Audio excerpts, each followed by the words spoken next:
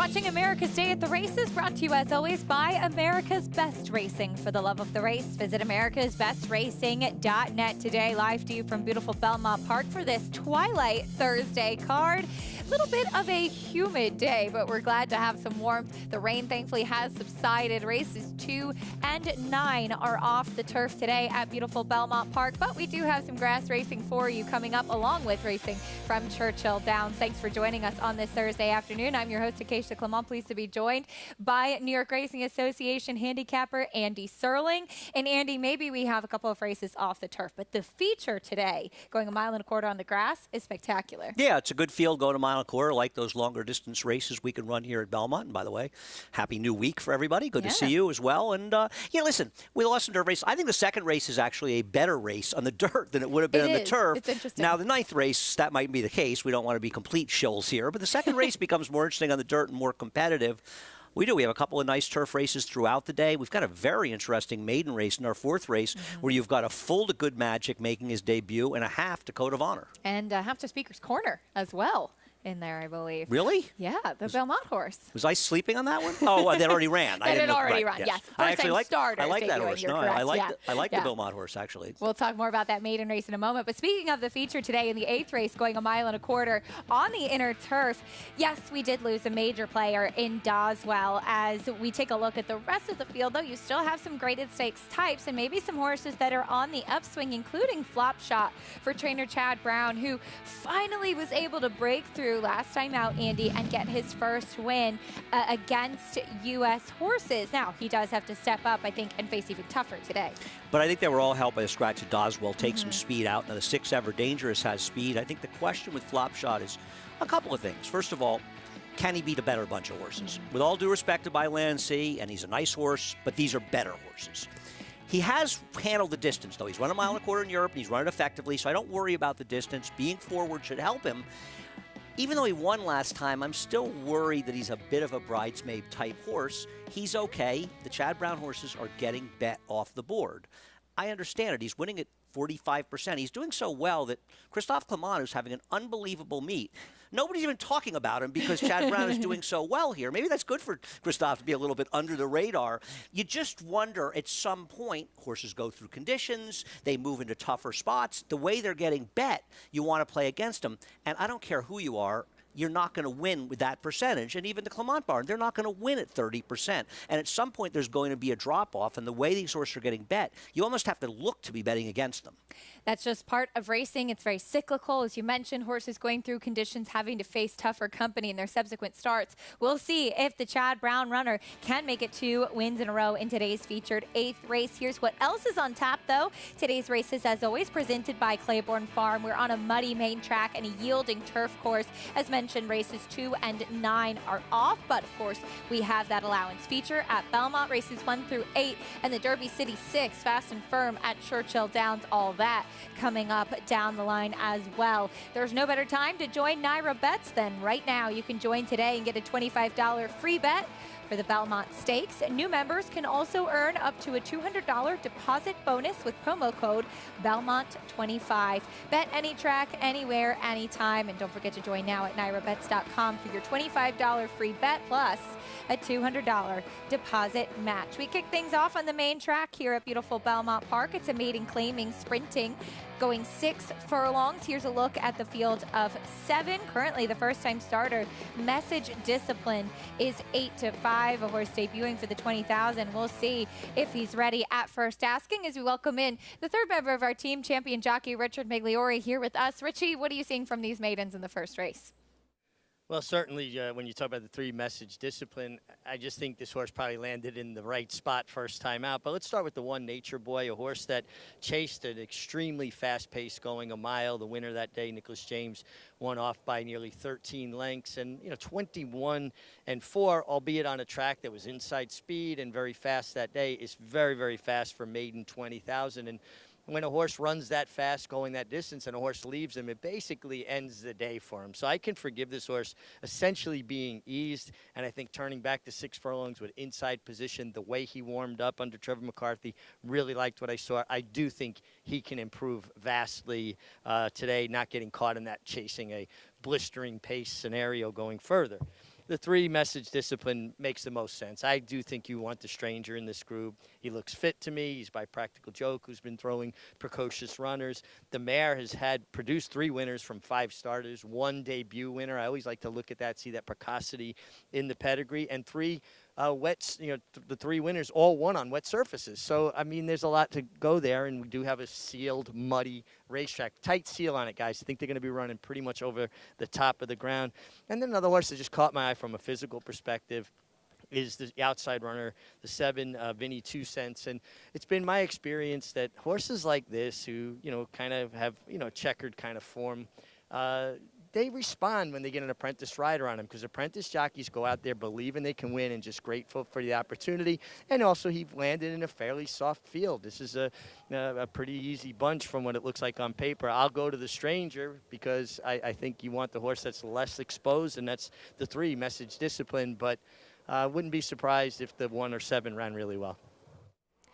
All right, Richie, thank you. Horses inside and outside that potentially makes some sense as a potential alternative. You can play against your friends and fellow fans with the Showdown, a free-to-enter handicapping contest that follows the New York racing on our program. Place your picks now and watch your name climb the leaderboard to earn real prizes. Get started at NYRA.com/showdown. Andy, the first-time starter, taking all of the money right now. Are you going to try to go against him in the first race? No, I picked him, but he is dead on the board at 3-2. This horse should be 3-5, and maybe it's if he can run at all. Maybe it's because the Abreu barn's been so cold. I don't understand why the 1 is 5-1. I know the Notas have a lot of wins in the meet. They were 6 for 8 to start the meet out. They have not been effective for going on a month now. Yeah. This horse has not lifted a hoof in either of his starts, and yet I know this is a weak-looking field, but it's 5-1. I'll have to maybe listen. Richie obviously sees something other people see. I don't see it. I thought the 7 was the likeliest. 7 or 5 were the likeliest winners. If the 3 didn't run and the 3 drifts up to 8-5, I don't think this horse is cold because the Abreu barn is cold. I wonder if this horse can run at all because a 50 buyer is going to win this race in all likelihood. Well, it is a big question, too. A horse that at one point sold for $120,000 as a yearling does debut for $20,000, being by Practical Joke. There are those questions that come up. But as Richie said, you have to put a horse where you think it can be effective. And that's exactly right. It's not a negative. This horse is with Jorge Abreu, Chad Brown's ex-assistant. He's had runners for Skyrovich over the last few years that have done just fine, including Price Talk, who's in today's 8th race. Into the gate for the first race, that first-time starter, the favorite, as somebody will get the first win of their career. Here's track announcer John Embriel standing by with the call. There in the gate.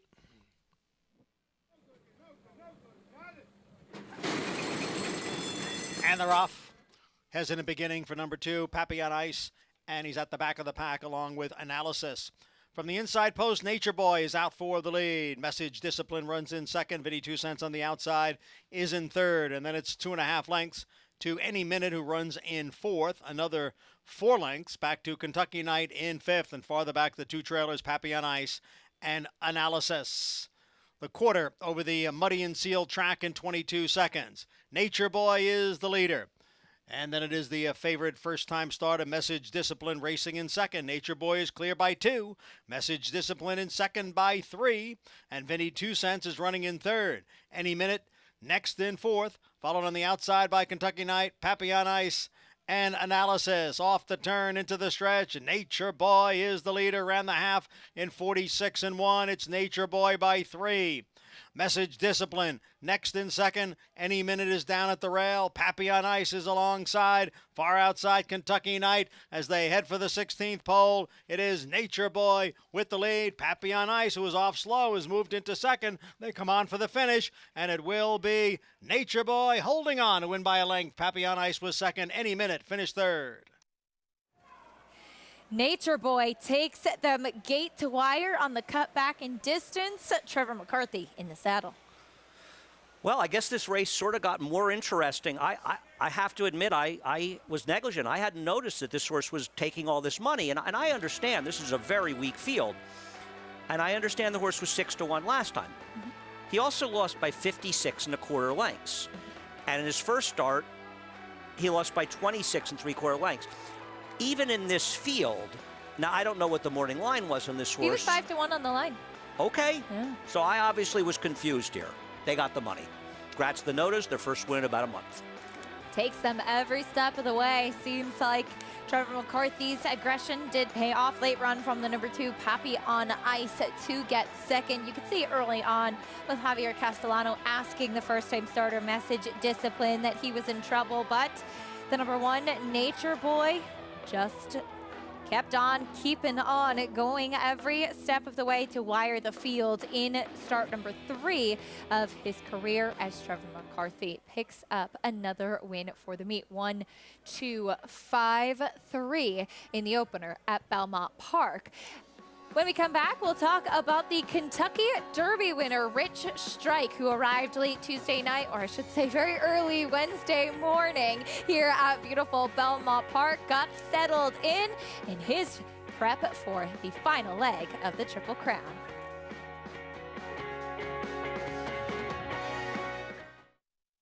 This proven son of Giants Causeway has sired 7 millionaires. With over 10% stakes performers, his recent top runners include Tarabi, placed in the Grade 1 Spinaway and Breeders' Cup Juvenile Fillies, Grade 2 winner Plum Ali, multi-millionaire Shivaji, plus these standout performers.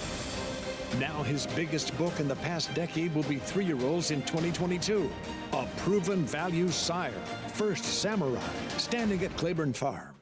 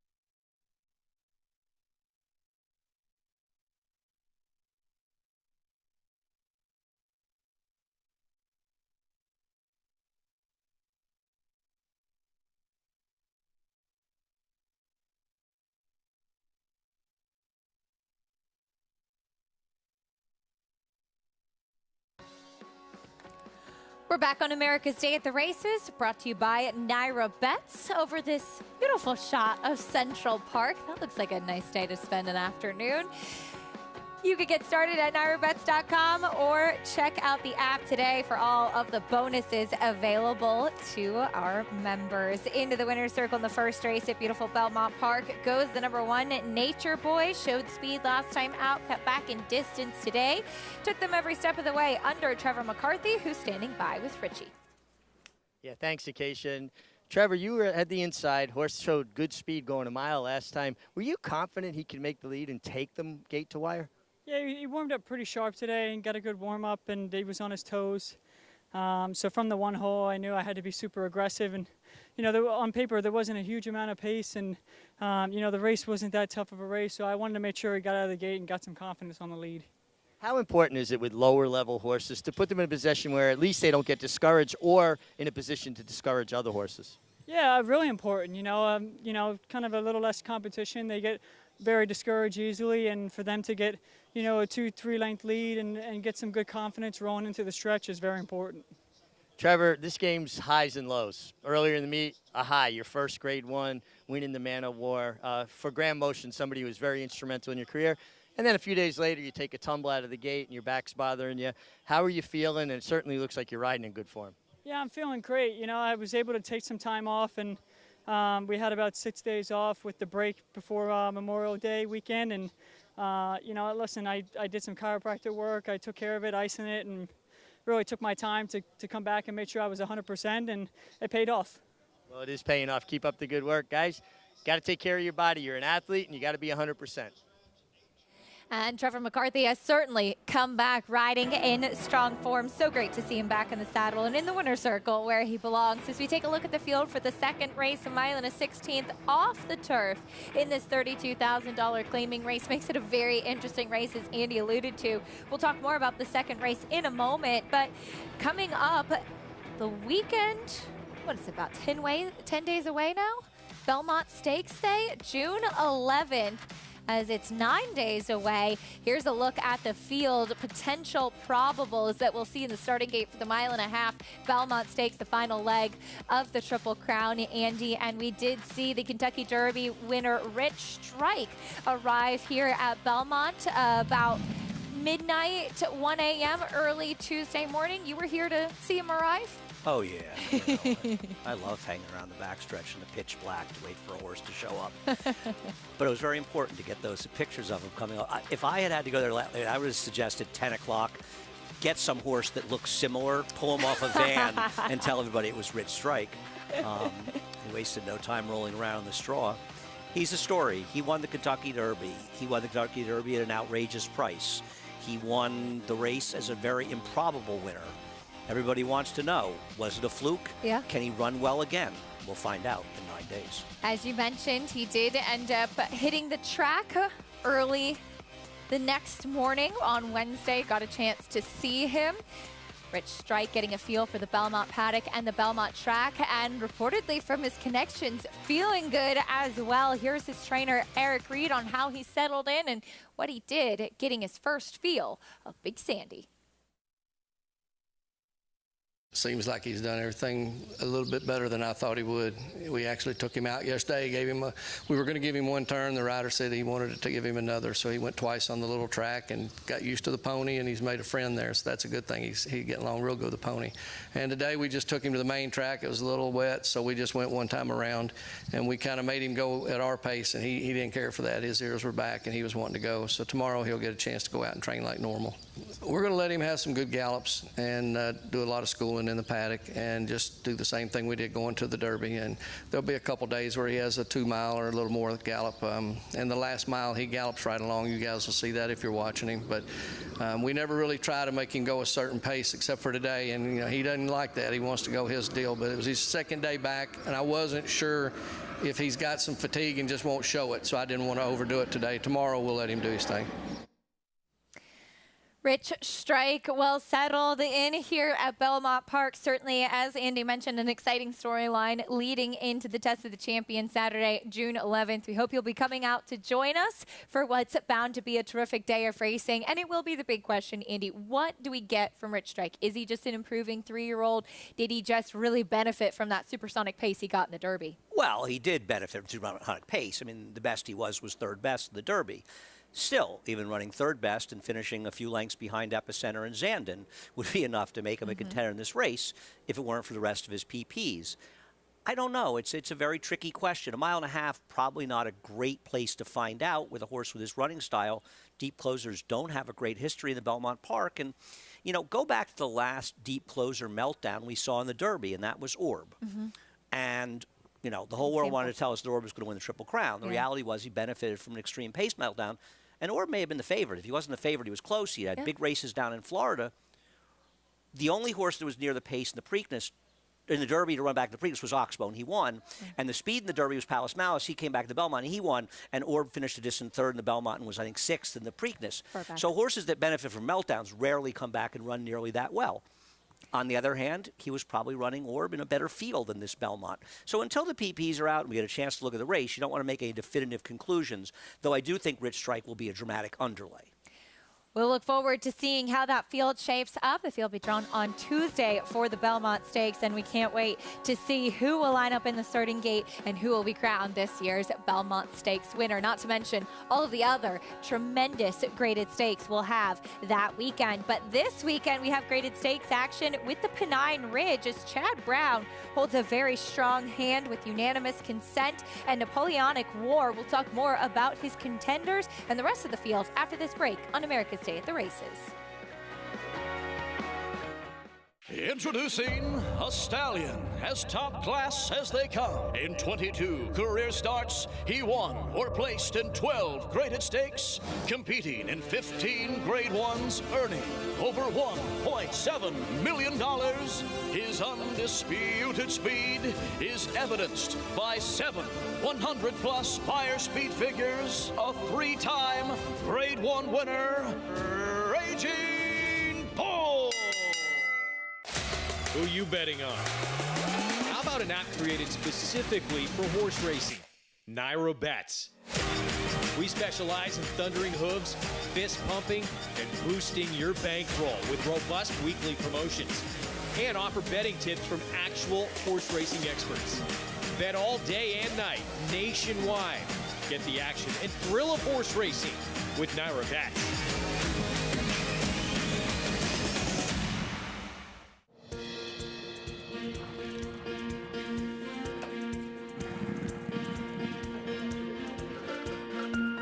We take pride in what we do.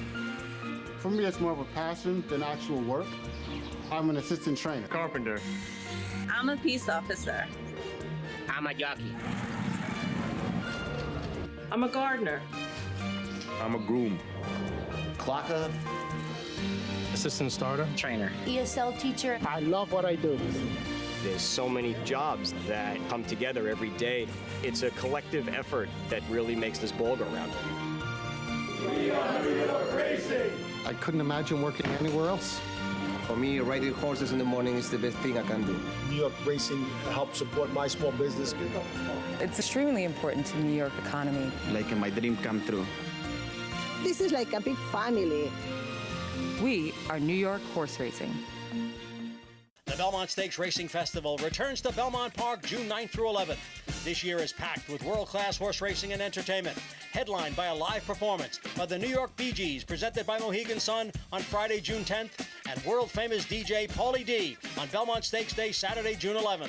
From Secretariat to American Pharoah, the test of the champion is home to the most memorable moments in sports. Are you ready to strike rich this year at the Belmont Stakes? Tickets are now on sale at belmontstakes.com.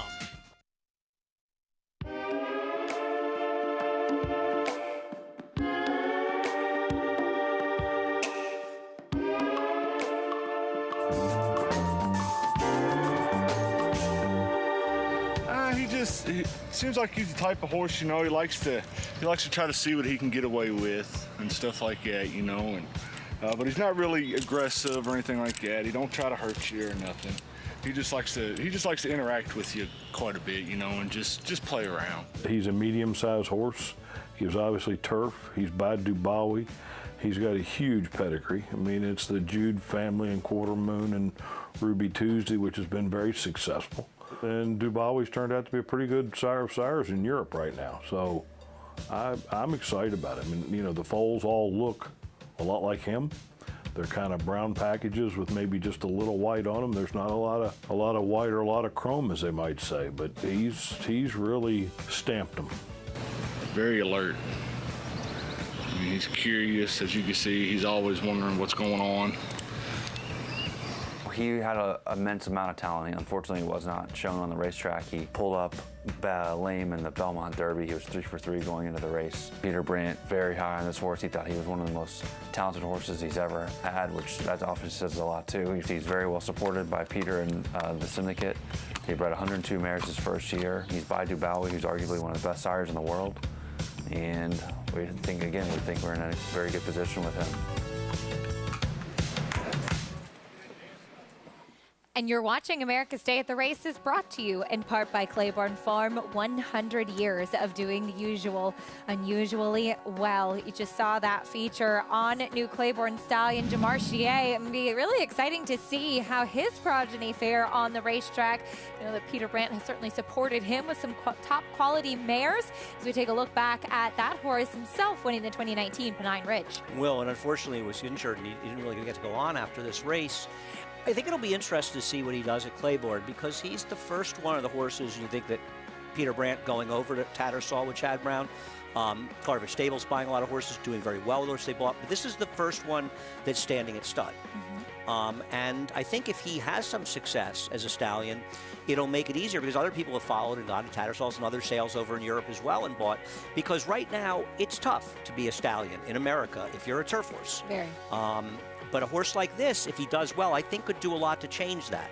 So we'll see how he does, and I'm rooting for him to do well. I think it's a very, very interesting point that you bring up, too. And especially when you look even just as New York as an example with the increased emphasis and opportunities for turf horses as we take a look at the field for the Pennine Ridge. A mile and an eighth on the inner turf Saturday at Belmont will go as race 9. It is our America's Best Racing race of the week. Chad Brown with a couple of strong chances. That does include the 8-5 morning line favorite Unanimous Consent, who is undefeated as of yet, and he was impressive winning that Woodhaven last time out, Andy. He was, you know, and he really, if you looked at his races, his race at Tampa was better than it looked. He's a horse that takes a little while to get going. Even in this race, and that horse sort of lapped around him. But once Manny Franco gets him rolling, he just really powers by the field. The competition is getting tougher. One of the reasons getting tougher is there's another Chad Brown runner in there, this one for Peter Brandt, Napoleonic Code. But also, the pace is a little bit murky, and Emmanuel, who's trying the turf for the first time for Todd Pletcher, looks to be the controlling speed. But Unanimous Consent, he keeps moving forward.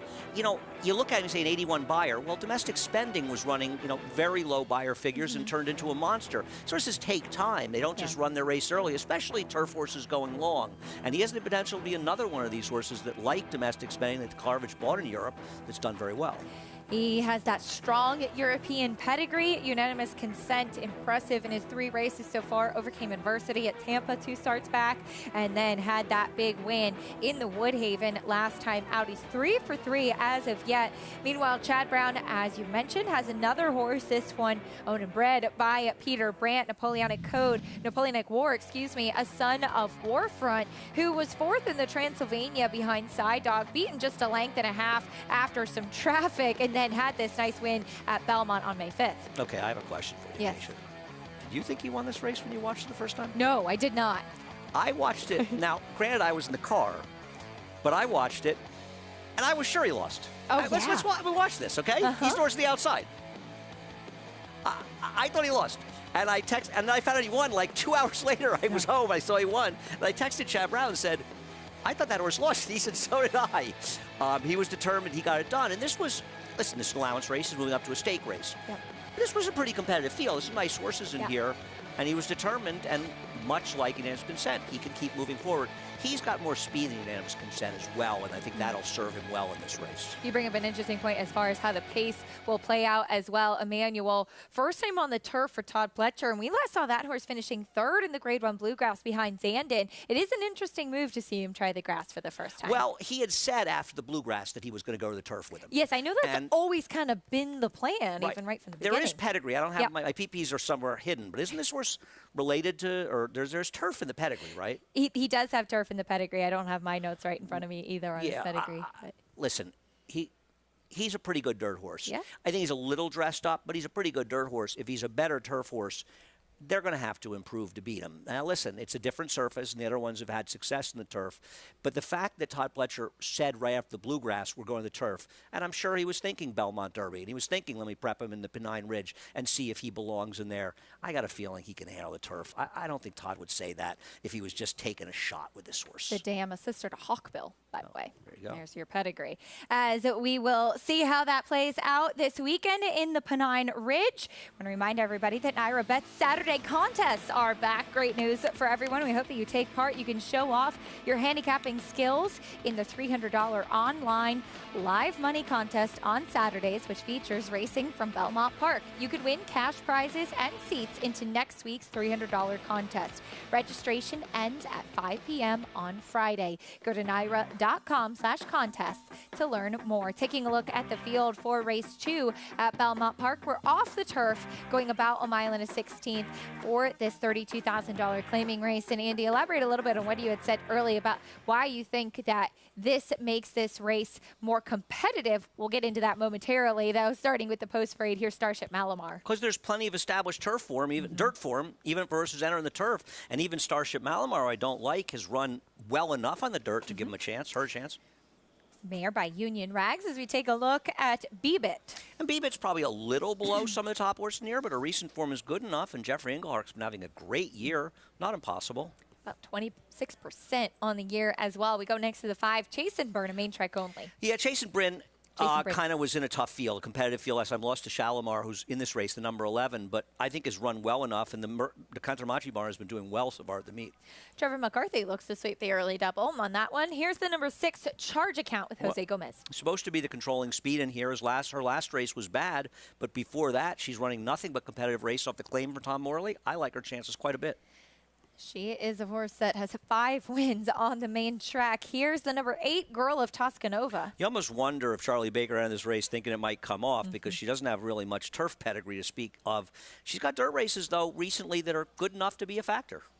Next will be the main track onlys to the outside, starting with the number 10, Carrick Manny Franco. A big price if you like this horse. She does come off a win, but it was against weaker. Of the 2 Noda horses, she's the less likely as they look to sweep the early double. Shadalamo will be next. Luis Saez. This one first off the claim for John Toscano. This horse is in raging form. I sometimes wonder, though, these horses get claimed from lower percentage outfits and move into higher percentage outfits like the Toscanos. They often don't run as well as they ran for the other operation, but she's in good form. Yeah, we'll see if she can make it 2 wins in a row. She won sprinting last time out. Here's Suspended Campaign. I have some questions about her recent form. She doesn't have much speed, but she's met much better horses, and the good Suspended Campaign is better in this field. Whether or not that one's still around remains to be seen.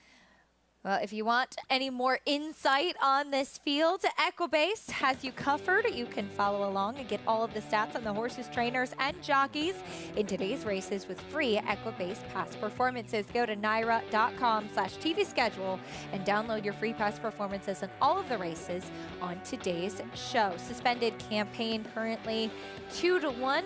On the outside with Irad Ortiz Jr. as we'll take a look at the Belmont Park jockey standings. There's a look at Dylan Davis, who has been having himself quite a meet here at Belmont. 27 wins for Dylan Davis. And yes, we have seen some of the other riders, for instance, Irad Ortiz in California this weekend, maybe going out of town. But hats off certainly to Dylan and to Manny Franco, who have really been cementing themselves and continuing that good form we saw from both of them throughout the winter. Right. Obviously, Irad's and other guys that are riding more often are going to start catching up and ride well. But the fact is that Manny and Dylan are still riding very well. And Dylan's just been terrific lately. Can't knock him. It's a super competitive colony, and they've continued to do extremely well since coming from Aqueduct. Makes it really fun to follow, too, as one guy who's well familiar with the Belmont jockey standings, Richie McGlory, still with us. And, Richie, I know you're very proud of the progression we've seen from those riders we just mentioned.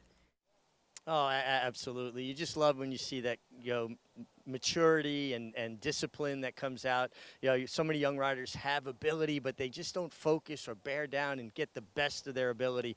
I'm seeing from this depth of this colony, a lot of young guys who are just hungry and want to prove that they're the best. And it's great. It's good for all of us. Fans, betting, horsemen, you know that you've got a good colony and you can go about 15 deep and be pretty happy with the rider you come up with. Let's talk horses. The 6, Charge Account. I like her very much. I loved her warm-up. I like Jose Gomez getting back aboard. She, gets a break in the weights, 5 pounds lighter with a horse that I think could play out as the speed here. I think she might make the lead. We saw her go gate to wire in the opener. And, if she can do it properly and get comfortable, maybe she can take them all the way. I like what I'm seeing from her in the warm-up. It's the first time off the Tom Morley claim. She's been very popular at the claim box. That means horse people are looking at her and going, there's something very attractive about her, and I just think she could maybe get loose here and lead them on a merry chase. Horse that really caught my eye, and I wasn't enamored with her on paper or on form, but the 8, Girl of Toscanova. You get Joel Rosario for Charlie Baker. It's a very potent combination, and there's something about the way Joel gallops off with a horse. I mean, he stayed with the pony, but the way she was in his hands and the way he kind of gets a horse very balanced and together. I just feel like watching her gallop away, she's going to run her best today with Joel Rosario aboard. I just really was taken with her from a physical perspective. The 11, Shadalamo, she's been in raging form, makes their first start off the John Toscano claim. And to Andy's point about a horse that doing well in a low percentage barn and then going to a higher percentage barn or a higher profile barn, if you will, I think sometimes you know, with a barn that doesn't have a lot of horses, that's the big horse. And all their focus and attention and energy go into that horse, where getting a bigger stable, not that they don't get great care, but it's not the focal point that it might be in a barn with less horses. And sometimes horses really respond to all that extra undivided attention. Shadalamo looks great. She's a mare that just carries so much weight. She's big and robust. I've never seen her look very svelte. She's just a big, all the way through, solid kind of mare. And the 12 suspended campaign, just very sharp on the racetrack. Made a good impression in the paddock, but continued to impress me on the racetrack. It's a good outside drawer in these elongated one-turn races. But I'm going to take a little bit of a stab with the 6. I just think that potentially she can get loose on the lead here, and with a apprentice rider aboard and Jose Gomez charge account, maybe leads him gate to wire. All right, Richie, thank you. Charge account, both Andy and Richie with some interest for this mare. First off the claim for Tom Morley. Tom, whose barn had a nice win on Big Apple Showcase Day with Ocala Dream in the Kingston. No, Ocala Dream really stepped forward. That was a huge win. They got a 98 buyer. Also got a great ride from Javier Castellano to win that race. I mean, the way he won, you wonder if it ultimately mattered, but I think what he did really put him in great position, doing what Richie always talks about, getting your position going forward. It's nice to have a new player in that division. It is. Makes it very exciting, as we loved getting a chance to see all those New York breds in the spotlight on Monday. You both have interest in charge account, potentially wiring the field. What do you make of suspended campaign currently at 2-1? A bad bet at 2-1, but maybe the horse to beat in here. She did run against better horses last time. I have mixed feelings about her. She's sort of leveled off in a buyer range that isn't really necessarily better than other horses near. Shadow Lamo's been running better races. Charge Account can run better races. So I think she's okay. Chase and Bryn, 2 back, ran a faster race. So I think she's one of the horses that can win this race. But I don't think she's any great shakes at 2-1. This is a pretty competitive race. And I think if we were talking about the difference between this as a dirt race and a turf race, there were a lot of question marks in this race as a turf race. Layoffs, horses whose form seemed to have subsided. So I didn't feel confident about anybody in this race on the turf, whereas I feel like in the dirt, there's at least more established recent form to go on. Whether or not you end up being right handicapping is always another question. I think the number 8, Girl of Toscanova, a perfect example of that, as you had alluded to in the post parade, really didn't feel confident about her potentially getting on the turf today, given the pedigree, and yet with it coming off of the grass, and yes, Charlie Baker is a very sharp horseman, you think, okay, this could actually be a really good spot for her. I agree, and the other thing to remember is that this race was going to be an 8-horse field if there were no scratches on the turf. It's an 8-horse field in the dirt, so we had MTOs near, and oddly, like you say, a horse like Girl of Toscanova, like Charge Account, like B-Bit. This was an unusual one where you had at least 3 horses in here running on the turf that have as good form on the dirt, maybe in some ways better. Makes it very interesting for sure. 2-1 favorite to the outside. Girl of Toscanova just ticked up to 6-1. As Richie mentioned, Charlie Baker and Joel Rosario about 22% together here at Belmont. Just incredible when you see that trainer reaching out for that jockey. Favorite to the outside, both Richie and Andy with intrigue. On the number 6, Charge Account, they start to load into the gate for today's second race at beautiful Belmont Park. We kick off today's early pick 4. The sun is peeking out on this bit of a muggy day, but we're glad for some warm weather. There goes B-Bit, giving them just a little bit of trouble, and the starting gate crew will coax her into the starting gate. Here's John and Brielle standing by with the call.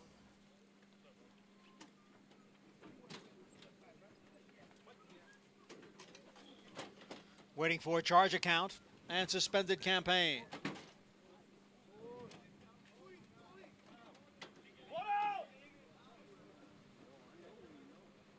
Set for race 2.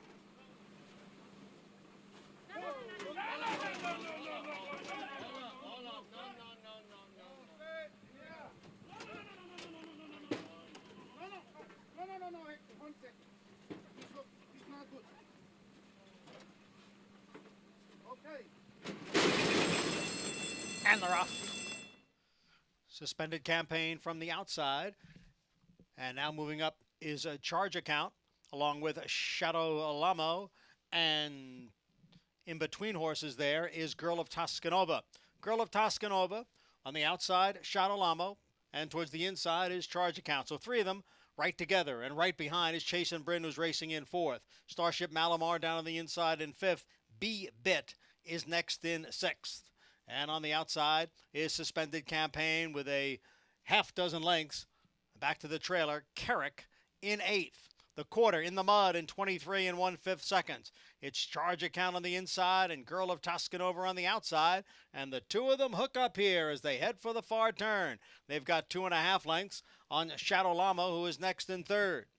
Then Chase and Bryn running in fourth. Starship Malamar down on the inside in fifth, followed by Suspended Campaign. B-Bid is being asked for more, and Carrick still trails. The battle up front continues through a half and 46 and 2.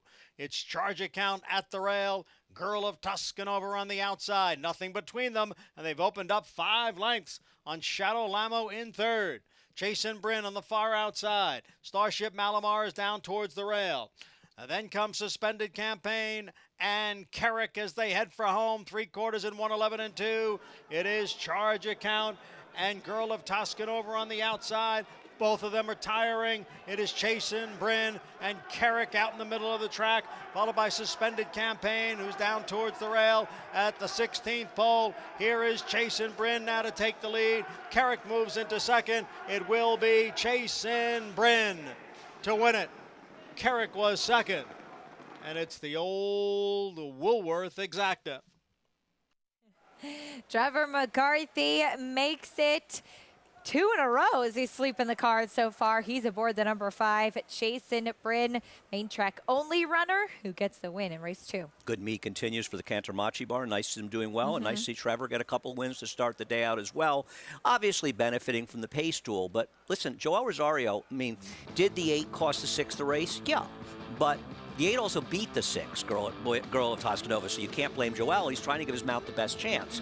You know Charge Account's going. There's absolutely no way you can know that the 8 is going to engage in a very fast pace.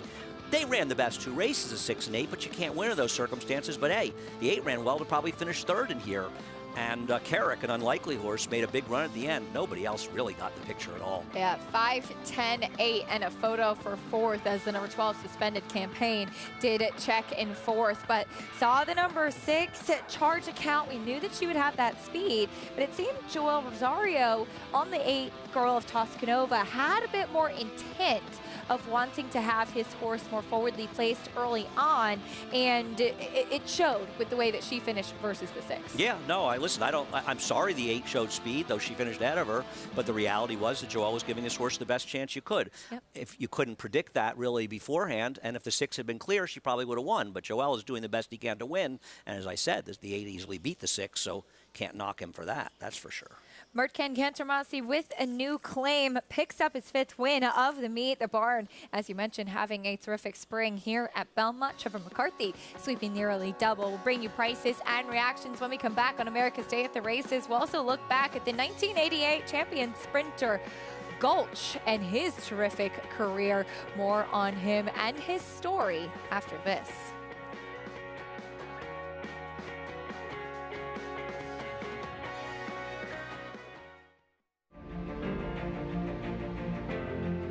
Perfectly timed. Idol gets up under Joel Rosario to win the big gap.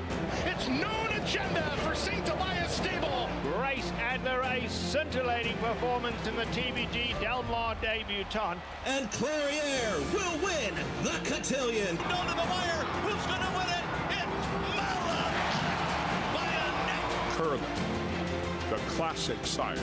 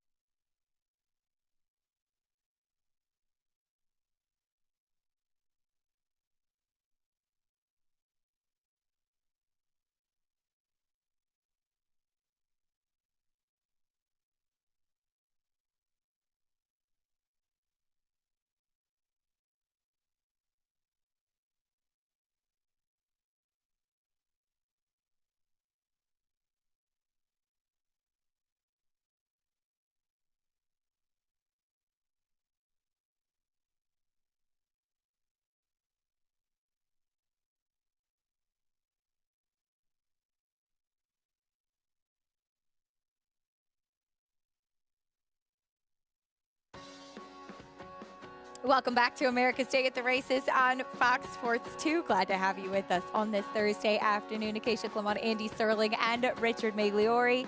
As we have 2 races down at beautiful Belmont Park. The number 5, Jason Britton. First off, the claim from Mertken Cantormasi gets the win and the right kind of trip today under Trevor McCarthy. Yeah, no, absolutely. A very good setup up front, but Trevor in the right place, the right time, as he so often is, and it's not by accident. Congrats to him winning the double, and the Cantormasi barn as well. Having a very good meet indeed, as Mertken is standing by with Richie in the winner's circle. Yeah, thanks, Acacia. A trainer that's easy to root for because I see in the mornings how hard he and his entire family work. Mertken, you got to be very happy with how this Belmont meet's going. It was going good. We start with 1 win, first start for Belmont, and then we slow down kind of. And this week we won 4 with the last Friday, Sunday, and today, Thursday. We are very happy, and they are doing good. I love my horses doing good, what we ask from them, and they know how to give afternoon also. It's really good. Well, I was standing down here listening to you as we're coming down to the wire. You rode pretty hard yourself. I know. I lost my voice, and I see Trevor trying hard. I'm losing myself when the horses giving like that. I love it, so. There seems like times when a trainer and a jockey just seem to really have chemistry. Things connect and hit it off. It seems like you and Trevor have really hit it off well. Yeah, even the winter time Aqueduct, I won races with Trevor, like 3 races we won together. And this meet, he comes and rides in the mornings, and we can talk more about the horses. So when you share and receive, it turns out better afternoon for the horses also. And they are in the right spot. That's what it's getting done this way, you know. Absolutely. Congratulations, guys. Just what Mertken said, it's teamwork. You work with somebody, you talk about the horses and place them properly, and the end result, you find yourself here in the winner's circle.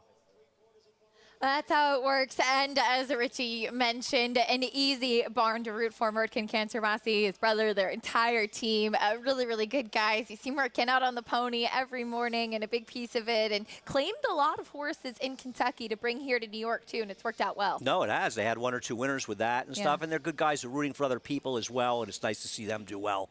And, as you say, easy to root for.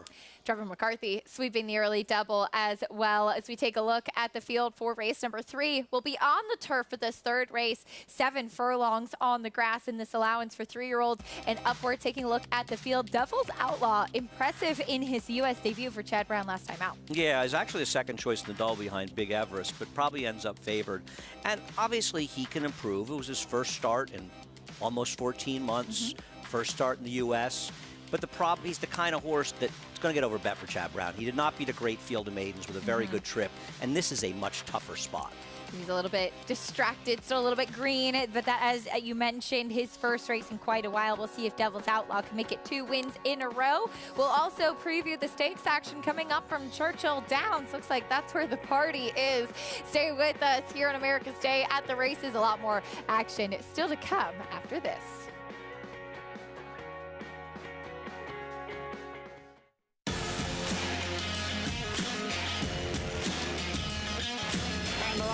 Following C, pouring it on here in the stretch. Impressive to win the Grade 2 Vosburg.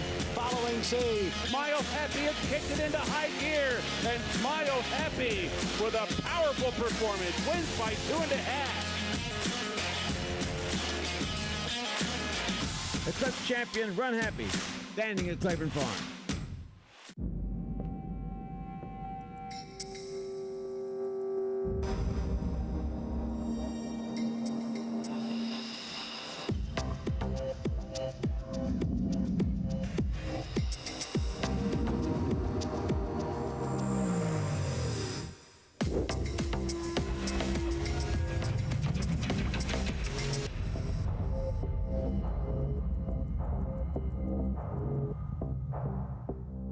The Factor, a top 10 General Active sire in 2020. His progeny include Grade 1 winner Sistron, Grade 1 winner Noted and Quoted, Grade 2 winner Factor This, and Grade 2 winner Charmaine's Mia. With dozens of 6-digit yearling sales, he's a proven sire on the track and in the sales ring. The Factor, a leader of his generation, standing at Lane's End. Racetrack Television Network brings you every race, from every track, on every screen, every day. With monthly packages starting as low as $5, RTN gives you great value and access to more live HD streaming and race replays than anyone. Visit RTN.tv today to sign up and watch on almost any device, including Roku and Amazon Fire. RTN has packages that start at $5 per month.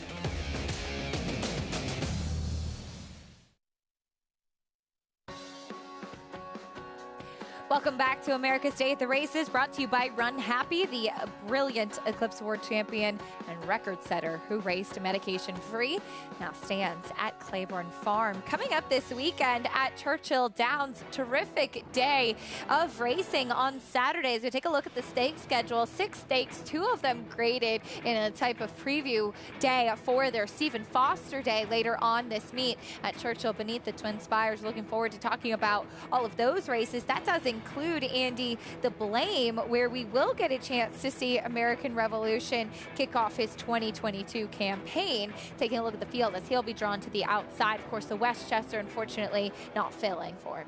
Yeah, no, that was a problem for him, and unfortunately, but they got a race for him, which is a good thing. We'll see what he does building on that. He's better than these horses if he runs his race, and even though it's his first start and he won this race in a mile, I thought his Albany looked like he was getting stronger as he goes. The distance doesn't worry me. Chugmie's horse is in very good form. But American Revolution's pretty good. We'll see if he needs one or not, but he's better than these horses if he runs his race. American Revolution, who we last saw winning the Grade 1 Cigar Mile, New York bred, successful in Grade 1 company, always exciting to see. He will have Florent Giroux in the saddle for the first time, as his regular rider, Luis Saez, will not be there at Churchill Downs. He'll break from the outside, and we'll see, as you mentioned, Scalding, who is in good form right now for Shug McGahee. Todd Pletcher has 2 in here, too. Dynamic One, who was second behind Scalding, but American Revolution does seem to be the quote-unquote big name of the field. Yeah, he'll be a heavy favorite. Scalding ran, in my opinion, a much better race than Dynamic One. Dynamic One got a very good ride and sort of sucked up for second. I thought Scalding ran very well in there. He's improving. But right now, he's not good enough to beat a horse like American Revolution if that horse is ready to run one of his good races. Todd Pletcher, so deadly off the layoff, too. We know that he can certainly have a horse ready to roll off the bench.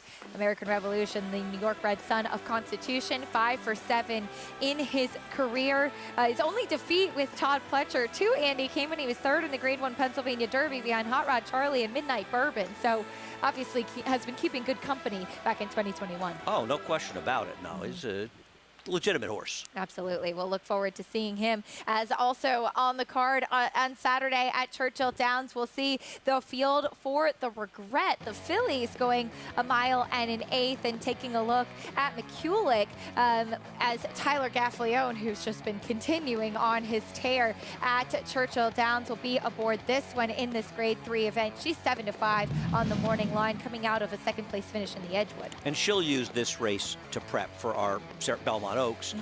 The other runner that won at Aqueduct will use the Wonder again the next weekend. She was a little unlucky. She had to sort of wait for room. I mean, she got a very good ride by Pratt. She had to wait for room. And the winner was sort of long gone by then.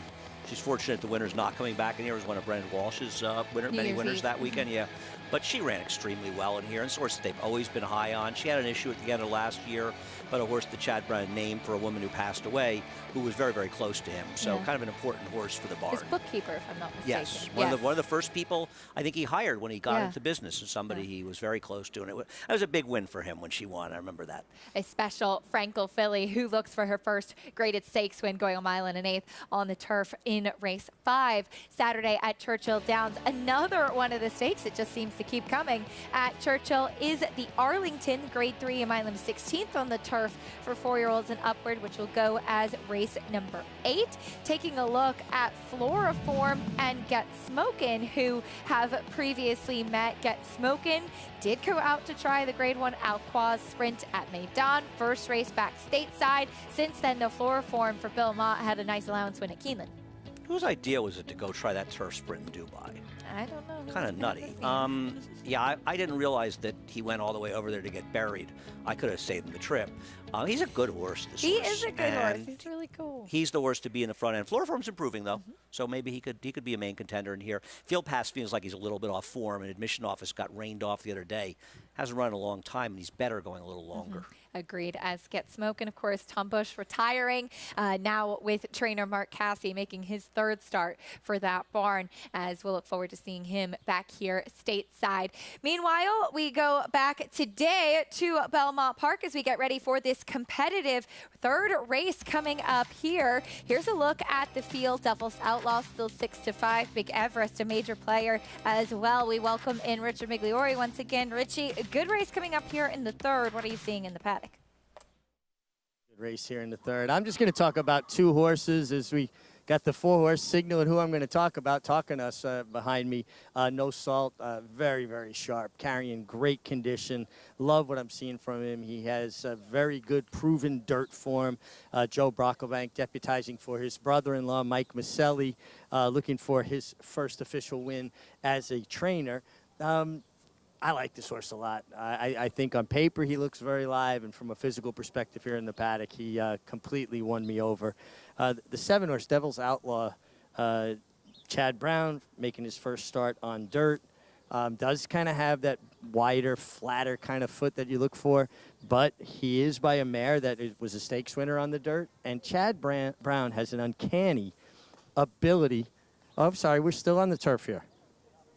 All right, sorry guys. I read the thing. I thought the only race we were on the turf is the 8th race today. Well, I'll go with the 7 Devil's Outlaw all the way, guys. He looks great. I was thinking he was on the dirt, and Chad Brown said he could run on the dirt. It was good enough for me, but the fact that he's already proven on turf, I'll go with the 7, and I'll get my surfaces straight next time.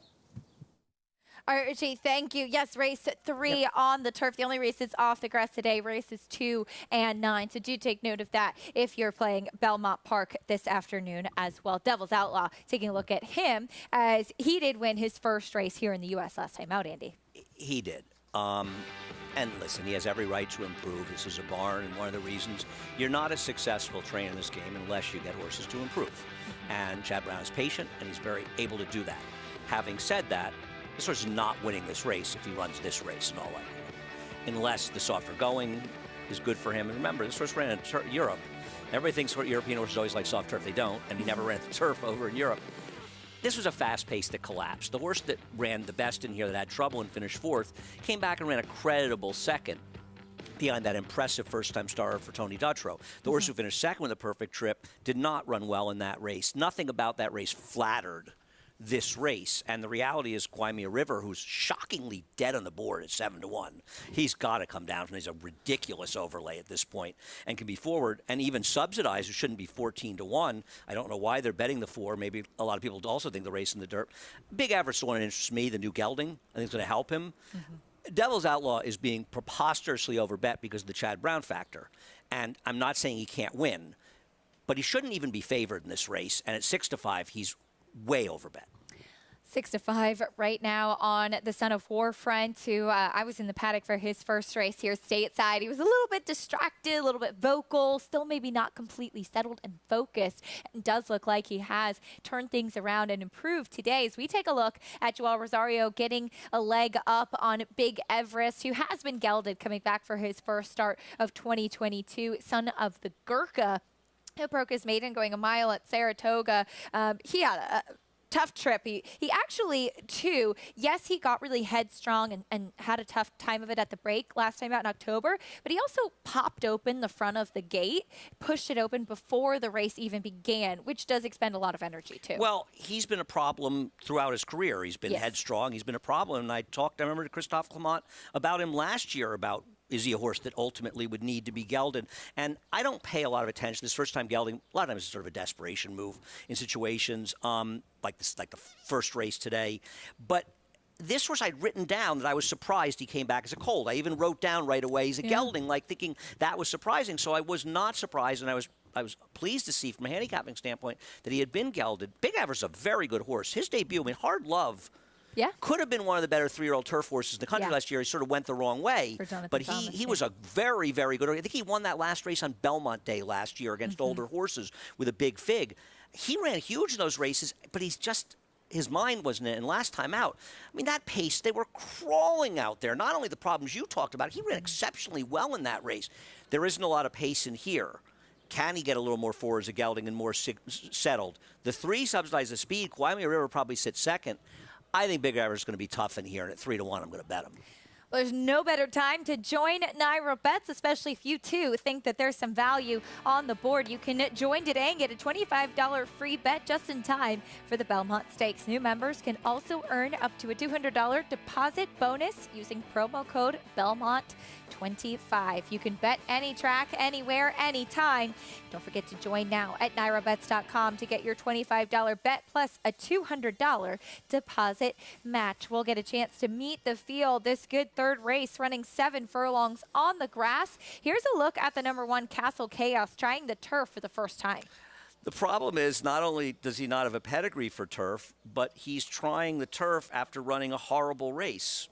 Maybe they're trying something new. Maybe Robbie Falcone knows something we don't know. We'll see. Does Lord Flavian Pratt. Can never go wrong there. We'll see. As here's the number 2, Big Everest, new gelding. I like this horse in here, and I'm hoping in betting him and picking him that he'll be more settled today. If he is, I think this horse, if he gets his act together, could go on and do some better things. Here's the 3, Subsidize, had a win last time out. Well, the scratch of the 9 helped him because he could be the controlling speed in here. He's got to improve off his perfect trip win against Lesser last time, but maybe the trip will help him. Taking a look next at the number 4, No Salt, who does go back to the turf today. Yeah, I mean, listen, if you like him on the turf, and he's 5-1 is silly, he should be 15-1. You're saying he's improved as a racehorse and he's going to transfer that to turf because he's never run a turf race that makes him remotely competitive. He is in good form, does go back to the turf, though. That's the big question. Here's Kawaii a River, 4th last time out. What's going on that he's this big price in here? To be honest, I did not like how he looked last time at all. Okay. So there's a real chance that he could improve. Yeah, he didn't run badly at all. No, I think he's supposed to be a narrow third. I think he's the second likeliest winner beyond the 2, as a matter of fact. Here's your favorite, Devil's Outlaw. I don't want to keep beating on this horse because he's okay and he can improve, but he's overbet. And this game is about gambling and betting. And from a betting standpoint, you're supposed to be betting against him at anywhere close to 6-5. Taking a look at the number 8, Stand Up, first off the claim. Yeah, I mean, listen, we'll see if this horse can improve off the claim, but he's going to have to get a lot better to beat this field. And that's the field for the 3rd race on the yielding turf course here at Belmont Park. Chad Brown, meanwhile, as Andy mentioned at the top of the show, he's batting about 44% this meet at Belmont. He has Devil's Outlaw. There is your favorite, 24 wins over Christophe Clement and Linda Rice as your top 3. Yeah, and I mean, Linda's doing very well. Rudy's obviously doing well also. But Chad Brown's on such a juggernaut. It's not just this meet. This entire year, of course, he's been killing it. I think the difference is he's only won 1 more turf race than Christophe Clement, who's having a fabulous meet. That the was a very difference interesting is stat. that he's really got a lot more good dirt horses, and there was always a misnomer that he was a turf trainer, just like they say it about Clement, you know, and he wins with Tonalist. You're a good trainer. You need to get the right horses. And obviously, Chad Brown's in a great position right now with the 3 of the top, arguably 3 of the best 3-year-olds in the country with Zandon, early voting, who may be the best, and Jack Christopher as well, who's an incredible talent. But he's been winning with dirt horses, and his horses are all running, and they're running extremely well. So I get the want to bet his horses, but you still have to differentiate in handicapping. And he may win, but he's got to get better to win this race. And for people thinking, oh, he's a European, there's given the ground. He never ran on the turf in Europe. If they thought he could run and given the ground, they would have run him on the turf. And the reality is there's probably a better argument that he doesn't like given the ground. Yeah, you often see that, too, for horses that prefer firm turf that will come here to the U.S. As he was with Joseph O'Brien. He certainly knows what he's doing, I would think. They don't all love soft turf over in Europe. They may have more experience on it, so they may be more comfortable on it, but doesn't mean they all want it. And plenty people used to say the Europeans come here because they want Lasix. There may be truth to that, but it's a lot of times they want firmer ground. Yeah.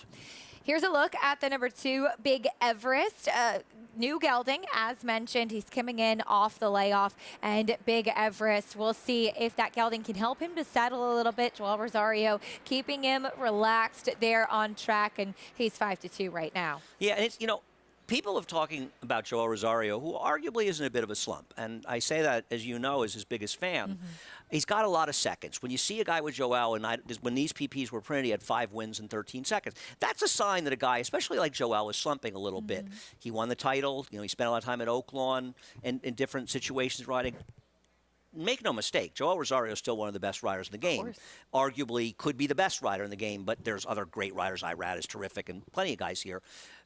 Okay, maybe he's not riding as well. I still want Joel Rosario on my horses as much as anybody. Oh, he gives you a lot of confidence, that's for sure. Last year's champion, Eclipse Award winner for outstanding rider. For more on these horses warming up on track, though, let's go back to Richie. Yeah, thanks, Acacia. I've reset. I've looked at it now through my green glasses for turf, and starting with the 2 Big Everest, I like what I'm seeing. I like that I eavesdropped and heard the instructions from Christophe Comant to Joel Rosario.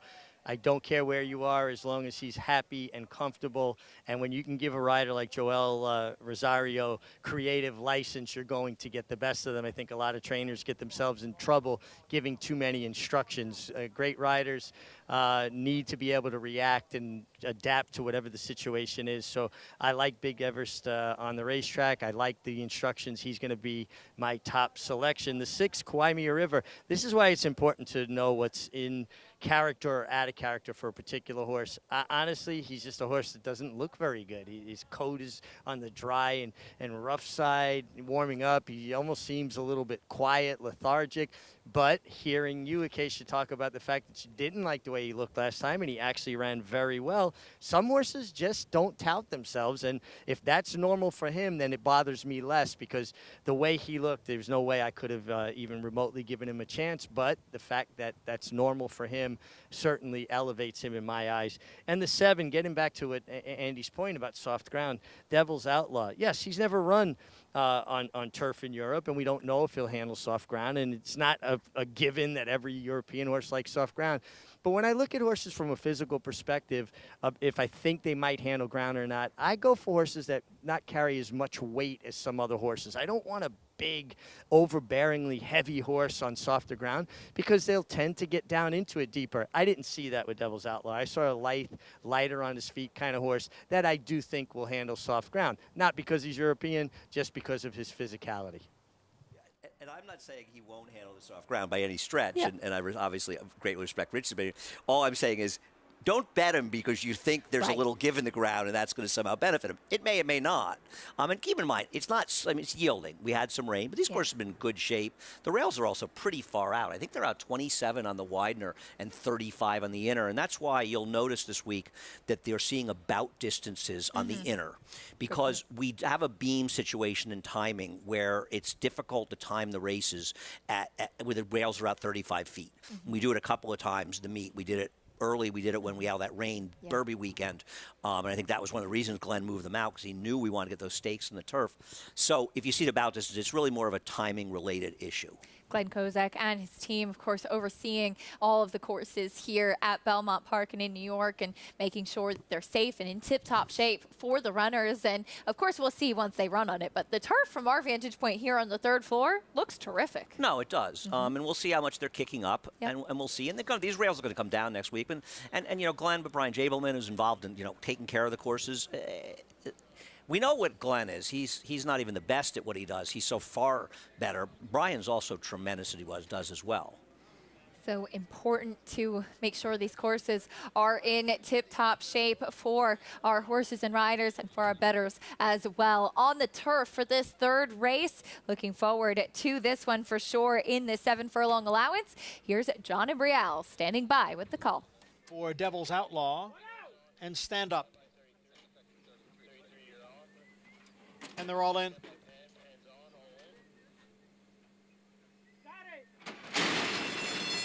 And they're off.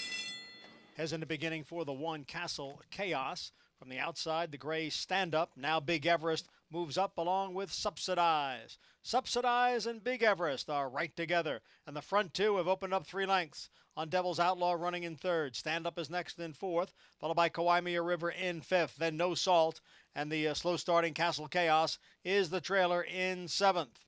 Big Everest, the leader here by 3/4 of a length. Subsidized races in second by a length and a half, with Devil's Outlaw next in third. The quarter over the yielding turf, 23-1. Big Everest takes the field into the far turn, leads now by almost 2. Subsidized now getting closer on the outside. Big Everest by a half length. Subsidized on the outside, second by 3. Devil's Outlaw next in third. Farther back, it's Kawaimia River, Stand Up, and No Salt, and the trailer is Castle Chaos. They're coming for the head of the stretch, the half in 46-4. It is Big Everest and Subsidized. They are heads apart for the lead. Devil's Outlaw on the outside, and down at the rail, here comes Kawaimia River as they pass the 8th pole. It is Big Everest holding on to the lead. Devil's Outlaw charges up on the outside, then Kawaimia River. Big Everest took care of all the challengers and won at the end by 2. Then it was Devil's Outlaw and Kawaimia River. Big Everest winning off the layoff, and have to give a shout out to my husband, of course, assistant to his father, Christoph. It's his birthday today, and I'm sure he'll be very happy with a win at Belmont for a birthday present. That's nice. Happy birthday to Miguel. and you know, you see the final time, 1:22:37. There's given the ground is probably closer to good. I understand why we label it yielding. We got a lot of rain, but it's really more of a good course that shows how fast these times are and how firm it's been. Joel made a decision. He realized the pace was going to slow down. He said, no, I'm going to go. And this horse never got ranked. Yeah.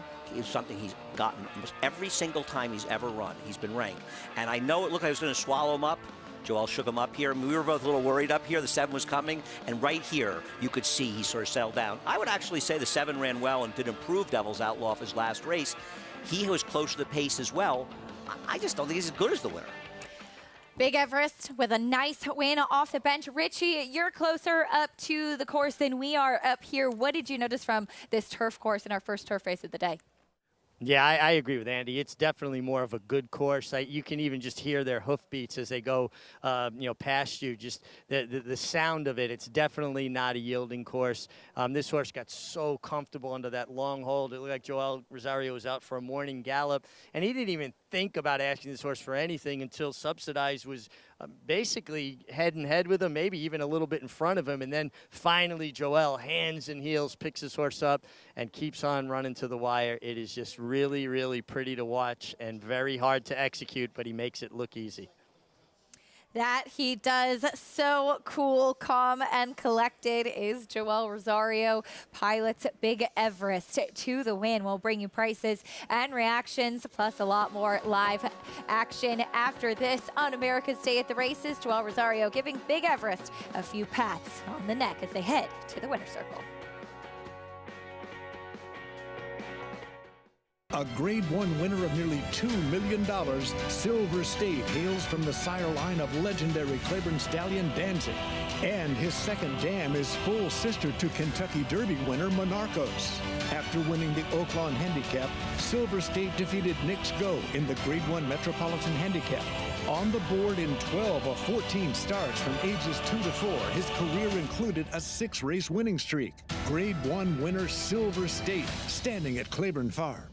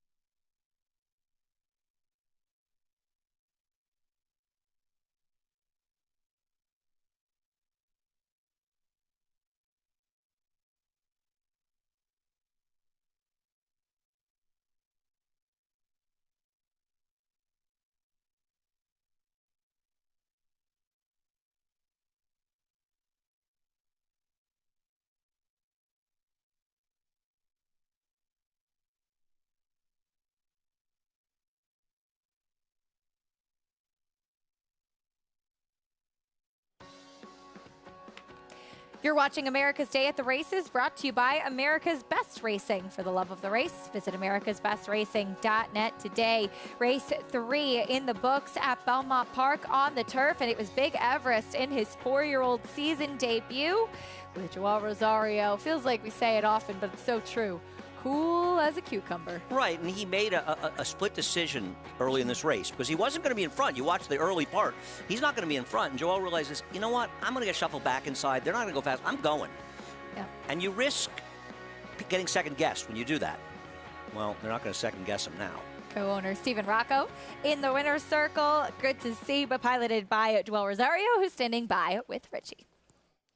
Thanks, Acacia. And Joel, I overheard Christophe tell you in the paddock, I don't care where you are as long as he's comfortable. And he's a horse that in the past has had a bit of a habit of getting rank. You wound up on the lead, but he looked very settled. Yeah, just exactly like you said. You know, I just you know, play the break, and he looked like he put himself very forwardly placed. Just like you know, like you said, like Christophe told me, just let him be comfortable, and hopefully he just now get into bridle. He did. He was really relaxed, and yeah, he was able to just have another gear to for home. You and Christophe have had such great success together and just good chemistry. How important is it when a trainer has the confidence to kind of let you do your job?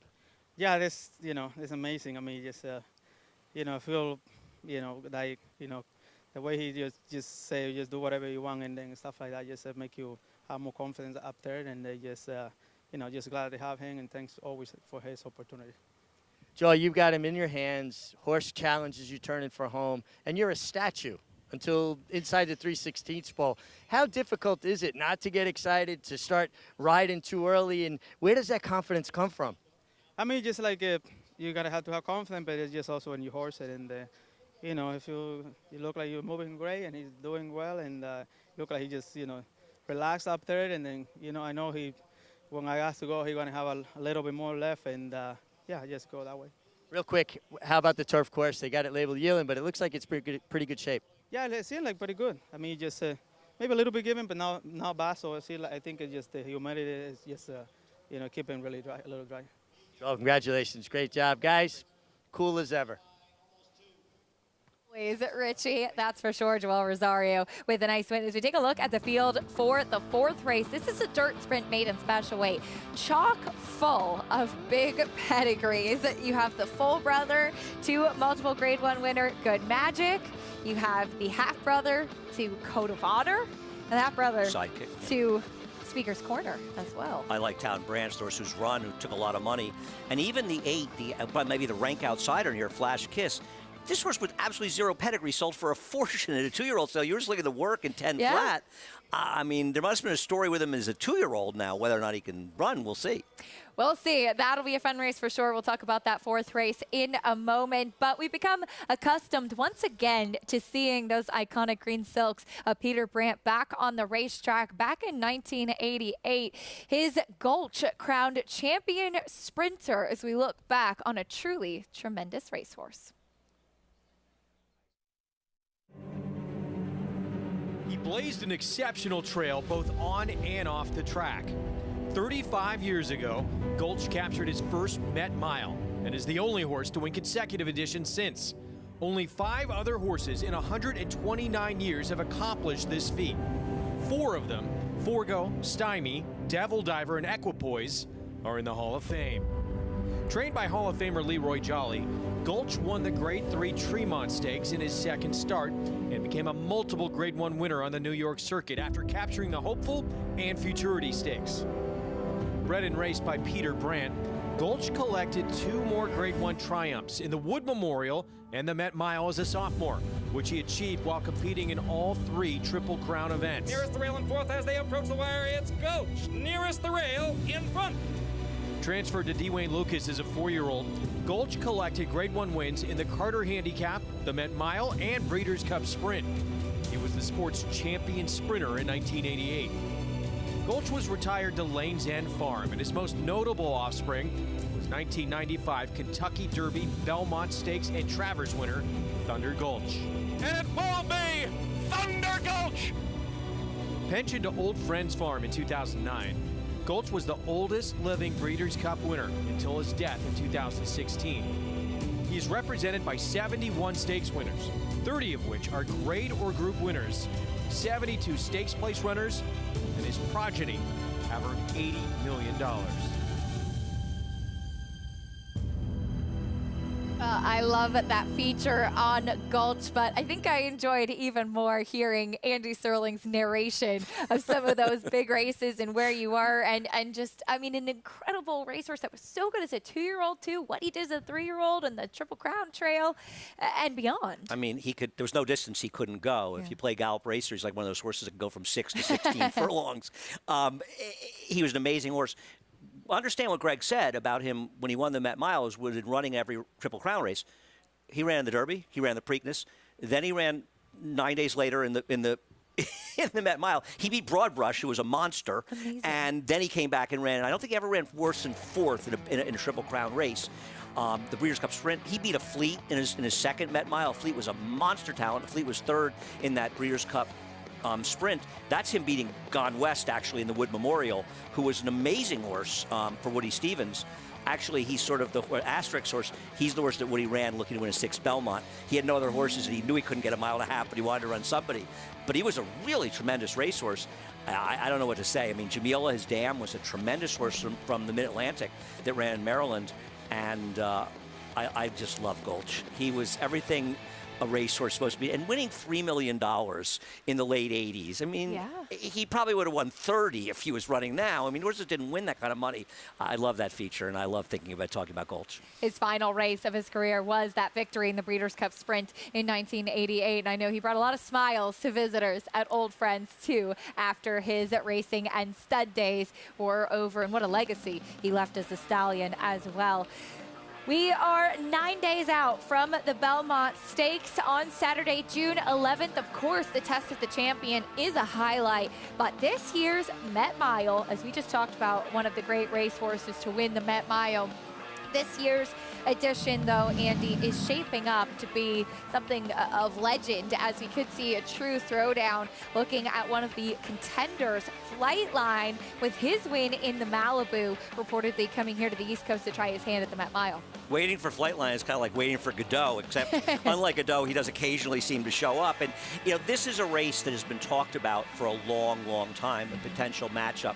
Flightline coming east, a horse who's, what does he run? 2 114 buyers and a 118 buyer in his races, winning the Malibu easily. Now, he's never met a horse like Speaker's Corner. He hasn't run since the Malibu, but this is a very exciting horse. And the Belmont Stakes is the race that gets the average person to come and pay attention to the races. But for racing fans, I don't think there's any horse that is drawing more attention than Flightline.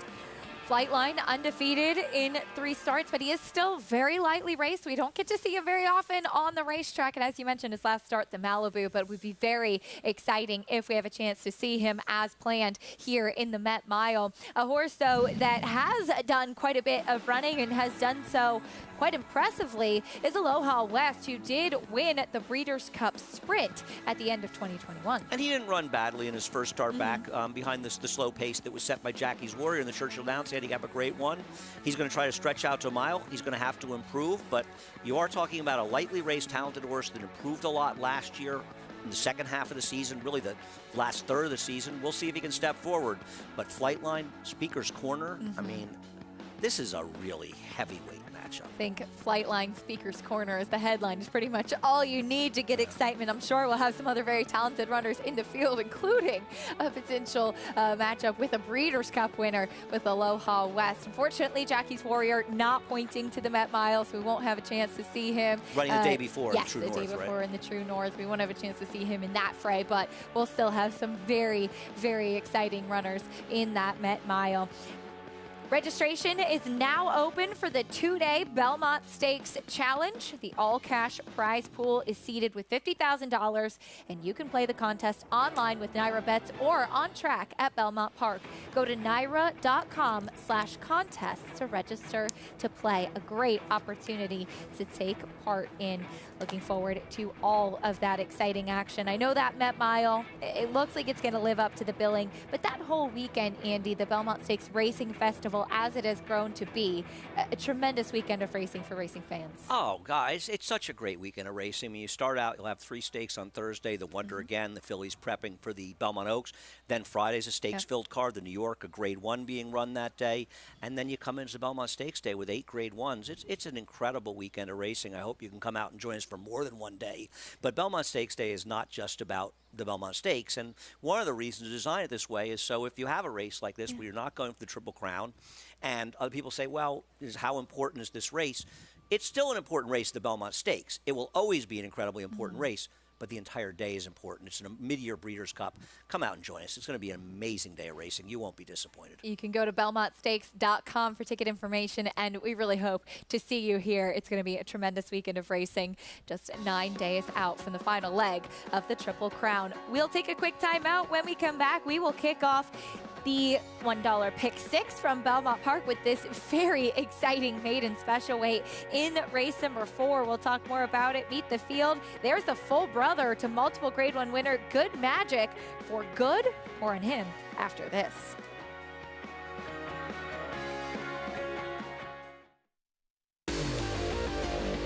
Audible let loose on the outside to take the lead. Audible by 3. Audible, no doubt about it. Audible on the inside, no confrontation at all. It's Audible to win the Holy Bull with style. Audible on the outside races to the lead. Audible wins by 2.5.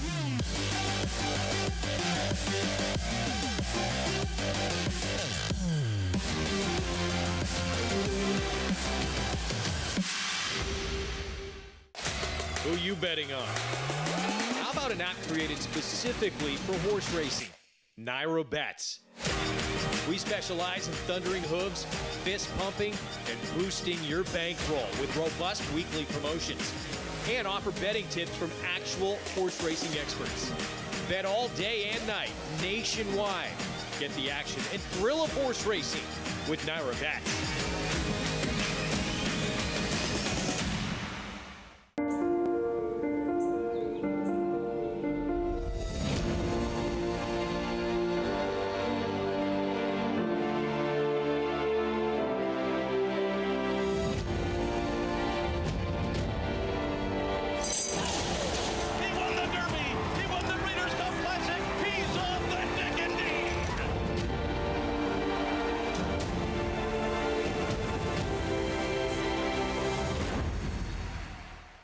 It's America's original sport, and no one covers it better than America'sBestRacing.net. From the sport to the lifestyle, the best races, horses, and destination venues, cocktails, gambling, fashion, and more. America'sBestRacing.net is a sport for you. Live it, love it, bet it.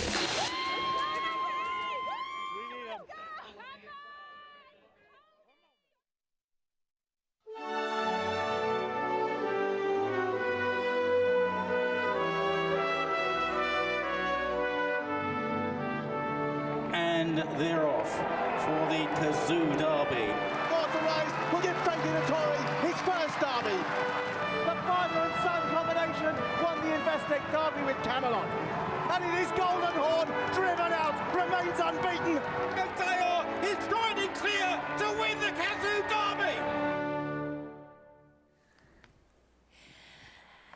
Welcome back to America's Day at the Races. Want to remind everybody we'll have special coverage of the Epsom Derby Saturday, 11 a.m. on Fox Sports 2. You'll have the opportunity to tune in on a truly special and prestigious race in England on a perfect weekend, celebrating Her Majesty the Queen.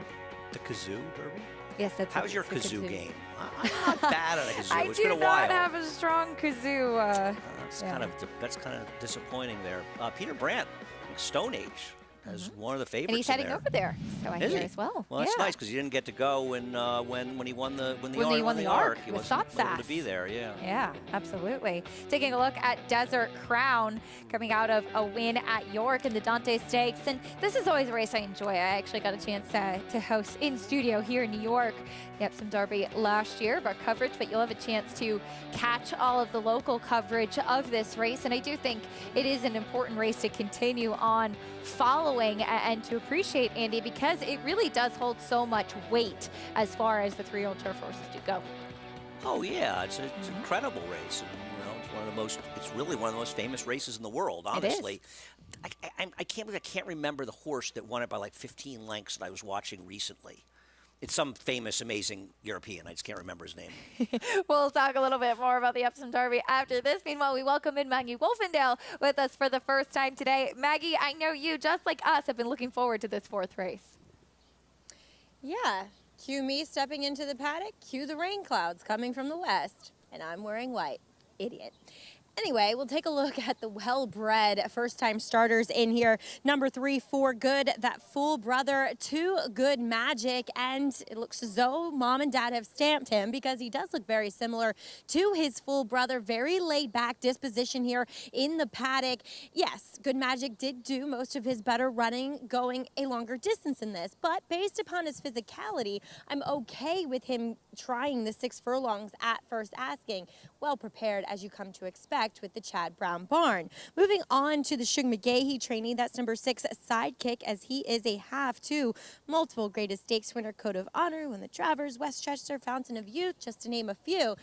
This guy actually looks more like his sire, honestly, and I think I've spotted him a couple times out on the track, and he actually travels quite a bit in the mornings like Honor Code used to, kind of that lower head carriage and just that kind of big movement underneath. And I like the way this guy's put together. And yes, his pedigree says that he might want a bit further than this too, but again, not a horse that's really long and scopy, suggesting that 6 furlongs is out of his wheelhouse.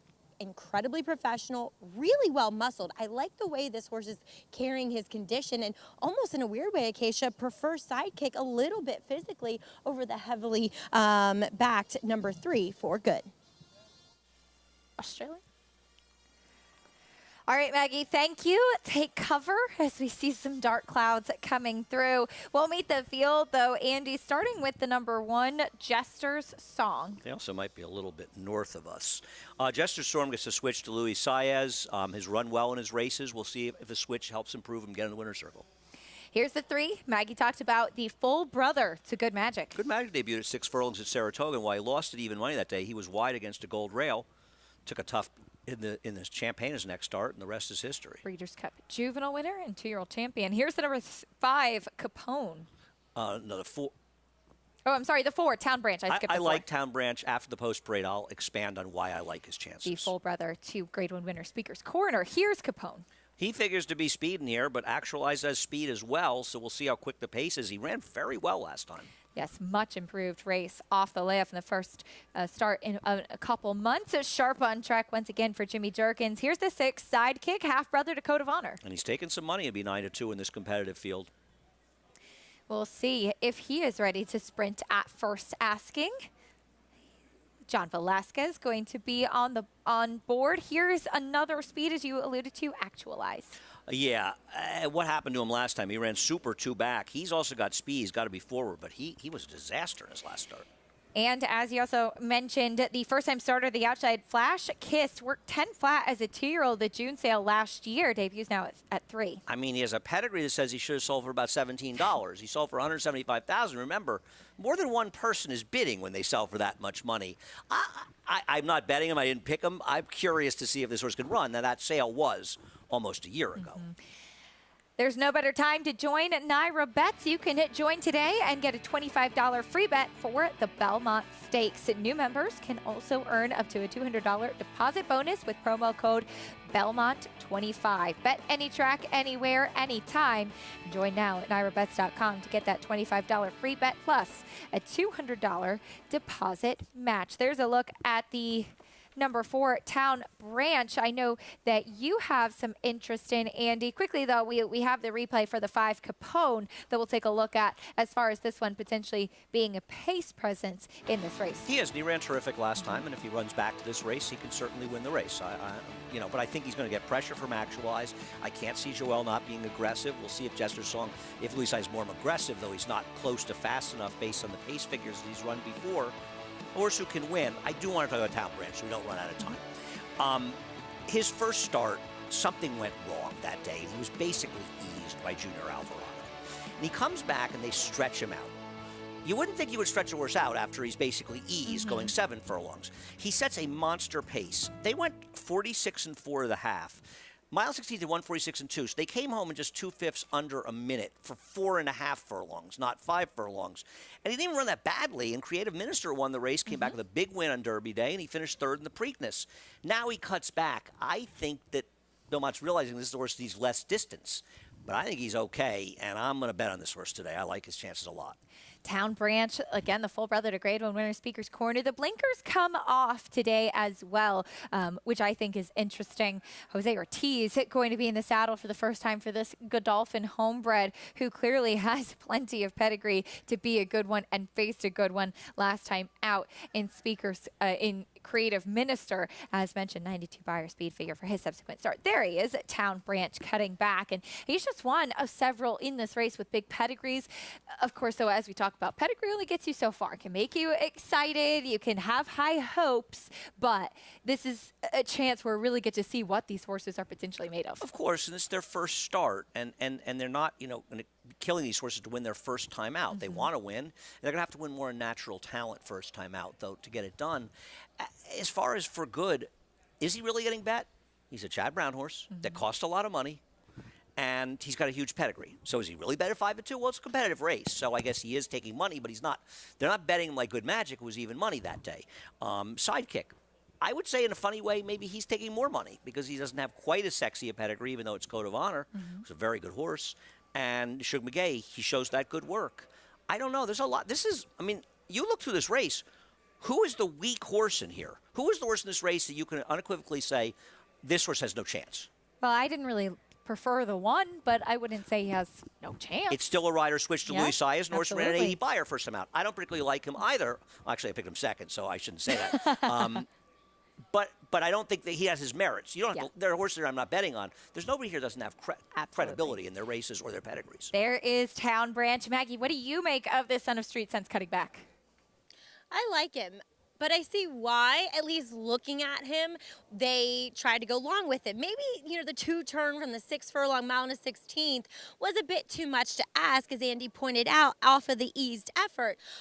But he does have a lot of scope to him, and as you guys were talking about him being kin to Speaker's Corner, he does have a bit more length and ranginess to his frame. So I wonder if the 6 furlongs is, maybe I'm looking for the Goldilocks effect here in that he kind of may prefers the 7 to the 1-turn mile, but he also, now we'll see where he's positioned early, because the blinkers come off today and he's very, very relaxed. So I'm thinking maybe if he lets those speed horses go, he can sit the right kind of trip right off of them. He makes an perfect picture overall. I love everything about this horse. Just wondering, maybe is the 6 a little too sharp for him? I didn't like Jester's Song going in here, guys, but this is the best I've ever seen this horse appear. I love the way he warmed up. I thought he was a little bit against the track last time out. Blinkers going on, just a short cup cheater blinker, and he gets Louis Saez aboard. I don't want to discredit Heman Harkey, who works very hard for the Bon Barn in the mornings, but Louis Saez is a classic winning rider, and he's very strong. So I think Jester's Song, as I was just kind of looking for a new face, I shouldn't say new face, he's an old face, but someone maybe on the fringe of the horses that make sense in here, that's not taking quite as much money. And we'll also take a look at number 5, Capone. It's funny, first time out, I wrote, looks like a speedball, and he didn't really, very speedy type of horse, and he didn't show that. And the next time, of course, when I'm not here, he blasts off to the lead. He was very sharp in the paddock, out on the racetrack, actually acting up a bit. It looks as though he's actually chilled out a little bit with Dylan Davis aboard, giving some reassuring pats there as they approach the gate, which I like to see. But look for this guy, to be forward, if not the clear-cut leader in here, as he was just the keenest and sharpest of any of this group, Acacia. All right, Maggie, thank you. Capone, intriguing, as he did take a big step forward last time out, and saw that from him in that race too, where he got pretty hot actually prior to that last race, but showed that early speed and held on quite well to finish second. We'll see if he can build off of that. Maggie Toe going with the number 1 Jester's Song, as we do have a replay for him with Actualize. This is 2 back for Jester's Song, where he finished 3rd. Yeah, obviously he's not going to win this race if he runs the way he did this day. The winner of this race, Highly Respected, is running back here tomorrow, I want to say. He's a heavy favorite, a very tough $9-1. He followed this up with just a brutal nose defeat in the Bayshore on Wood Memorial Day. He's a very talented Klarovich runner. And Actualized ran terrific that day. Now, he just ran horrendously. He was on a dead rail, I think, 2 back, February 3rd. First, I believe that. I didn't look it up, but I believe that was the case. But last time, what happened? Good field or not? I mean, it's like he couldn't make the lead. He couldn't be effective. Can he clear Capone in this race? If he does, he'll run better. We shall see. The blinkers go on today as well. Down to the inside, there is Capone, who we know has the speed. The number 3, For Good. I thought you brought up an interesting point. Maybe it's by virtue of the fact that there are some other big pedigrees in here, but I actually expected this horse to be a lot shorter than 2-1. Really? Oh, did you? No, I don't know. There's a lot going on in this race. I mean, you've got a horse that ran an 81 buyer last time. You've got the 7 who's run well before. The 4 who's sort of interesting. Jester's Dog, who gets a big rider switch. This race struck me as a very competitive race. Yeah. I mean, I don't know. You know, I have no idea. I didn't ask Chad Brown if he liked this horse or what he thought of him at all. I just don't do that. But I mean, listen, he may be a killer for all I know. We'll see. I don't know. We'll find out soon enough. The full brother to multiple Grade 1 winner and 2-year-old champion, Good Magic, started his training with Chad at Payson Park, went to his Monmouth string, and then had a couple of workouts here at Belmont before his debut, as we do have some light rain falling. But the number 3, For Good, son of Curlin out of Glinda. The Good, we'll see if he can be even quite as good as his big brother. Some other intriguing first-time starters, though, and ones with experience. Full of pedigree, full of promise is this 4th race maiden special weight. We'll find out who gets the first win of his career coming up in this 4th race. Here's John and Brielle standing by with the call. Waiting now for Sidekick, Actualize, and Flash Kiss.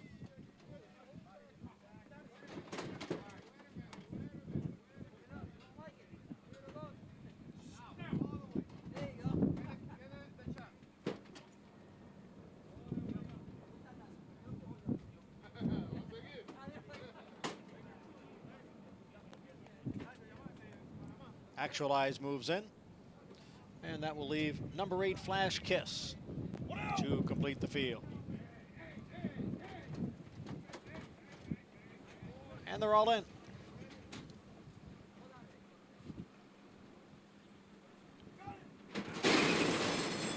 And they're off. There's a Town Branch going out for the lead. Jester's Song is down at the rail. And then in between horses is Capone. And on the outside is Actualize, who runs in 4th, about 3.5 lengths from the lead. For Good running in 5th. And then comes Sidekick and Flash Kiss at the back. Up front, it's Town Branch, who leads through a quarter in 22 4 over the muddy and sealed track. Capone's on the outside in 2nd. Jester's Song is down at the rail with Actualize alongside. And then comes For Good, who is racing in 5th. At the back of the pack are Sidekick and Flash Kiss. Up front, Capone now challenges Town Branch for the lead. It's Capone on the outside, Town Branch down at the rail. The two of them are together with Jester's Song now moving into 3rd. Then Actualize and For Good. Capone is the leader, and Capone is clear by 3. Jester's Song in 2nd. And then Actualize, Sidekick putting in a late run, but no threat to Capone, who breaks his maiden here. Capone is the winner. Looked like Jester's Song held 2nd over late closing Sidekick.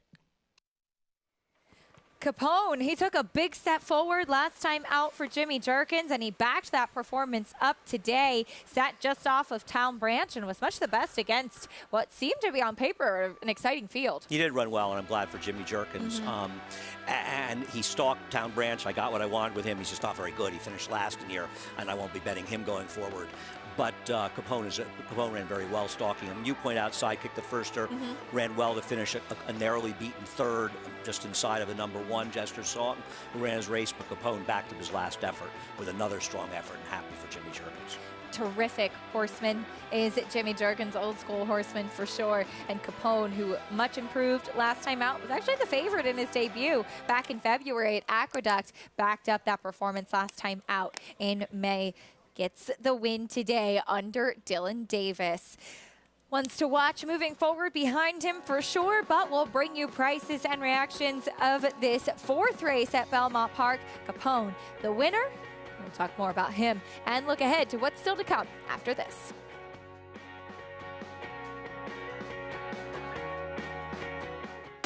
Speightstown. Munning. Echo Town. It's Echo Town for Joe Talamo, and Echo Town raced away, and Echo Town is drawing away in the stretch. Echo Town wins the Alan Jerkins Stakes. A sire line so prolific, it repeats itself. Echo Town.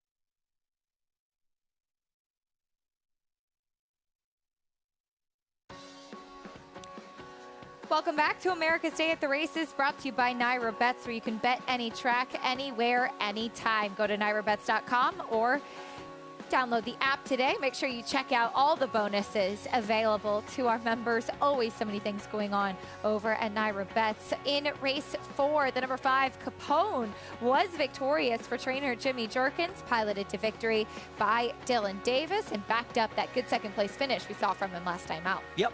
Yep, he ran very well to get it done in a nice field. $7.40 winner over Jester's Song, but Capone, the winner, and his trainer standing by with Maggie. Jimmy Jerkins is a good sport, as he's standing in the pouring rain with me. Jimmy, congratulations. Winning's, when it's pouring, winning, it makes it a little bit easier to stand in the rain. But Capone, he showed his speed once again and dominated this field. Yeah, I was a little nervous cutting back to 6. After they run 7, you kind of want to stay there or maybe even stretch out. We were toying with waiting to go the mile later on in the month, but he showed good speed. We figured let's take a shot, and worked out. Now, as of now, the 6th race is still on the turf. You have Coffray in there, a horse that showed that he was okay on the turf down at Gulch Park. Last time, it's just a slow pace and nobody able to move. Will he be more forward this time around? I think that was to decide to cut him back. I thought they might run up in front of him a little bit. Yeah. Jock wouldn't have to get into his mouth so much. He's a weird horse. He acts like he has a real short run, so you want to try to conserve him, but sometimes it works against you, which it did last time. And when he turned his head loose, the horses up ahead of him took off, and he kind of got discouraged, and he packed it in. But I think we're going to give it a go. If it comes off, we're going to give him a try on the dirt also. So. awesome is it to have the 7 furlong distance here on the turf, just in general, and experiment with horses in these different distances? It's great. It's great.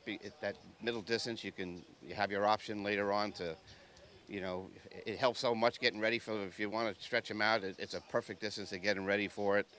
And, it's not, you have to zip them out of the gate and have a sharp turn or nothing like that to deal with. So I love it. Well, Jimmy, thank you so much for your time. Congratulations. Capone looks like a very promising sprinting type. Thanks, Maggie. All right, Capone, Jimmy Jerkins, always a trooper. I'm going to get my raincoat, Acacia. We hope that you do, Maggie. Thank you, Jimmy Jerkins, as mentioned, a tremendous horseman, and certainly had a nice win with Capone here, and a big chance with Coffray potentially a little bit later on as well. I'm a little hurt. Jimmy used to text me during the show a lot more often. I almost never hear from him anymore. One day I was talking about his dad. I remember talking about Step Nicely. It was a very good sprinter song, I remember, from the 70s that his dad had. Jimmy was sending me pictures of Step Nicely. Sending me pictures from the paddock area in Saratoga, old pictures. It was great, yeah. We'll have to let Jimmy know that Andy has a problem with him. No, I'm a big fan of Jimmy's. Of course, I love Jimmy. Terrific guy. We'll see if he could get another win a little bit later on today. When we come back, though, we'll have the first race from Churchill Downs. Horses in the paddock for the opener. There's a look at Darlene Strong, who's cutting back in distance. More in the opener from Churchill after this. The ultimate accolade for a racehorse is to be named Horse of the Year. To be enshrined to the Hall of Fame is to achieve immortality. As a stallion, genetic immortality is defined in 2 words: breed shaper, plain and simple. 2-time Horse of the Year and Hall of Fame inductee, Curlin, is just that. Breed shaper, Curlin, the classic sire.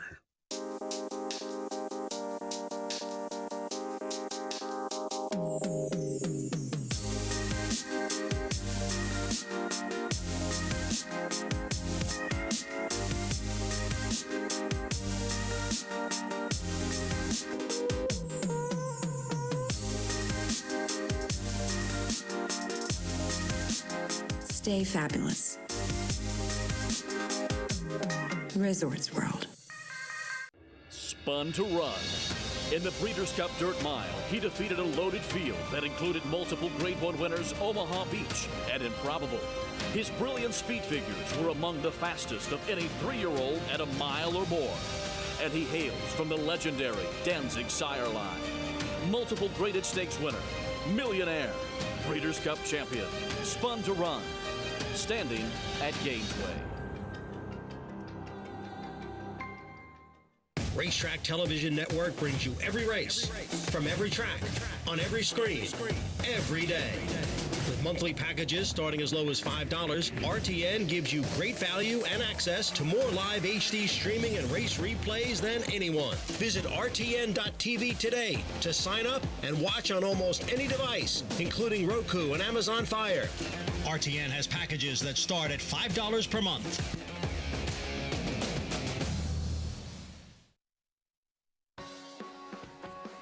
We're back on America's Day at the Races, brought to you in part by Claiborne Farm. 100 years of doing the usual, unusually well. We're getting set now for the first race beneath the Twin Spires at Churchill Downs. Taking a look at the field, scratch the 7 and 8 from the first race. I will admit, Andy, I was pretty disappointed to not get a chance to talk about Nutcracker Ballet today. I can imagine. I'm really sorry. Okay, so I feel bad for you. The first race is a $16,000 claiming race for fillies and mares. Currently the number 6, Girls a Bullet, is at 9-5 on the board. As the horses step on the track, we will meet the field. Here's the one. Take charge, Erica. I want to know how many times Acacia's seen the Nutcracker, actually, the ballet. I've seen it a few times, just so you know. I think this horse is supposed to be a heavy favorite. Take charge, Erica. She's a lone speed. I can't believe she's the co-second choice. Here's another one at 2-1, Brunella. She moves up off her last win last time. I think that she's an underlay at that price. I think this one is a much more likely winner. Cutting back in distance is Double Dawn. Yeah, I like turnbacks. This trainer's 0 for 7 for what it's worth with turnbacks, not for me. Here's the 4, Tap Along off the claim. Claim from Norm Cassian needs to improve. Another horse I'm not interested in, neither is the public. Here's the 5, Darlene Strong, coming up next, going turf to dirt. Yeah, hasn't run in a while, and last race we're at Prairie Meadows, not a fan. Going back to the main track was the site of her last win, but as Andy mentioned, against lesser than this. Here's the 6, Girls a Bullet, your favorite. Thomas Vance, the trainer, is 2 for 27 off the claim on dirt over the last 5 years, the 44-cent ROI. And in sprints, he's 0 for 15 with 3 hitting the board, and this horse is favored. In my opinion, and I'm curious to hear what Paul says, I think this horse is the wrong favorite. I don't understand how Take Charge Erica isn't even money. 2-1 on that inside runner right now. So we welcome in Paul LaDuca live with us here at Churchill Downs. Paul, I know the early pick 5 kicks off here. How are you playing this sequence, and are you using that number 6, Girls a Bullet, who's taking that money? Yeah, I am going to use, obviously, a horse that's been popular at the claim blocks. I'm actually in agreement with Andy. I thought the 1 would be the favorite in this race. I thought this race would actually be favoritism would be fighting between the 1 and 2 because Brunella had a nice little race over this racetrack. And when you look at the runners that have run well over this racetrack, they have come back to run well again. So I'm going to go 1, 2, 4, 6. Now, I thought this race was a 3-horse race in here. I technically use 6, but, you know, the 4 tap along, I'm going to give 1 more shot. If she can get out of the gate, she has got some speed figures that can fit in here. Last 2 races, she has just not broke well at all. Race number 2, I'm going to go 1 and 5 in there. I think that's what everybody else is going. Tom Amos' first-time starter. Obviously been working well in the morning. It shows up in the doubles. And I think the Norm Cassie's second-time starter, usually they get better. Horse got left and ran a giant race. 1, 2, 5, 9, 10 in race number 3. Race number 4, guys, was the confusing race. You could go all in there. There's so many different ways you can go. I went 4 and 8. Tried to cut it down with a lot of roses and the 8 horse in there. Twirling Patty for Tommy Drury. He's got a great race against Flauta over this turf course, but that race is so difficult. And everything's going to lie on Epicurean, the 1 in race number 5. There's a lot of speed in that race. I think Epicurean maybe can be able to lay off. Or if Epicurean can get out of the gate. She's been struggling to get out of the gate the last couple times. Now in the Bentley Combs barn and Johnny Court. Maybe Johnny Court can be on the send. She can stay close and go buy them late. That's my early pick 5 ticket. My late pick 5 ticket is going to be the same. So Epicurean is going to be my either my, I guess, my death or is going to be my glory today, guys. All right, Paul, thank you. Wishing you the best of luck as we have a fun race coming up in the second race there with 2-year-olds on the track as we see, though, the horses in for the opener, 3 horses at 2-1 right now. The number 2, Brunella, currently highlighted as the favorite, did have a nice win last time out. The question is, though, Andy, can she build off of that as she steps up in class? Yeah, I don't get her as the current favorite actually in this race. She won a $10,000 claiming race, and now she's moving up against a horse that's running competitive races and is moving down. So I don't quite get that, and I thought the 1, assuming a clean break, is supposed to be the clear leader under James Graham. And, you know, to expand on the 6, Girls a Bullet, this horse was claimed from Robertino Diodoro in a $6,000 claiming race at Oaklawn, where she lost at 4 to 5. And then she ran in a $10,000 non-conditional claiming race at Oaklawn, and she lost again. And now she's been claimed by somebody. I'm going to put her in the winner's circle. I don't get it. It's a big surprise. The figures are good enough, but yes. I don't trust her. The figures are good enough. The question is can she repeat potentially some of those figures or potentially improve off of them? Right. I mean, it's not likely to improve. I think she's a more likely winner than the 2, Brunella. But I'm very surprised the 1. I'll probably be wrong when I'm this confused. I just thought Take Charge Erica, she's finally in a race where she can control on the front end. She's not supposed to have to deal with other speeds. She does look to be the early speed. She also beat she beat Girls a Bullet 2 starts back when they actually met at Oaklawn Park when she was able to wire the field that day and dug in pretty gamely with that effort. Stepped up last time out at Oaklawn and had some trouble at the break. You would think her speed from the inside with Jimmy Graham, who we know is probably going to be aggressive with her too. Oh, I mean, she's going to have to stumble coming out of the gate to not be in front. She's considerably faster. In fact, the only horse that potentially could have run with her is the 8 Distinctive Flower, who comes out. I mean, she might lose. And now she's 8 to 5. She's gone down to the 8 to 5 favorite. I'm just surprised she's not even money or 4 to 5, to be honest with you. Yeah. I really thought she would be.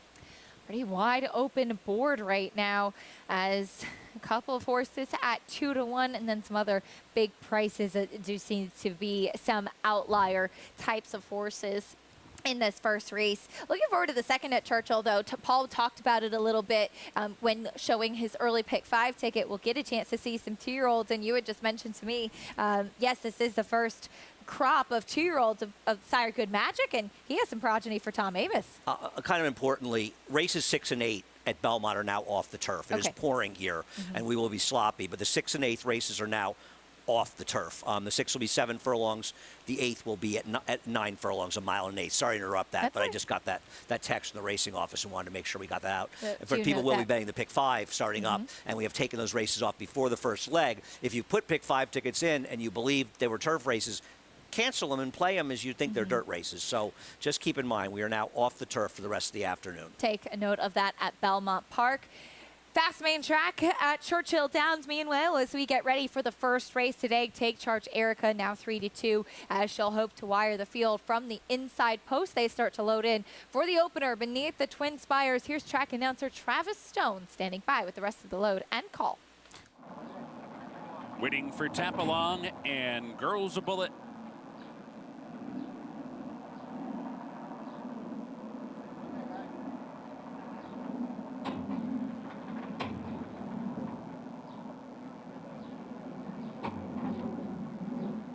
They're in the gate, and they're off. Darlene Strong, good beginning. And toward the rail, Take Charge Erica and Brunella come up on through now. And these two come on through. Indeed, they've taken over the lead, and they speed off together. Take Charge Erica hustled right off the mark, and Brunella goes with her. Now it's 3. Back to Darlene Strong, who comes away 3rd. Girls a Bullet advancing outside 4th. Double Dawn is 5th and toward the rail. The trailer is Tap Along, 5 lengths off the lead. The opening quarter knocked out in 22 3/5 seconds. Onto the far turn, Take Charge Erica, the leader. Brunella with pressure from the outside, pressing for the lead. They're head and head. Girls a Bullet comes on 3 wide from 3rd with 3 furlongs to go.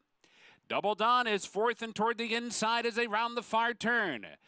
Then it's Darlene Strong and Tap Along at the quarter pole. Brunella comes away with the lead. Brunella is taken over, opening up by 2. Girls a Bullet's up into 2nd as Take Charge Erica gives way.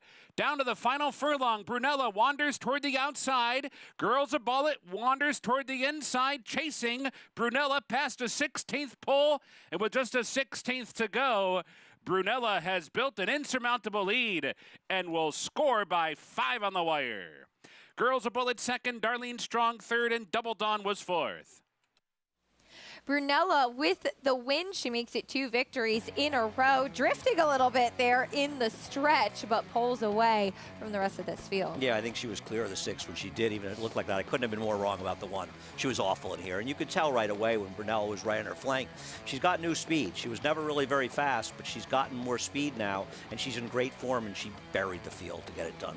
Dominant over the number 6, Girls a Bullet, who did take that early money, 2-6 under the line.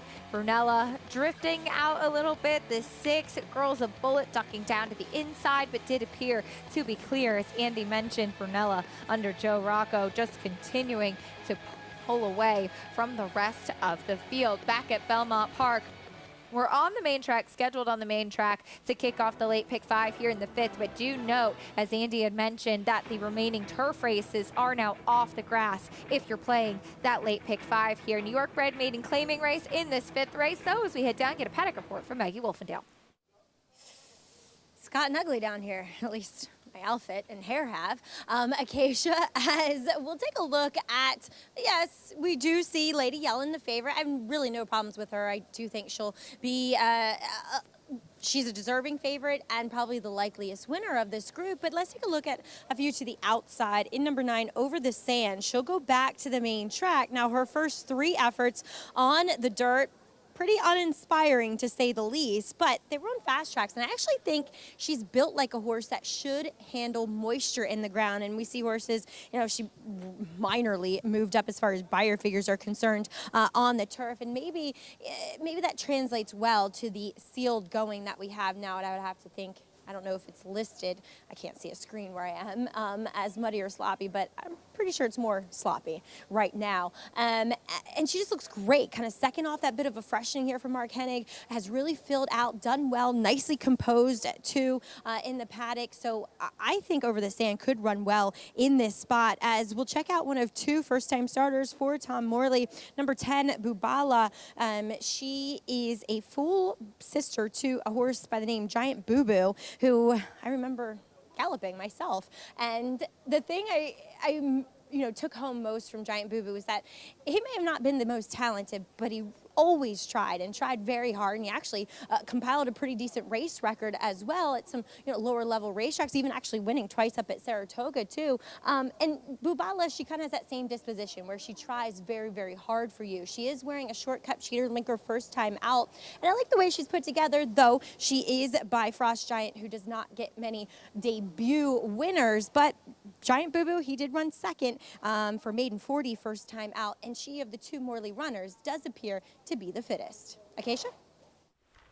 All right, Maggie, thank you. First-time starter to the outside. As I want to remind everybody, there's no better time to join Naira Bets. You can join today and get a $25 free bet for the Belmont Stakes. That's just 9 days away. New members can also earn up to a $200 deposit bonus using promo code Belmont25. Bet any track, anywhere, anytime.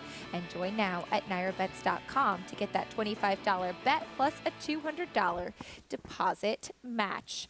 As mentioned, though, that Belmont Stakes coming up. It'll be here before we know it as we take a look at the probables. Who may line up in the starting gate? Kentucky Derby winner Rich Strike is here on the grounds at Belmont Park.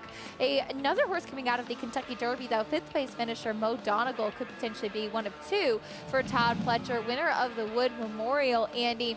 And he is a closer, much like Rich Strike could potentially be, or what is.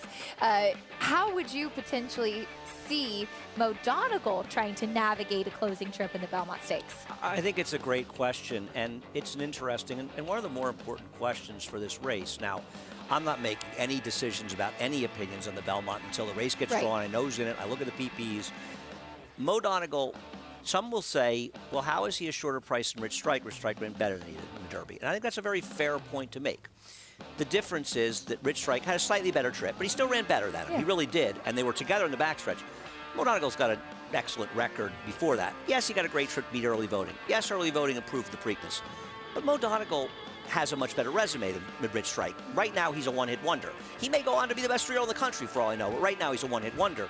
Mo Donegal's also trained by Todd Pletcher, and I don't mean this with any disrespect to Eric Reed. Todd Pletcher's won 3 Belmonts, and his horses overperform annually in the Belmont. They run second and third at big prices. So Todd Pletcher has a great history in this race, and he's Todd Pletcher. So he should be a much shorter price than Rich Strike, but he has the same problem that Rich Strike does. He benefited from a pace meltdown last time, and why is his closing running style supposed to be so suited to the Belmont Stakes in a mile and a half? So I have questions about him. That will be an interesting thing to see. Who will be running best late, potentially? Todd Pletcher, meanwhile, we've seen him, yes, win 3 Belmonts. One of those was also with a 3-year-old filly in Rags to Riches. He could maybe do that again with Nest coming out of a second-place finish in the Kentucky Oaks, under consideration to take on the boys in the Belmont Stakes. Yeah, I'll believe that she's running when she's actually entered. And I'm doing the draw, actually, on Tuesday.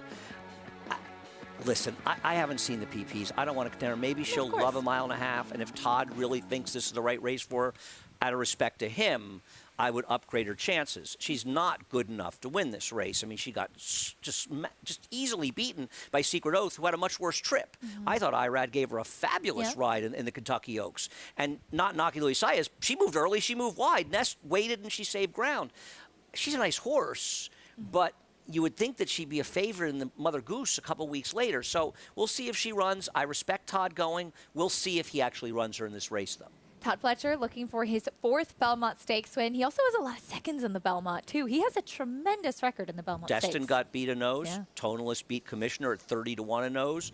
Todd's horses have overachieved in the Belmont Stakes continuously. So when people say, why should he be a favorite over Rich Strike? Well, that's part of the reason. And Mo Donegal has done some very good things in the racetrack already, unlike Rich Strike, besides the Derby. Graded stakes winner Mo Donegal. Todd Pletcher could have 2 in the starting gate. We'll see. As Andy mentioned, the draw will be on Tuesday for that test of the champion. Back at Churchill Downs.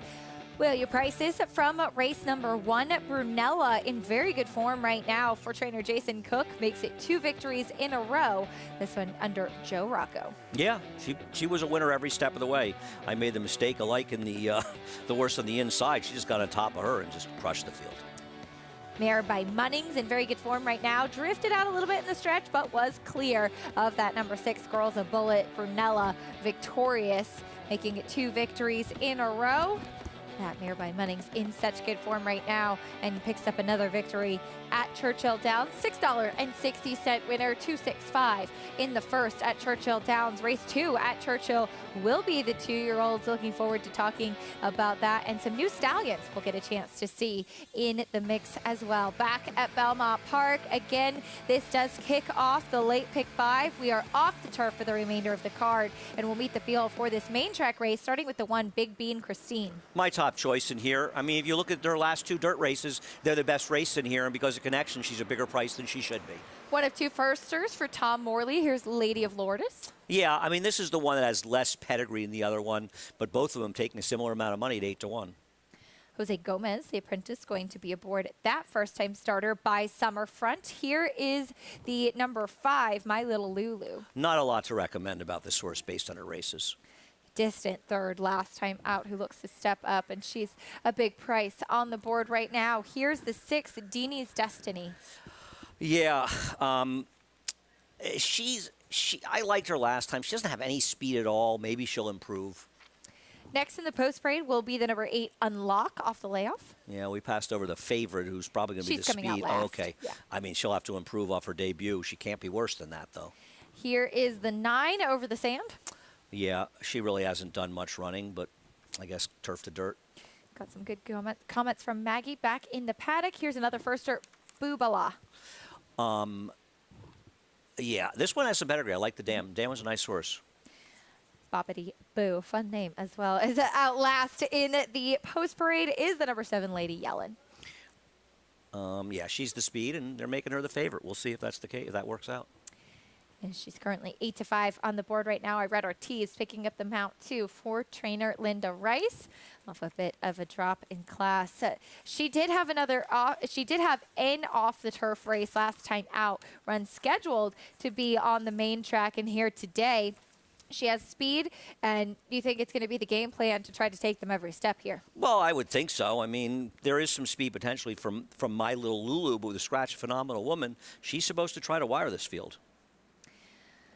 Lady Yellen, 3-year-old filly by Central Banker, making start number 4. My Little Lulu, as you mentioned, has some speed, hasn't been able to sustain it as of yet. Let's go to the horse you like as she's on the screen, Big Bean Christine. She does take a drop in class, too. What was the appeal of her in the spot? I mean, you look at her last 2 dirt races from a buyer speed figure standpoint, they're the fastest in the race, right? So why would you know, and I think, well, now she went down to 5-2, and I think with the connections, she raced to just sort of be a bigger price than she's supposed to be.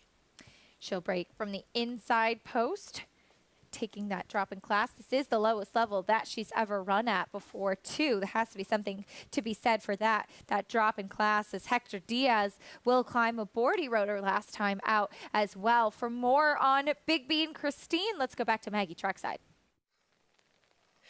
And here with my brave, I can't even call you a PA. You're going to have to. That's what I'm doing today.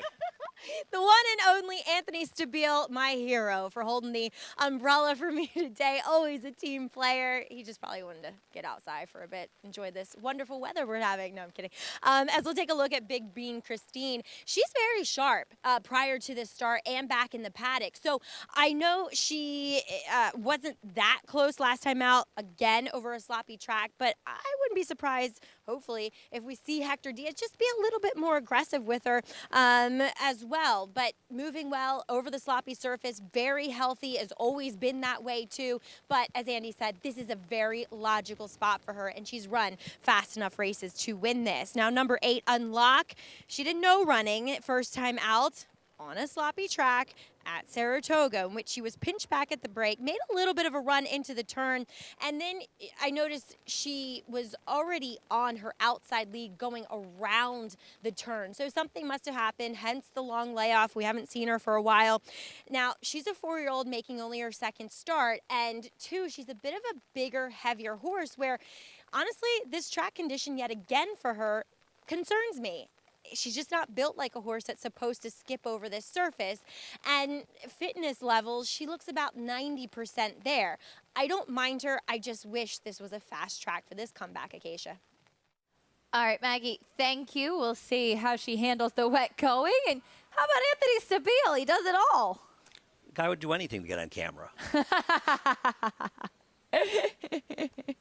He's a real versatile guy. He holds the umbrella, he handicaps, he's on Naira Bets, he's on Talking Horses with You. He's a real Renaissance man. That he is. You think of when you think and of a great Anthony. Friend as well. Yes, he is. He is absolutely as good a friend as you can have. Stepping in as production assistant today. There's a look at Unlock. Maggie mentioning some concerns with the track condition and the layoff.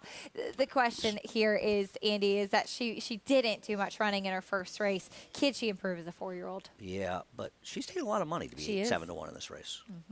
I mean, I know there's some bad horses in here, but why is the 9 15-1 and she's 7-1? Well, we'll see if that money is noteworthy. 7-5 still on your favorite, Lady Yellen. 6th last time out in that off-the-turf race. She's in for the $25,000 today. We'll see if she can take them every step of the way. Here's the 5th race starting today's late pick 5. Remember, no turf racing for the rest of the afternoon at Belmont Park. Best of luck if you're playing the sequence. Here's John and Brielle standing by with the call.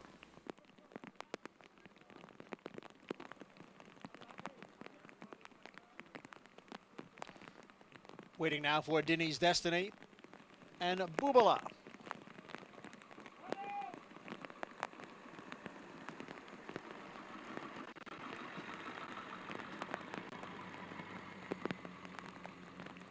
They're in the gate.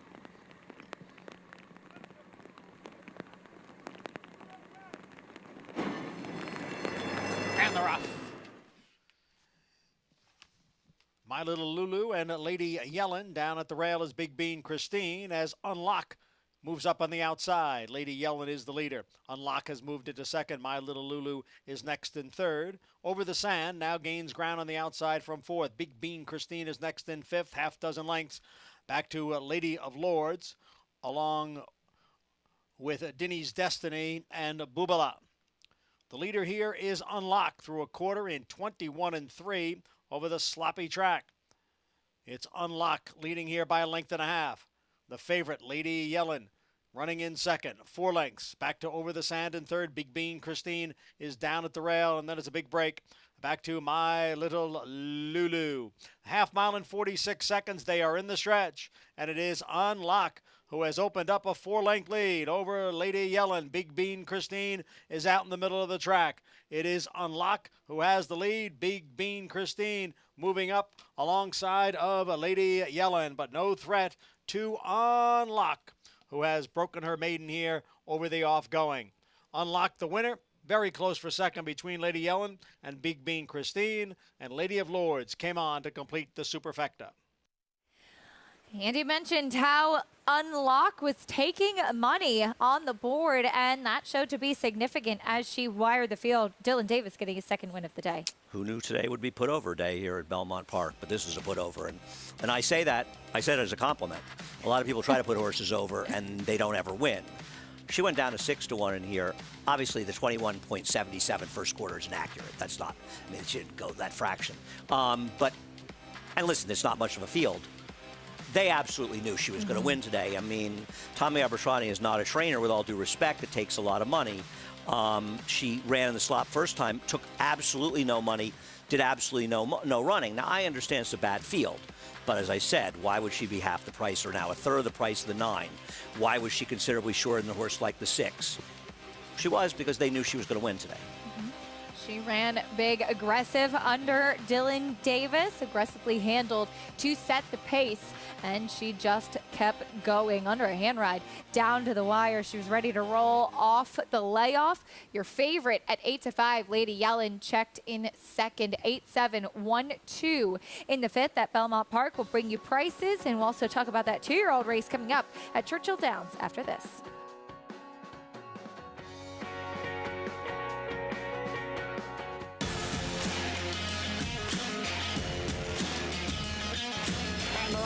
Following C, pouring it on here in the stretch. Impressive to win the Grade 2 Vosburg.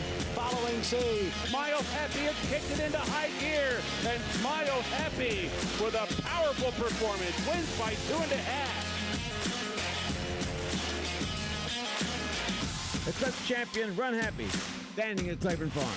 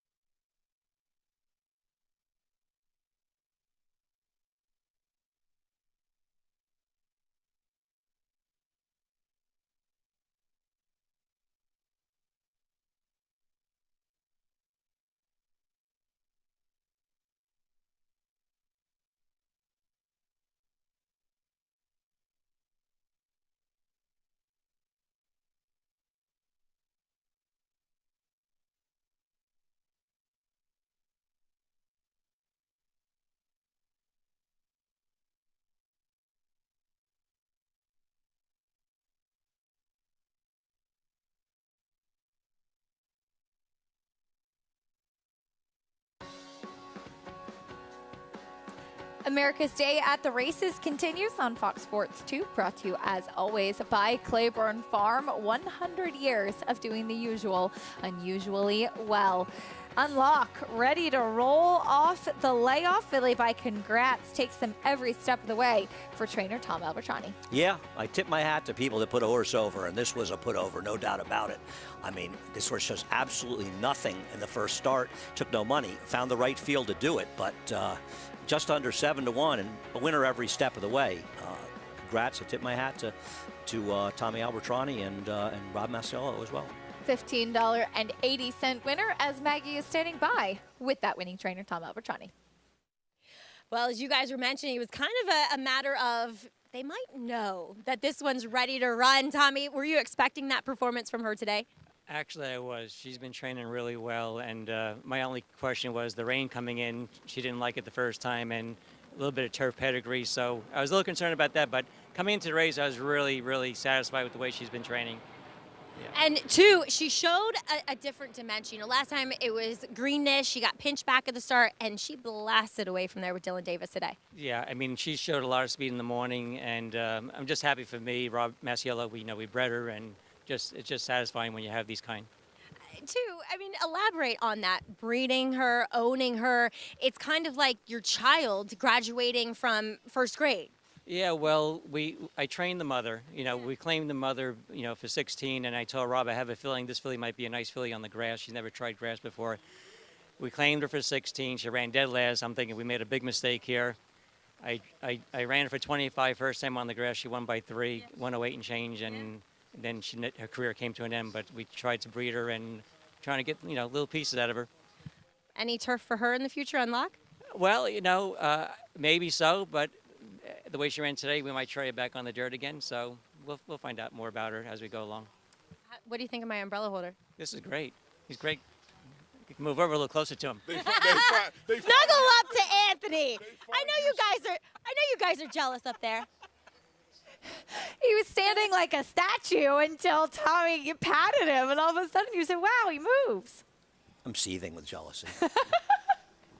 Anthony Stabile, a man of many talents, holding the umbrella on lock, owned and bred and trained by Tom Albertrani, who bred that horse with Rob Masiello. A very fruitful victory as we take a look at the 6th race allowance. Again, off the turf, so do note some additional scratches versus what you got earlier today. Again, if you're playing the late pick 4, take note here. It kicks off in the 6th race. This race is off the turf. A few more horses out than we initially expected. That does mean a microphone is currently, well, microphone is out in this next race. So that means that the number 5, Pirate Life, who did win first time out on the dirt, is your favorite. And he's the speed in here. Now, I don't know if he wants 7 furlongs, but I understand why he's favored, and I don't have a problem with that. But there's a horse on the board that's about as ridiculous an overlay as you could possibly be, and that's the number 8, Hold the Salsa. He should be, if not favored, a narrow second choice in this race. Look at the spots that this horse has been running in his recent races. Yeah. I mean, he's been running in one impossible spot after another, and now he's in an off-the-turf race. And right now he's 10-1. The 2 horse is 7-1. To be fair, the 2 horse did keep some good company in his first 2 dirt races, didn't run that badly. The 4 horse is 9-1. Yeah, he's ridiculous. The 6 does have a little dirt for him, but the 8 is the horse right now to go to.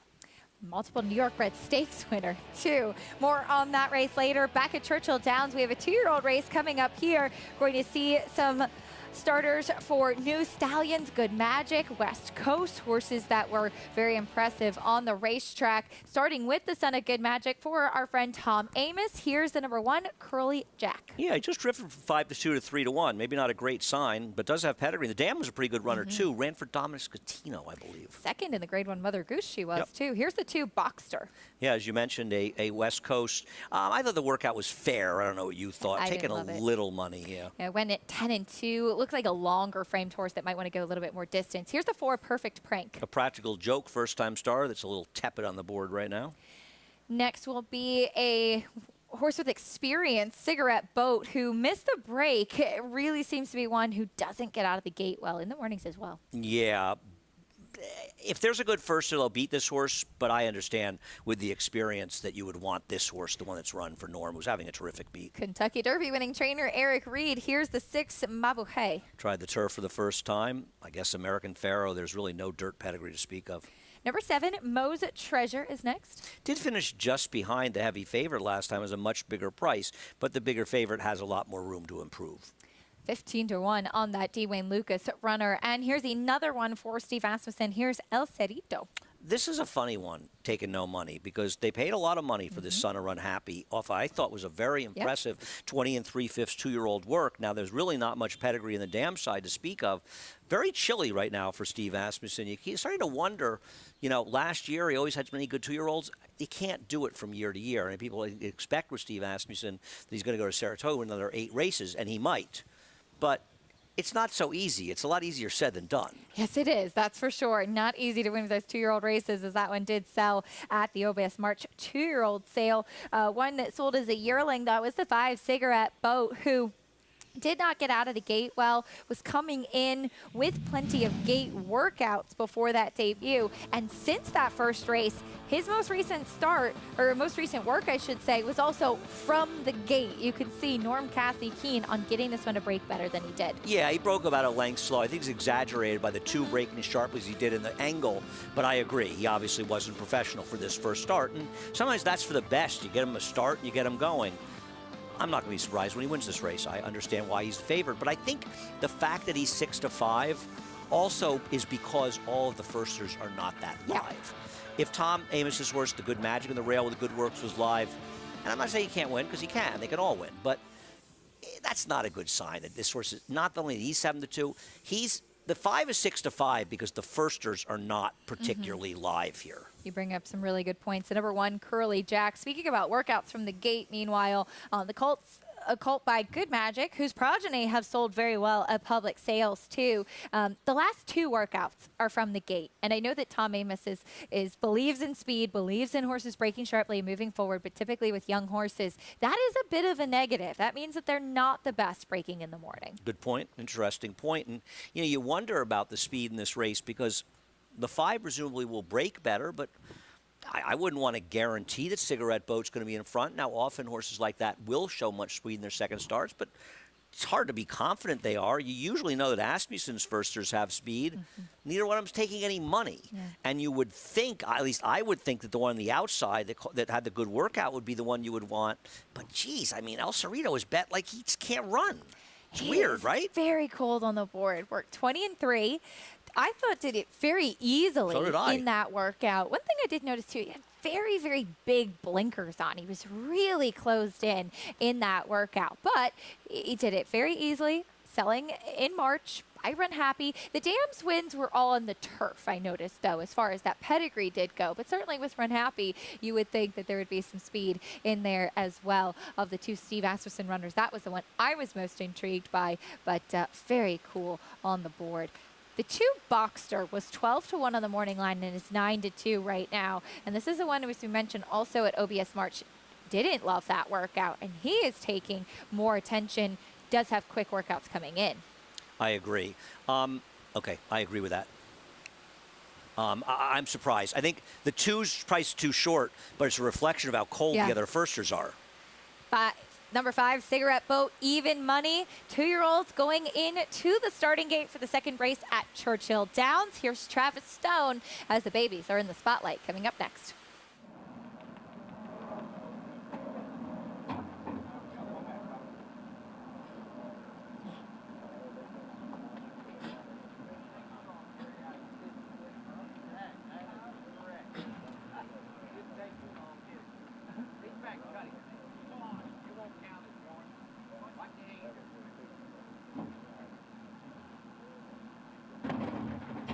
They're in the gate.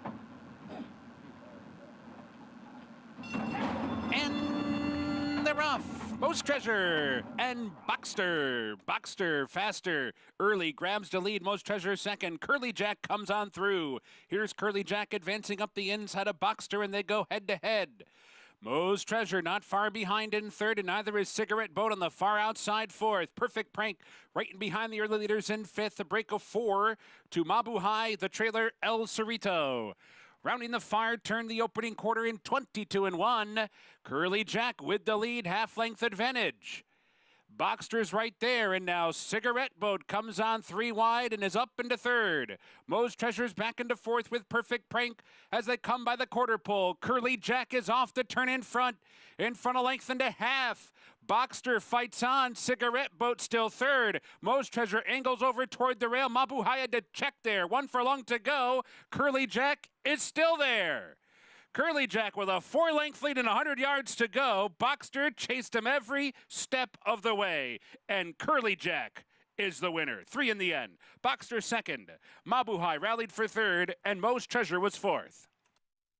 Curly Jack with the win as Boxster actually broke sharper than him. He wasn't the sharpest out from the inside, but hustled up Curly Jack, and he takes them from there to the winner's circle for our colleague Tom Amoss. Absolutely, but Colby Hernandez just sent him to front. He was a dominant winner of this race. Boxster, as you pointed out, took some money and he ran okay, but Tom's horse ran terrific. Norm Cassie's horse, the 5, didn't run at all. Cigarette Boat. Another nice 2-year-old for Tom Amoss. Exciting. Son of Good Magic with the win. Always fun to see those new stallions, too, and horses you remember on the track. No, I agree. Nice to see that. I don't know if it's his first winner, but we'll see. I can't remember off the top of my head. We'll have to paid double check attention. on that. Might have been. But congratulations to Tom Amoss and the connections of Curly Jacks. As it's time for me to say goodbye. It was a lot of fun, as always, Andy. As always. Look forward to seeing you later. I'm going to be here for a little while after this. Look forward to the rest of the card. Greg Wolf coming up on the set to take you the rest of the way as it's the 30th anniversary of an all-time great and one that left a true mark on the sport of horse racing. More on AP Indy after this.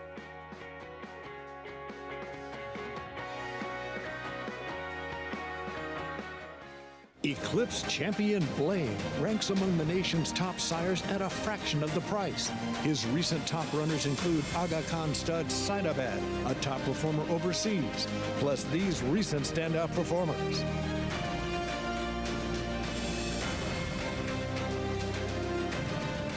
With success on the track and success in the ring, this proven son of Arch is truly a gold value stallion. Blaine, standing at Claiborne Farm. If you're looking into racing partnerships, you should know they're not all the same. When you partner with Bond Racing Stables, you become a member of a growing family of racing enthusiasts, all guided by 3 generations of experience in thoroughbred breeding, training, and racing. Sharing the excitement at Saratoga and Belmont Park, where we've graced the winner's circle with winners like Giacosa, who was bred, born, and raised here at our Song Hill Farm. Get more than just a partnership. Become a member of the Bond Racing family. 3 generations of thoroughbred excellence. Irish Hill and Duchess View Stallions, proudly standing the ultra-fast, multiple stakes winning son of Uncle Mo, King for a Day, the only horse to defeat 2019 3-year-old champion Maximum Security. Well, King for a Day was basically a clone of Uncle Mo. I mean, good speed, the ability to carry it over distance of ground, real professional horse and a really cool horse to train. Sire maker extraordinaire Uncle Mo, represented in New York by King for a Day. Visit IHDVStallions.com to book your mare today. Now more than ever, it's time to get with the program because New York breds start with an advantage.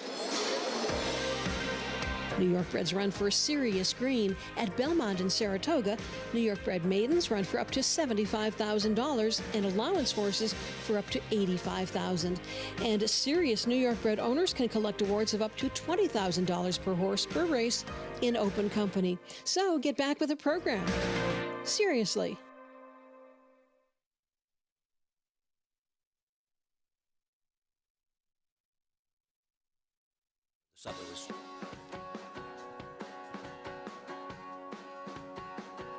We are proudly brought to you by Claiborne Farm, 100 years of doing the usual, unusually well. A little bit of rain here at beautiful Belmont. So this 6th race, originally scheduled for the turf, and it was a late change, is now off, going the 7 furlongs on our sloppy main track. We did have a few additional scratches with number 3, Microphone, as well as number 10, Supply and Demand. But I'll start with your current favorite. That's number 5 in here at 4-5, Pirate Life. He did win first time out on the main track, sprinting going the 6 furlongs, and I was really intrigued to see what he could do on the turf going the 7, because you watch that 5 furlong race and it's kind of often difficult to win from off the pace at Gulfstream Park, and he really kicked it in within the last 16th of a mile. It didn't look like he was going to get there, and then really extended himself and hit his best strides late. So watching him here in the paddock too, he has that big overreaching, big stride to him. But he also does look more like a turf horse. But so if he didn't have that one dirt race staring at me in the face, I would be totally against him here. But he does. So needless to say, I like the 7 furlongs. He's incredibly fit. Wish Acacia Clement was still on, because she obviously knows this horse. He was acting up when saddling, but when they're not trying to put tack on him, he's a perfect gentleman. So we'll see. The front wraps are on over this wet track. Number 4, Super Design for Wesley Ward. He has 2 off-track races, or I should say off-the-turf races. We don't know what he can do on a wet track, but I actually think as though he should be okay on it. He has those smaller feet, a little bit more of an elegant, somewhat effeminate frame to him, so he should be able to get over the going fine. I like the way this guy's put together. I like the 7 furlongs for him. It's kind of that Goldilocks effect. Going a route around 2 turns is too far, and going 5.5 is too short. This might be the right spot for him. We'll see if he handles the wet track, but I don't see anything holding him back from doing so. The New York bred Hold the Salsa. He has the most accomplished dirt form in here. I wish he could find himself in a more forward position. He seems to just not get out of the gate that cleanly anymore. He has done well. I mean, I've liked this guy since he's come back as a late 3-year-old and early 4-year-old. He's filled out. He makes a great impression here in the paddock. Like I said, just wish he could be more forward, as we do welcome a fresh face to the show here. Greg Wolf is standing by on the set with Andy Serling.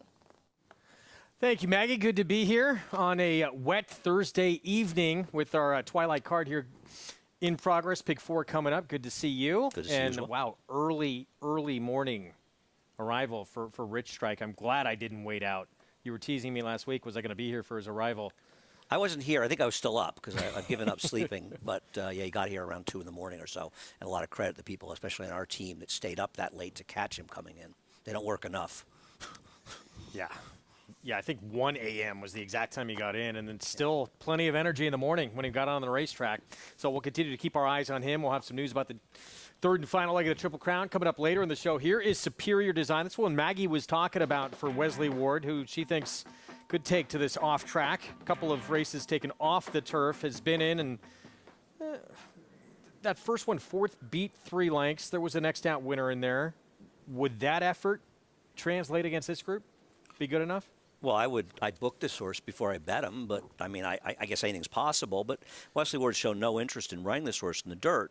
And you have to realize this horse, they probably just left him in to take a shot. You know, he was coming over. Keep in mind, these races came on the turf very, very late. Yeah. And he wasn't going to be a short price in the turf anyway. So Wesley's probably not, from a betting standpoint, he's actually a shorter price now. I mean, there's people that make a lot of mistakes and scratch horses in races that come off the turf that should be running.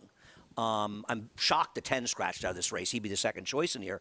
I would never bet Super Design, but, you know, if you want to take a guess with him, have at it. I mean, the Caffrey has better dirt form, even though I really like him. The horse that's the overlay is Hold the Salsa. He's supposed to be the co-favorite in here. 5-1 on a horse who's a multiple stakes winner on dirt, granted restricted and against New York bred company, but still, that looms pretty large on the resume of everybody in this field with this surface. Yeah, he's the horse that's an overlay right now. I'm not saying he's going to win, and you know he doesn't have much speed, but I don't know that that's going to really necessarily affect him. Mostly these are turf horses. Do you look at his last few starts though and say he's just completely not the horse he was, or just he was overmatched? He was badly overmatched. I'm not sure he had a 74 buyer last time out. There's a 4-5 shot that had a 76 buyer in his one dirt race, and that was in a maiden optional claimer down at Gulfstream.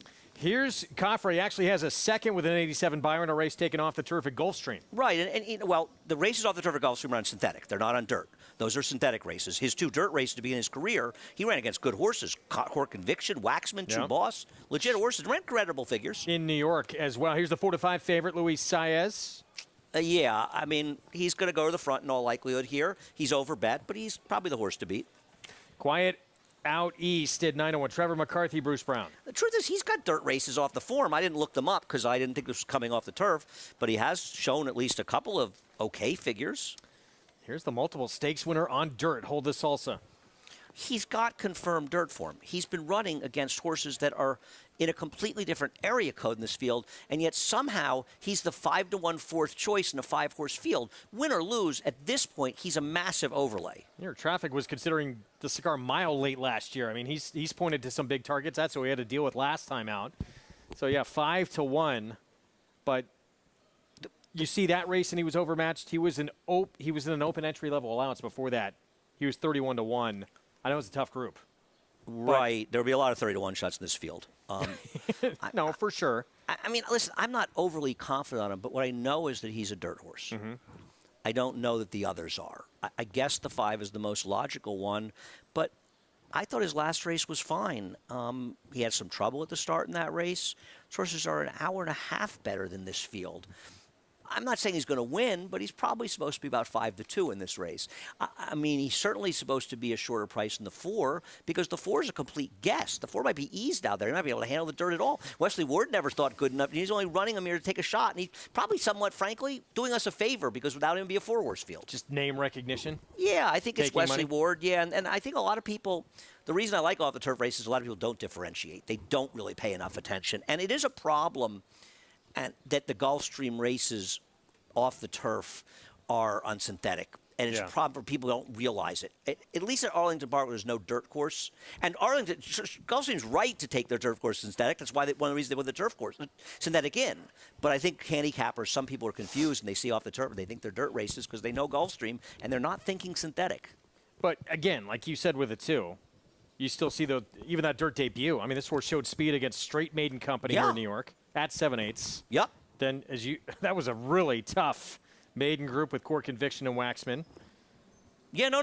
I'm with you. I think he's a major player in this race. I think he's, taking money, but I don't think he's necessarily supposed to be a shorter price than the 8.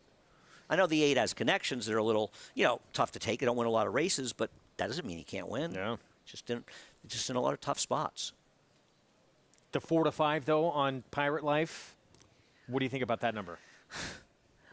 I think he's an underlay because he won his first race in an off the turf, not off the race, in a maiden option race. They see him as the speed. Well, I think the 2 is going to go as well. I mean, he's probably the worst to beat. 3 to 5 3 now. to 5, it's little short. Silly. Post time coming up on this off track, taking off the turf here. Let's go back down to Maggie Wolfendale.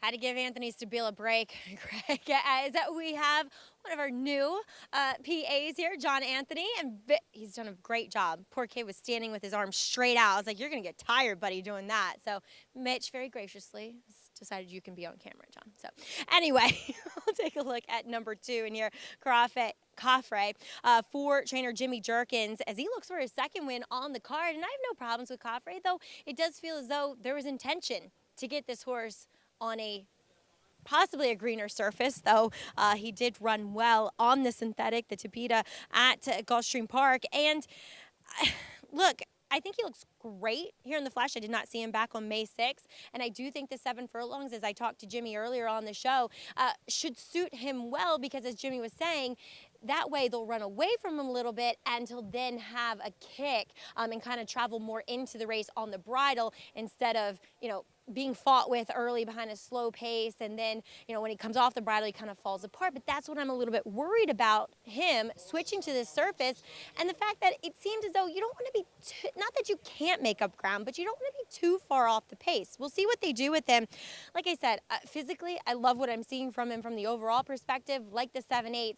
It's just really hard, as always, Greg, in these off-the-turf races to really get a good grasp of anybody. And I suppose, as Andy was saying, that's why I think that Hold the Sauce is probably the one you want. Well, in terms of value on the board, it would appear so. It's insane he's 6 to 1 in this race. And He it's probably won't insane win, but this he's horse is 3 to 5. Absolutely ridiculous. Not saying he can't win, but think of a 3 to 5 shot. And this horse has got a lot of variables to be 3 to 5 in here. I bet the 8. I'll see what happens. Pick 4 starts here. There is the 8. Hold the Salsa. Multiple stakes winner on dirt. And hit the board his only try on an off track. That was in the mud in the Jerome. Yeah. Well, how do other horses in this race do in the Jerome? Oh, they're turf horses. It's crazy. Set for the pick 4. John Imbrial, the call. Ready now for this off-the-turf 6th race. And they're off. It is Super Design who goes out for the early lead with Coffre down at the rail. And then Pirate Life, the favorite, 3rd in the early going. And then it's a break of 3 lengths back to Quiet Out East and Hold the Salsa. Up the backstretch, Super Design and Coffre, and they are heads apart for the lead. A break of 3 to Pirate Life in 3rd, and then another 5 back to Hold the Salsa and Quiet Out East. The opening quarter mile over the sloppy and sealed track in 22 and 3/5 seconds. Super Design on the outside with a narrow lead over Coffre. Now it's almost 4 lengths back to Pirate Life, who's being asked for more. He has not yet responded. On the inside, here's Coffre. On the outside, it's Super Design. The 2 of them continue to battle it out through a half and 45 and 3. A half dozen lengths back to Pirate Life, Hold the Salsa, and Quiet Out East.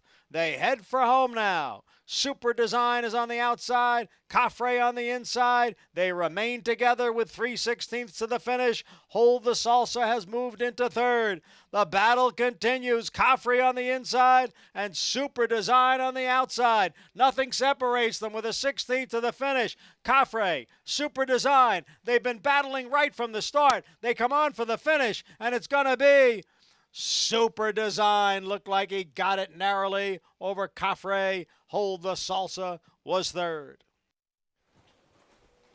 Joel Rosario, he was aggressive on Super Design early on, battling Coffre the entire length of the stretch and wins the battle. I would say the entire length of the race. Yeah. Actually.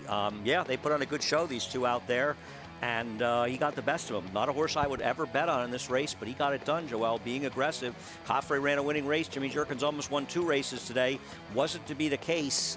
And Hold the Sauce, as Maggie says, he's just so slow. He didn't get running till too late. It's a good bet at 6-1. He just wasn't quite able to get at the race earlier. And Pirate Life at 3-5. If you're betting horses like this at 3-5, you really need to reevaluate the way you're playing the races. I'm sorry, but it's a bet. No, he was completely overbet. I agree with you. Think of the horses that are 3-5. Think of stakes horses that are 3-5. Come on. Yeah, should have never been that number. It's not like we didn't say it before the race. 4-2-8 finish. 5-1 on Super Design wins this battle with Coffrey to kick off this pick 4 in a race taken off the turf. We will be back with prices when we come back, and more coming up from Churchill Downs as well. About 10 minutes away from race 3 under the Twin Spires. Stay with us.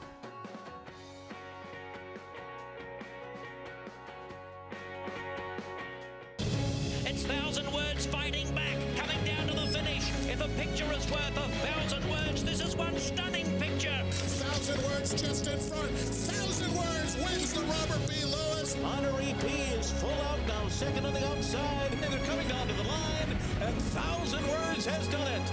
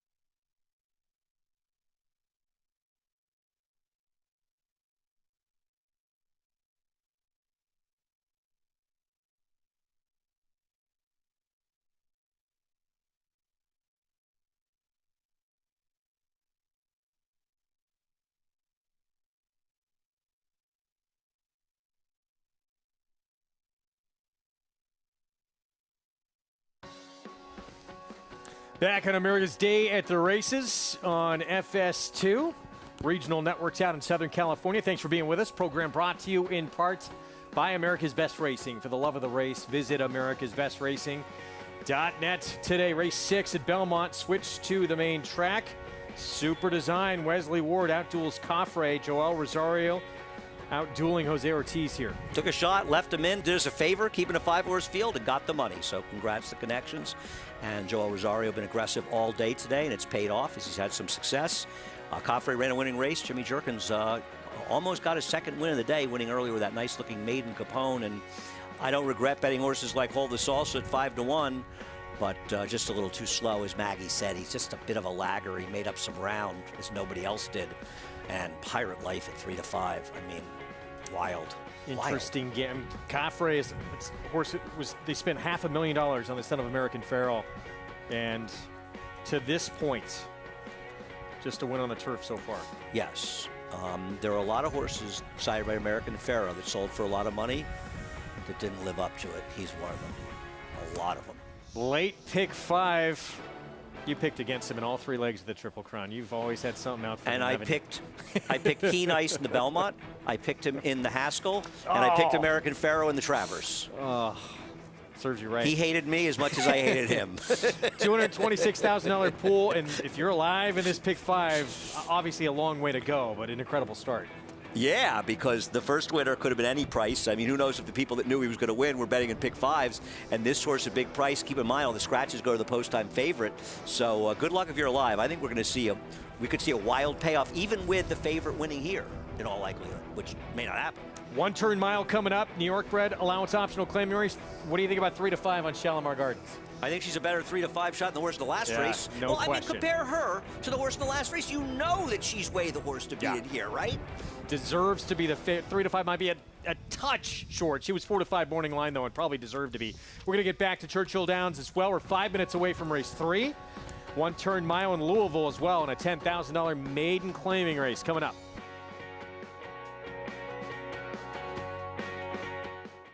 Consistently versatile with 24 Grade 1 winners on every surface from 6 furlongs to 1 1/4 miles all over the world. Switzerland in the Dubai Golden Shaheen. Switzerland wins. Olympiad gets the gold in the New Orleans Classic. Churls fight running on. Mason and Brett Churls fight on the outside. At the wire. Photo for the win. All purpose, all places, all power. Spitestown. Who you betting on? How about an app created specifically for horse racing? Naira Bets. We specialize in thundering hooves, fist pumping, and boosting your bankroll with robust weekly promotions. And offer betting tips from actual horse racing experts. Bet all day and night, nationwide. Get the action and thrill of horse racing with Naira Bets.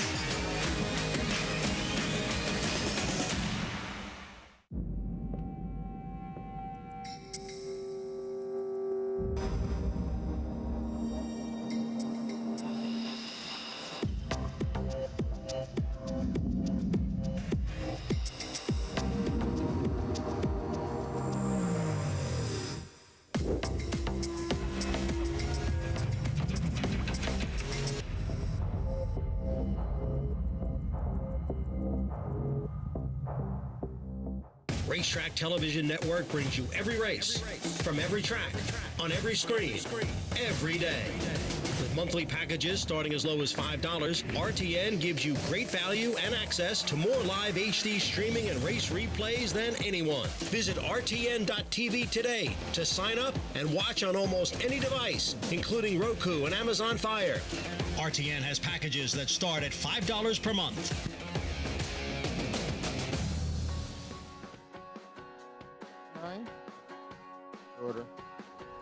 We're back on America's Day at the Races. Look at the current odds for the third at Churchill Downs. One-turn mile, $10,000 maiden claiming race. Want to remind everyone watching on Bally Sports, Southern California, we're going to be saying goodbye to you soon. You can continue to watch. Top of the hour, we're going to say goodbye. Continue to watch on our YouTube page, New York Racing Association, and, of course, on Naira Bets as well, and we'll continue on FS2. Check in. Oh, did you want to say something? I was going to say, and I want Paul to comment on this, too. Why is the 9 the favorite in here off synthetic races? I'm curious of Paul's opinion on that. Well, Andy, I'm in agreement with you. To me, when I looked at this race earlier in the day, I had this race 1-2-5. I thought the 2 and the 5 in here, Prince of Glory, cutting back in distance for Joe Talamo. When you look at Prince of Glory, it was the first time going around 2 turns, and I thought a pretty good third-place finish. Now, that race was won by Carnivore, a horse that had never run on the dirt before and aired that day and won by 3 1/4 lengths. Now, Proud Union comes out of that race to the 5. Now, I get it. This is a horse that put blinkers on, but the last one-turn mile the last mile race at Oaklawn Park was not bad. I think the 5 might run a little bit better. They come out of the same race at 10-1, and then Kenny McPeak has got 7 wins so far at this meet. 5 of them have been on drop downs. And when you look at this field, is the one the quick of the quick? Maybe, he can get to the front end. Now, when you get to the 9, Andy's right. The Turfway Park races, I get maiden 30 is not the bottom level there. Brondo did come back to win. But the dirt races in the Timothy Ham barn, and let's not mistaken, Timothy Ham's a very good trainer. And this horse went off at 3.5 to 1 and did not show a lot of speed, has not really shown a ton of speed going long. I will give the horse credit that the horse has run well on 3 different racetracks, but I prefer the 10 over the 9. So I have 1, 2, 5, 9, 10 to continue on. I used the 9 defensively here, but I thought the 2 was the horse to beat.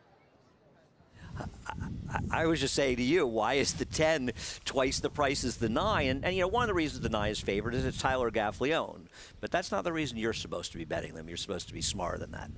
Not he can't win, but you're not supposed to take a horse that's like half the price he should be. He could win here. Yeah. I mean, nobody in here has done any spectacular running. I just don't understand why he's favored. That's all. Maker and Gaffleone money, probably Gaffleone especially, yeah. The much better races for the 9 have been on synthetic. Yeah. California Chrome 3-year-old. Maybe it's California Chrome money, too, the Chromies. Those Chromies, I tell you what. I mean, that may have been, I think it's possible that was the best handled Belmont Stakes, like, ever. Because, I mean, you got to love his fans. They were loyal. One of the, I'm not going to say great, one of the more strange rants we've seen after a loss in a Triple Crown. I'd like to find the second best one, because that was one of the greatest rants. Are you kidding me? I think I was on CNN the next day talking about it. That was really special. Yeah. That was really something. That wasn't exactly losing with dignity, right? No. Not that I've always, every time been accused of losing with dignity. I have my share of moments, that's for sure, as you know. Epsom Derby coverage coming up on Saturday in that classic privilege to be bringing you that one at 11:30 a.m. Eastern time. That's post time for that race. It's the Kazoo Epsom Derby. Thank you. So are we going to get kazoos? We were doing it. It's with a C. I know, but a kazoo's a kazoo. Is a kazoo. You try and find, is there any strange horse in here that you can give a look to? If there is, I didn't find it. I thought I was probably more like 110 with a little 2.5. I didn't have I really, to be honest with you, I don't think it's easy to have a big opinion. I mean, I think the 1 is probably the overlay at 7-1. Breaks from a good post. As Paul pointed out, Ken McPeak with a drop down, a horse who could be the controlling speed. If I was going to bet somebody, I'd bet the 1 at 7-1. Levy Proud, yes, 7-1. This is career start number 8. Probably, I know, even shortening up a little bit, probably going to show speed inside again, you would think. I would think so. I mean, the 11's going to try and go, no question as well. I don't know if he'll be around late. Blinkers coming off. That's a tough post to get there from, though, so I just don't know if he can get there. I thought the 1 would be the controlling speed, but we'll see what Brian does. Travis Stone, the call. Start of the Derby City 6 in the 3rd from Churchill.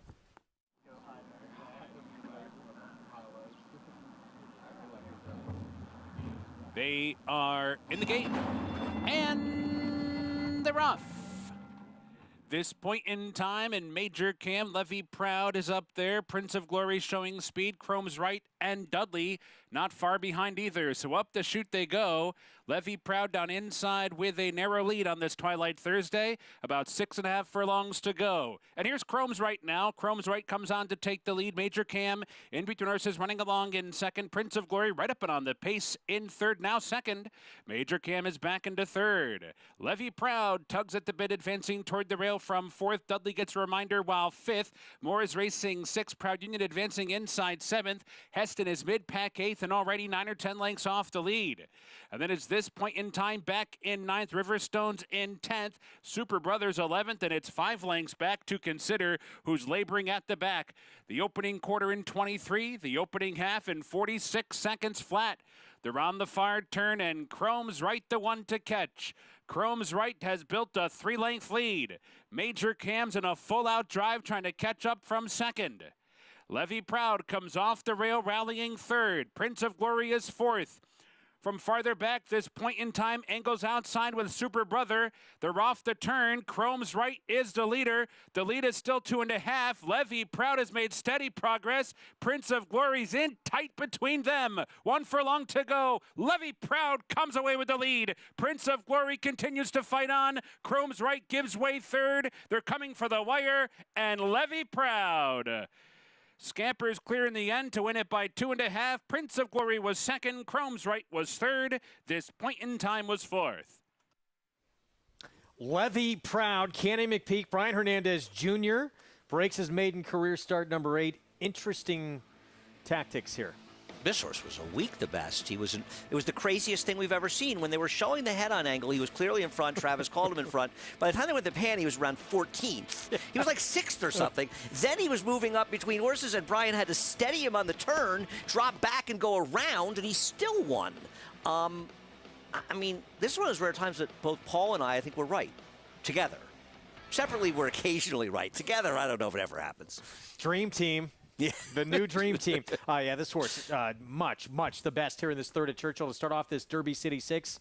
So long, Andy Serling. It's been fun. See you tomorrow. I'll see you more time tomorrow. We'll be on together for a while. Look forward to it. So do I. Richard Migliori joining me after a short time out. We got a lot more coming up here on America's Day at the Races. We'll see you right after a short timeout. Stay tuned. He is back, the New York bred Grade 1 winner. Last time we saw American Revolution, his big moment for Hall of Famer Todd Pletcher. Now he returns under the Twin Spires for his 4-year-old return.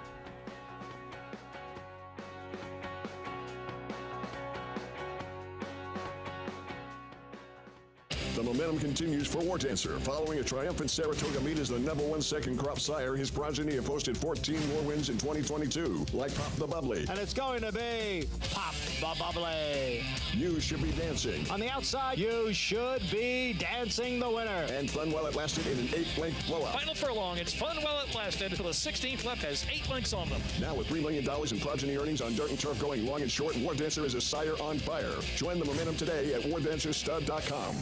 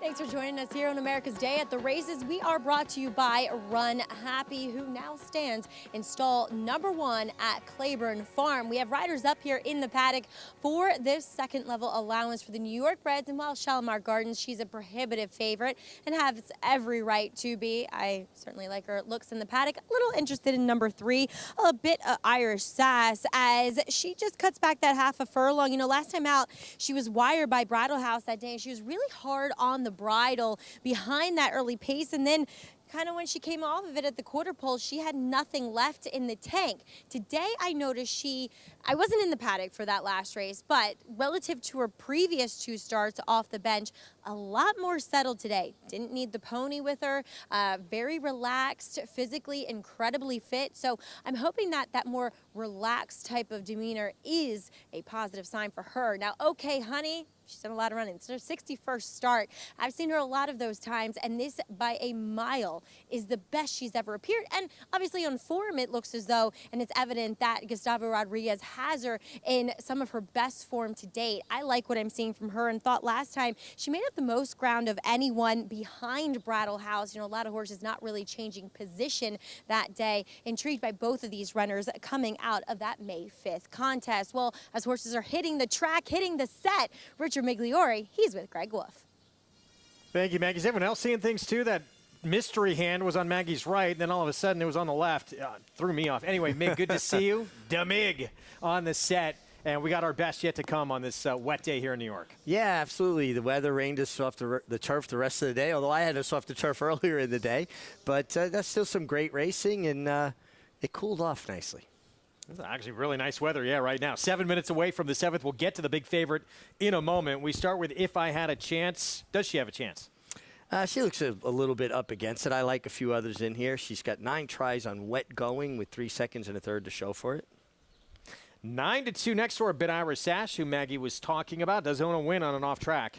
Yeah, and she was kind of put in a funny position, I thought. Just chasing Brattlehouse, who was just so good last time. And sometimes when a horse gets away from you and you're trying so hard to keep up, it just kind of takes the heart away from you. Osai is aboard on that off-track win here at Belmont. He's back aboard today. Here's OK Honey. Gustavo Rodriguez trains. Yeah, I thought she ran really well behind Brattlehouse last time, and she's 5 for 17 in wet going. Stakes place, couple of starts back in a minor stake on a good track at Aqueduct. Huge favorite, 3-5, Shalimar Gardens in a much, much tougher spot last time out in that stake in Maryland.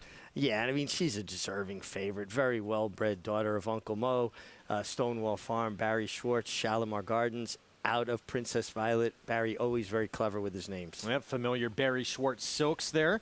Opponent's Dream at 10-1, Turf to Dirt. Yeah, Turf to Dirt does sport 1 win on the off-going, but would be a surprise.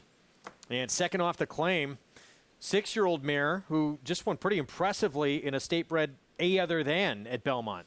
Yeah, ran by Stone Creator that day, who was a big, heavy favorite. Stone Creator kind of came back and didn't run well again. So what was the overall quality of that last field?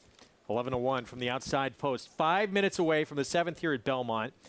With a 3-5 favorite, you can play all the action. Belmont Stakes, Saratoga this summer, and beyond. By getting signed up with Now or Bets. You get a $25 free play in the Belmont Stakes as well, plus that $200 deposit match sign-up bonus with that code right there, Belmont25. Be part of the action. Go to NowOrBets.com or download the app. As we're closing in on that third and final leg of the Triple Crown, Rich Strike on the grounds. We mentioned got in very early in the morning. Wednesday, 1:15 officially. Bobby Klatt, our producer, was on hand for it. Thought the horse was getting in between, I think 8:30 and 10:30. He had to stay a little bit later than expected. They could have asked me. I would have told them that horse was not getting there that early from Louisville. Ernie Munich was there with him as well. And he actually went out to the training track the next morning. So he was main track and this had a morning. ton of energy. A lot of energy. This horse, even when he rolls in the stalls, a little bit frantic. He is a high-energy individual. Meanwhile, Shalimar Gardens here, 3-5 favorite. And let's take a look back to March 11th. This was 2 starts back. 1-5 in this group. Dominated against this field. Game plan here is you're on the best horse. Just take it to him early. Yeah, I wouldn't play around. She's got natural speed. Don't take anything away from her. Make them play your game. Come beat me. If you're good enough, bring it. And I just don't think anybody's good enough. This filly ran twice, once in the mud on debut and then in Saratoga in the slop. And she was unlucky both of those days. She could have easily won either one of those races. You're on the best horse. Make them beat you, not the other way around. Off that performance we just showed you, would go into that stake I mentioned at Laurel where she was 10-1. She actually, turning for home into the stretch, she was still in front, like right there in the mix. And then the competition kind of took over. Penny Baker, who won that race, 91 buyer. It was her U.S. debut. And the runner-up, graded stakes place filly right behind her. So that was a tough group. It was a tough group. She stepped out of New York bred company. She's back in with New York breds here. Again, I think she very unlucky not to sport a win over off-going already. And Laurel's a tricky racetrack. Some horses handle it, some don't. But I will say this, they get a lot of foundation of racing at Laurel, so it just probably helps her from a fitness standpoint either way. Jose Lezcano, we've seen him be aggressive and recently, too, on some mounts that you don't think are going to be aggressive at all. And this is a 6-year-old mare who, on a sloppy track, actually went gate to wire 3 starts back. Yeah, she did. And Jose, when he's riding well, is aggressive. And that's why Jose is riding well. He's putting horses in the game. But you're just inside of Shalimar Gardens, who, by the way, is a really kind of imposing individual. I mean, she's a beautiful filly. I just think that if I'm Jose Ortiz, I'm allowing her to march on. I want to spray everybody with a little bit of kickback, a little bit of dirt in their face. And, again, you're on the best horse. Don't get cute. Don't be fancy. 2-5 now. Extremely short number on Shalimar Gardens. There's the 3. This is a bit Irish Sass. Again, the maiden win came in the slop in a race that was taken off the turf last summer here in July at Belmont. Yeah, you know, and I kind of wonder, last time watching it, it almost seemed to me like she got to a point being inside that she got fed up with the kickback. And she needs to, you know, work out a place where she's comfortable and not getting so much dirt thrown in her face. She beat Raffinity pretty convincingly that day, who was second behind her. Shalimar Gardens, 2 back in her win, beat Raffinity pretty handily in that Aqueduct race in March. Let's go back down to Maggie. Well, let's talk a little bit about your current heavy favorite. You know, I kind of feel somewhat badly for Connections because they've tried so hard to get her legitimate black type, given her pedigree out of a graded stakes winner in Princess Violet, who was also a fellow New York bred, and by Uncle Mo, sorry, John and Brielle, just announcing a late scratch, number 5 in the 9th. It's a late scratch. But back to Shalimar Gardens, she looks great out there. The only chink in her armor is she as good on a wet track? Maybe she doesn't have to be as good and still is able to win here. And those two wet track races came early on in her career, her first 2 starts. I didn't notice anything negative about her warming up over it, so we'll see what she does. Currently 2-5, caught up with the trainer of a bit of Irish Sass, Rick Schosberg, and he agreed with me. He said she is a lot more calm today and that we're not going to see her rated.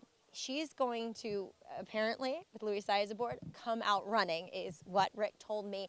And I think that's the best game plan for a filly who has done some of her better running win. She can be up front, Greg. All right, so the 3, bit Irish Sass, going to try and gun it early with an aggressive rider, as Maggie talked about. That's why Louis Saez was so successful at Saratoga and won that meet last summer. Won him a lot of races. Can she keep going, though, against the likes of Shalimar Gardens?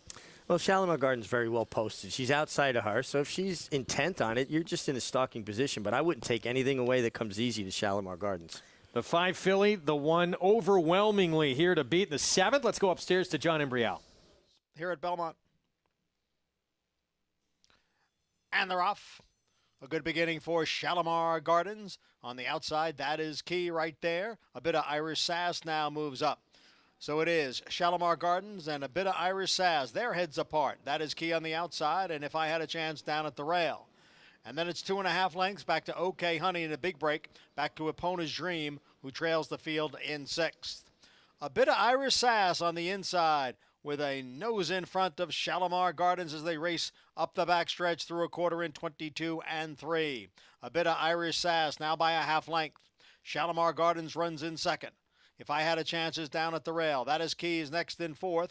3 lengths to OK Honey as the field goes around the far turn. It's a bit of Irish Sass on the inside. Shalimar Gardens on the outside. They are heads apart through a half mile in 45 and 3. If I Had a Chance, just off of them in 3rd. OK Honey is on the move now into 4th. That is Key is back running in 5th. As they come for the top of the stretch, Shalimar Gardens has now taken over the lead. A bit of Irish Sass dropping back down towards the rail. On the outside is If I Had a Chance, and then OK Honey, Epona's Dream, has made up some ground. It is Shalimar Gardens with the lead with 1/8 of a mile to the finish. Shalimar Gardens has now opened up on the field, in front by 7 lengths. Epona's Dream continues to gain and has moved into 2nd. But no challenge to Shalimar Gardens, a much the best winner. Epona's Dream was 2nd, then If I Had a Chance, and OK Honey. Geared down late, didn't need to do much in here. Shalimar Gardens, a bit of Irish Sass did try and be aggressive early in here, didn't matter. Shalimar Gardens just too good at 2-5. Yeah, Shalimar Gardens was the best horse. She looked best on paper. She looked great warming up on the track. She did handle off-going good in her first 2 races. I think very unlucky not to win her 2nd start. And just a very logical result. This was a rocking chair ride. These are the kind of rides I used to enjoy. It'll feel pretty good when you don't have to sweat it. Well, you can see turning for home coming off the quarter pole. Jose's still sitting still, and everybody around him's riding. And when you hear the other riders asking their horses for their best, and you're still sitting quietly on yours. And I might add, I had a lot of rocking chair rides in those iconic black and white colors. And then how much of it becomes, I want to get this horse to just kind of shut down as soon as possible at this point? Well, you know, listen, he asked her to run and get away from the field, and that's what you do. You want to put some separation. You don't want to give anybody a chance. It's like a fighter who has the fight won. Stay away from them. He opened up, and now he just eased her up. She won quite easily in a good time, and her gallop out was impressive. She continued on. I think this filly's got open black type in her future someplace. Jose Ortiz, little peek at that tote board, saw no one was coming, and eased her down to the wire. It's the third career win for Shalimar Gardens, as easy as could be at 2-5 here on this wet track. While the price is coming up in a moment, we'll set up the 8th as well to come. Cross Country Pick 5 back this weekend with New York bred Grade 1 winner who we wanted to see here in New York. Race didn't go, so we're going to see him in Churchill instead. American Revolution going to line up in the Blame. 10th at Churchill on Saturday. This Cross Country Pick 5 begins, I believe, around 4:22 Eastern time, 4:40 Eastern time, excuse me. And we got 4 stakes, part of the 5-race sequence. Yeah, and I think it's a great sequence. I'm really looking forward to that Pennine Ridge, but American Revolution, they had an easier spot circled, and I probably scared the competition away. New York breds in the commentator, but he's a very good horse, but he's facing a pretty deep field here too. He is. So last time we saw him, of course, his Grade 1 win in the Cigar Mile, outdueled his stablemate following seeing some other very accomplished horses in here. So that was all the way back on December the 4th. And as you mentioned, and we'll get to his competition in a moment, tough comeback spot. It wanted to be against New York breds. Instead, it's going to be open company. Yeah, and, you know, for a Todd Pletcher trainee, his work tab is pretty robust. His last one, 59-4. Todd, not a trainer that works horses fast. Usually, you know, just gets the miles in them, has a lot of foundation in them. So when horses work like that, it's because they're that good. And what makes American Revolution doubly tough is not just his ability, it's his versatility. If they go slow, he can be on pace. If they go fast, he can come from further back. What about coming back to, you know, we talked about it's a tougher spot than what he was thinking about originally, but at a mile and an eighth. Well, again, if it was anybody but like a Todd Pletcher or Chad Brown, Brad Cox, somebody of that ilk, you would have more questions. I like the work tab. He hasn't really missed a beat. I'm sure he's fit. He does face some stiff competition, though. This is no layup. We'll see what kind of, obviously got to see how he does here, and it'll be fun to see how he performs and then what kind of spots he would target going forward. Obviously a Grade 1 winner at a mile, but multiple winner at a mile and an eighth. I would think big plans for this horse, the way he ended last year. Among those he's got to deal with in here, look, you got the top 3 finishers coming out of that Ben Ally, Grade 3, including Scalding, who won that race, who has now put together 4 consecutive wins, and he has improved every single time out as well doing it. Now, absolutely. And the other thing that you got to factor into this is American Revolution isn't well posted post-8 going 2 turns. Yes, there's a lot of run in the first turn. He should be able to sort it out. He also loses his regular rider, Luis Saez. He gets 4 on Drew, who's a terrific rider, but there's not the same familiarity. There are questions, no doubt, but this is a starting point. Be fun to watch. See the good ones come back. New York bred Grade 1 winner for Hall of Famer Todd Pletcher making his return on Saturday. We'll have it live for you. Meanwhile, back here in New York, Shalimar Gardens, Jose Ortiz, Horatio de Paz, and a 4-year-old filly by Uncle Mo. Easy time of things with this group on the offgoing. Well, it's, you know, Barry Schwartz breeds a good horse. They happen to be New York bred, so you've got the advantage of being able to get, you know, a confidence builder like this into a horse before you're going to jump back into the deep end of the pool. But this is a very talented filly who just skipped over this offgoing today. And you think about Jose Ortiz, you're on the best horse. Don't get cute. Don't be fancy. Allow the best horse to run their race. Horatio de Paz has been doing a terrific job. 7th win at this Belmont meeting, hitting it better than 30%. Shalimar Gardens, 290, and she made it look like value. Yeah, she did. 2 big prices to start the Pick 5. I would think a single for maybe 98.4% of the tickets out there at least. Yeah, I would think. A lot of people are saying, I'm alive. Yeah, this was a free square for many. But look, 1580 start, 1260 was super design, and still 2 legs remaining. So set yourself up nicely, knowing what was to come with Shalimar Gardens. As we get back to Churchill Downs, coming through the tunnel for the post parade here on race number 4 that starts their late pick 5. And $75,000 maiden claiming race coming up on the firm turf course here at a mile, 1 full moon. Joe Talamo rides. Yeah, I didn't see a tremendous amount of turf pedigree here, but this horse has a robust work tab, and sometimes horses that are turf met that work good on dirt, when they get to the preferred surface, they finally show up. Rails out 24 feet, by the way. Keep that in mind. Blue Oyster, 21-1. Showed speed at Kentucky Downs last fall, going much further, turns back off the layoff. Wayne Catalano, State's debut with the 3 here, daughter of Hardspun. Oh, definitely more turf pedigree here. Wayne Catalano, over 1,500 wins as a jockey, closing in on 3,000 wins as a trainer. A lot of roses at 6-1. Tyler Gaffleone for Jordan Blair. Tyler Gaffleone's always going to attract some attention, that's for sure, at Churchill Downs. Drops in class, in for a tag for the first time. Meant to be Eddie Keneally, second-time starter. Yeah, second-time starter who really didn't get involved. First time drops slightly in class. Same price next door on this second-time starter by Fed Biz for Keith DeSormo. Yeah, kind of chased the pace and folded early. This horse maybe needed the race. Gets better with a right run under her belt. And we're going to show you a race from Twirling Patty coming up. I didn't get to see the head-on, but ran very good. Beat went on the lead. I didn't see all those bumps, though, but the head-on might have showed a different story. Yeah, we'll have to see that. I didn't really see the head-on either, so I couldn't say. But this horse's turf races are good. 9-1, Colonel Abby B. Brian Williamson, 0-14. Yeah, a lot of chances. Lots of chances. 38-1, Pray Gloria. This is the turf debut coming up. Yeah, and it's going to have to improve. I didn't see a tremendous amount of turf pedigree here either. Talented young rider there, Farron Peterson. We briefly saw here in New York on the 10. Lead Me Al Stahl and Colby Hernandez. I think this horse has an interesting pedigree. Seaside Candies out of Mare Seaside Affair was very good on synthetic. Yeah, first time on turf for the 11. 12, Lady Mercedes Kenny McPeak was 20-1 in the debut. Yeah, but look who she chased. Haughty, who's a pretty good horse of Chad Brown, but she was done early that day, comes back off the layoff with a tough post. Also eligible draws into the field. Don't forget Cold Call here. Rusty Arnold and the first 2 turf starts. Wow, 21-1, 50-1. Didn't show a lot. I guess some brief tactical speed second time out. Yeah, Rusty Arnold having a terrific Churchill meet, but tough post and is going to have to improve.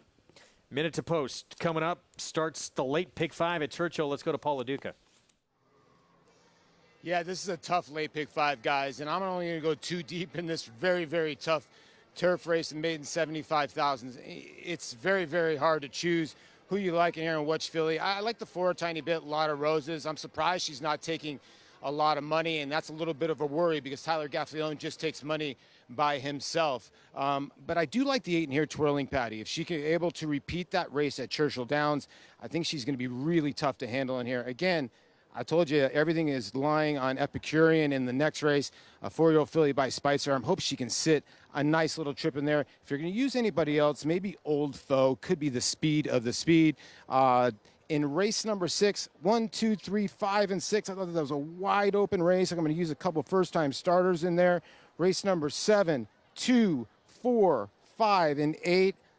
Opry is very, very interesting in there with great numbers, but now switching barns from Todd Pletcher to Eddie Keneally. I thought that was a difficult race. And then in the last 2, 4, and 5, I like Pharaoh's Heart a tiny bit. But let's be honest, guys. This race is going to be tough to get out of, and I got to hope Epicuro brings her A game today. All right, Paulie. Thank you. We'll keep our eyes out for that. Meanwhile, Twirling Patty, I promise you we're going to show you that race from the last time she was on the turf at Churchill. Went to the front immediately from an outside post. Coming into the stretch, has the lead, and then things get tight here with the top 2. Yeah, and the eventual winner here, Flauto, looks like she's trying to lug in. The rider keeps correcting her, going at her with a left-handed crab. He went back to the right hand here, might have leaned in a step, but it also appears that the Twirling Patty was coming out a bit. I think it was one of those cases where the inside horse started it, the outside horse finished it, and it's like offsetting penalties. And, you know, obviously it was a long way back to the third place finisher, so that bodes well for Twirling Patty. And you're seeing 3-2 in here, and she has speed to use at her disposal as well. Short price. Yeah, and she's very logical. I'm a little interested in the 11, Lead Me. You brought up Farron Peters, who rides the 10, Pray Gloria. She's also a licensed veterinarian. Went to vet school, got her vet license, did very well as an apprentice at Monmouth Park. So very interesting person and talented person, very versatile. Hey, we're, you know, very excited to see her kind of get going here in New York. But now Churchill, and obviously a ton of talent. So wish Farron Peterson the best. That's a filly. She is on the 10, who is, again, trying the turf for the first time coming up. Pace-wise, we'll see if the 2 tries to put a little heat on the big favorite early on. Showed some brief speed in the debut. Or I should say in the turf start last down, although it was a much longer effort at Kentucky Downs. Will Twirling Patty and Julian Leperoux be able to control early? There's Farron Peterson moving in on the 10. 6-5, your favorite, the 8 Twirling Patty, as we kick off this late pick 5 on this Thursday evening card. Travis Stone, the call.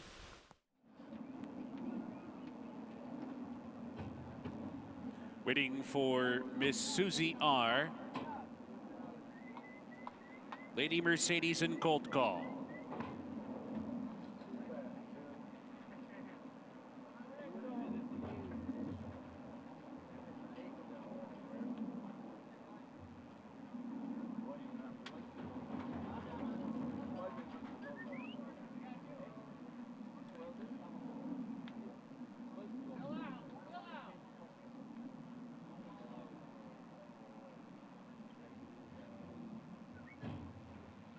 They're in the gate.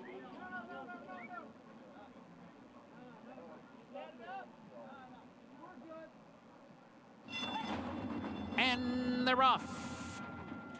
Twirling Patty from mid-pack bounces out on top. Cold Call from the far outside and Lotta Roses from the rail. They come on second and third. 1 lap to go, and Twirling Patty has made the lead and done so rather easily. Opens up to lead by 2. Cold Call is going to offer mild pressure, if that, now stalking a clear second. Lotta Roses tucked away toward the rail third. Miss Susie R's in the clear fourth by 2. Blue Oyster comes away fifth. Lady Mercedes in 6th. Lead Me 7th by 5. Pray Gloria's back in 8th. Inside a meant to be pushed along while 9th. Colonel Abby B is 10th and already 12 lengths off the lead. 5 more back to One Full Moon and 6 more back to Dilmunya the trailer.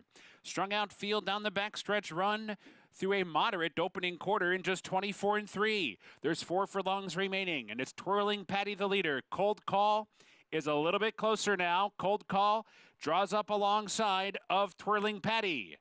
2 lengths back to Lotta Roses in 3rd. Miss Susie R 4th, and then it's Blue Oyster down inside 5th. Lead Me's launching a rally, but forced to go wide. Coming for the top of the stretch. Cold Call tackling Twirling Patty in earnest now. They're off to turn. Twirling Patty with the response, though, shrugged off that challenge of Cold Call, and Twirling Patty spurts away. 4 lengths in front, furlong to go. Cold Call's full out, and then it's Lead Me and Lotta Roses and everybody else in a very strung out field behind Twirling Patty, who's going to absolutely coast under the wire. Wrapped up in the end, 1 by 8. Lead Me, Cold Call, Lotta Roses. Well, if you believe that form from last summer, June of 2021, runs right back to that race and just way too good for this group. Yeah, not only the best horse on the form, but then got to go nice and easy on the front end, 24 and basically 349 flat. Did get pressure from the 13, Cold Call. Martin Garcia, realizing the pace was slow, shrugged her off and sprinted away. The 11, the horse I was a little bit interested in, rallied on gamely to just get up for second. The 11, Lead Me. Yeah, 8, 11, 13. Crowd taking it in. And hopefully many cash in here with a favorite.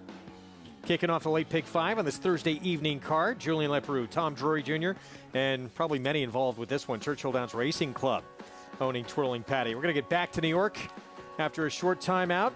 Moon over Miami. Taking a look at 6-5 favorite with a surface switch coming up for Belmont Summerwind Equine. We'll be back to set the stage for the 8th right after this.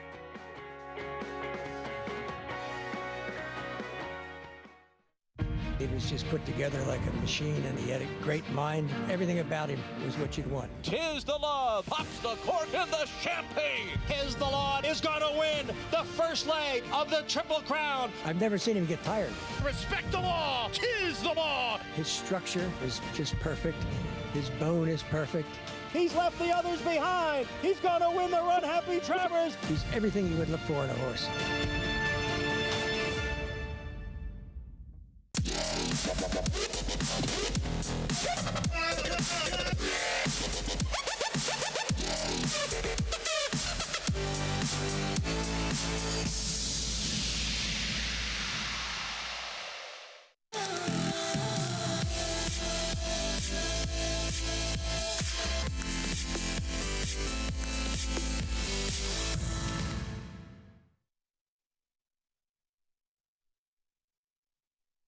Harris Farms, proudly standing Smiling Tiger, a triple Grade 1 winner, defeating Breeders' Cup champions Dancing in Silks and Amazombie, a leading California sire with over $9.7 million in progeny earnings, with 94 winners in 2021 and graded stakes superstars like Spice Perfection. Spice Perfection wins the Grade 1 La Brea. And Tiger Dad.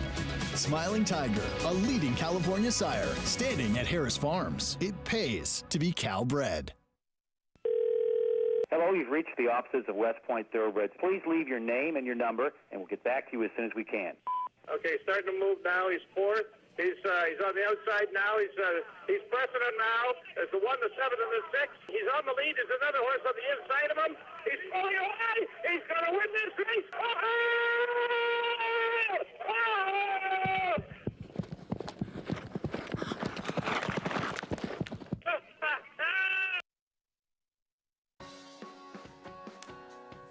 We are back at America's Day at the Races. Program brought to you in part by America's Best Racing. For the love of the race, visit americasbestracing.net today. That was a great shot of the Twin Spires.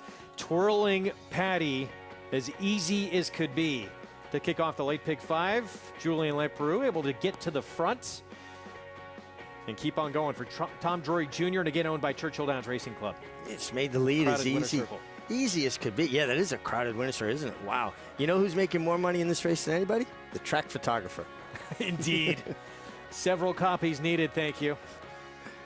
Twirling Candy Philly, with her maiden breaker in her 7th start as we get back to New York. All right, so we're off the turf. Moon Over Miami beat Farmington Road, who would go on to become stakes place for Todd Fletcher in a maiden win on dirt. Right now, the one to beat. Let's go downstairs to Maggie. He also has a layoff to contend with, Greg. Moon Over Miami, we haven't seen in 10 months. And look, they're the 2 horses to beat from my perspective, the 2 inside horses, the 2 outside ones, both of which, Glenn County and Price Talk by Kitten's Joy, have never stepped foot, at least in a race, on the dirt. And they both really look like turf horses. So we'll talk about number 1, Moon Over Miami. He looks as fit as they can possibly get him, coming back off that kind of lengthy layoff. So strong. I mean, his hind end is just so well developed. Really, it looks as though no stone has been left unturned with his preparations and back to the racetrack. And yes, he has that kind of versatile look to him getting back to this surface. So my one concern is he could look as fit as he possibly could, but still, to go a mile and an eighth on a wet track for a horse that, we'll see. Joel Rosario, we've seen throughout the day, be aggressive with his horses, but he doesn't have that much natural early speed, whereas number 2, It's a Gamble, I think could be the one who controls here with Jose Gomez aboard, and Kelly Breen is kind of the guy who put Jose Gomez on the scene, so riding for the proverbial home team, if you will, with a horse who has won a stake in an off-the-turf race, albeit over a fast, sealed track, and he looks like the horse that, despite never running on a wet track, should be the one that relishes it. And I think right now, yes, Moon Over Miami has the credentials to be the favorite, but I honestly think that It's a Gamble could and should be a possibly closer price to him, Greg. All right, Maggie, thank you. Coming through that tunnel, 7 minutes away here from the 8th on the card on this sloppy sealed track. This one taken off the turf. Was supposed to be in 1.25 miles, now at 1.1 1/8. Want to remind everyone, Naira Bets Saturday contests, they're back. Show off your handicapping skills in the $300 online live money contest every Saturday, featuring racing, of course, from Belmont. Win cash prizes and seats into the following week's contest. Registration ends at 5 p.m. Eastern tomorrow. Go to naira.com/contests to get signed up and involved, and good luck to everybody playing. Post parade here coming up. So 6-5 favorite. We're going to see Moon over Miami first. Joel Rosario on this 5-year-old son of Malibu Moon for Bill Mott. Off since, as Maggie mentioned, July of last summer at Saratoga.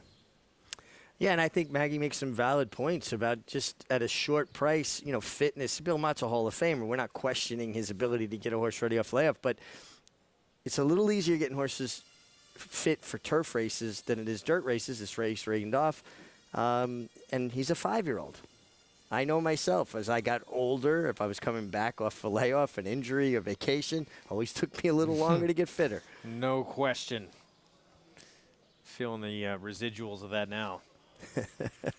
And look at this little, acting up a touch, settles down. There's Moon over Miami, the long layoff. Yeah, sometimes when they get handoff to the pony, they're kind of pushed directly at them and they react a little bit. It's better to kind of ease them over, but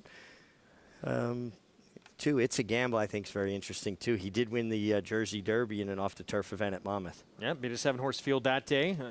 7-2 right now on him, trying an off-track for the first time. And then the outside two here, Glenn County, Mike Maker, Luis Saez, first time on dirt. Yeah, I mean, they must have felt like in a short field they'd take a shot, but there's a lot of unknowns.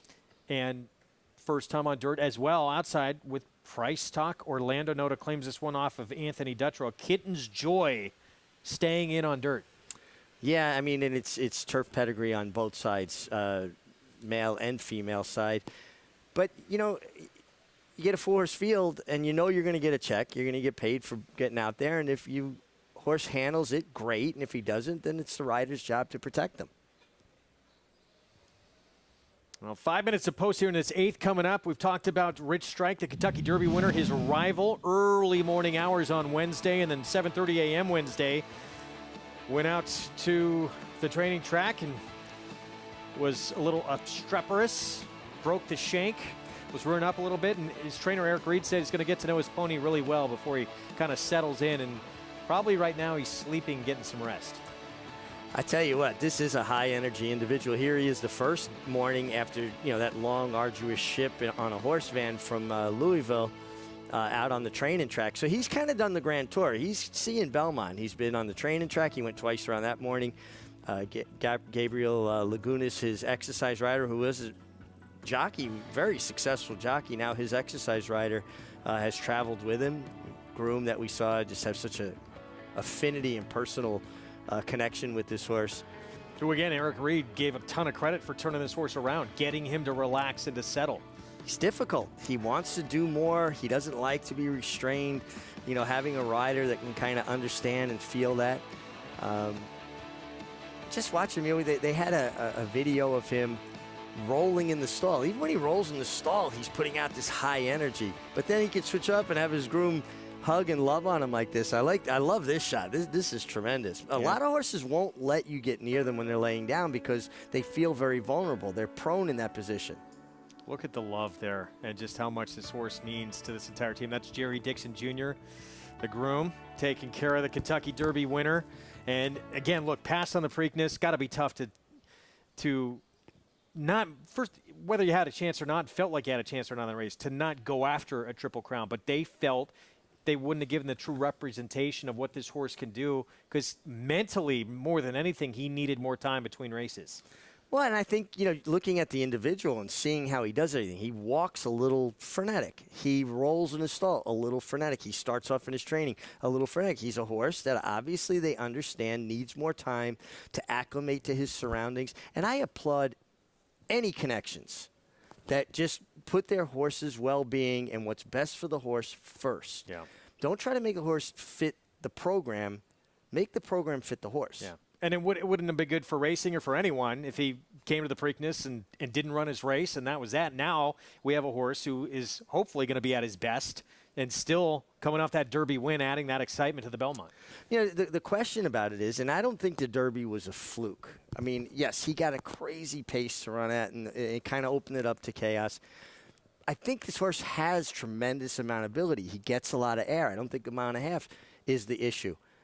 But now we need to see a follow-up. We need to see some consistency. I just don't know where you're at off of that one performance. He puts together another big performance, and then you know, okay, he's on the beam. He seems a bit quirky to me, that you might see the best of him one day and maybe not nearly the best of him another.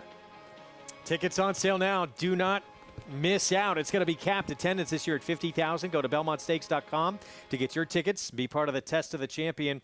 Maggie, your initial thoughts on Rich Strike now that he's on the grounds? It was good to see him show that much energy, considering that he had a 17-hour van ride in the heat of the day. And remember Tuesday here in New York, it was balmy. So imagine what it was south of here, and that's where he was coming from. So considering all that, I think he's done well for shipping in here, and he'll get a little bit more accustomed and acclimated to the main track here at Belmont, where I think we'll see the majority of his training take place. They are closer to where the training track is, the training track gap, especially at the quarter pole in the barn they're in, which is the barn that actually H. Allen Jerkins occupied for quite a while. It's a barn that also serves as a jogging barn. They don't use it during the summer, but during the winter they do. And I think we saw a Belmont Stakes winner come out of there a few years ago by the name of Sir Winston for Mark Casse. Number 8, Price Talk. He looks like a turf horse. He has turf pedigree. But I will say, and he ran fine last time, despite me being a little bit skeptical about his overall appearance. He kind of got hot and washy, and his hindquarters looked a bit peak. He looked a bit lighter than what I've seen from him in the past.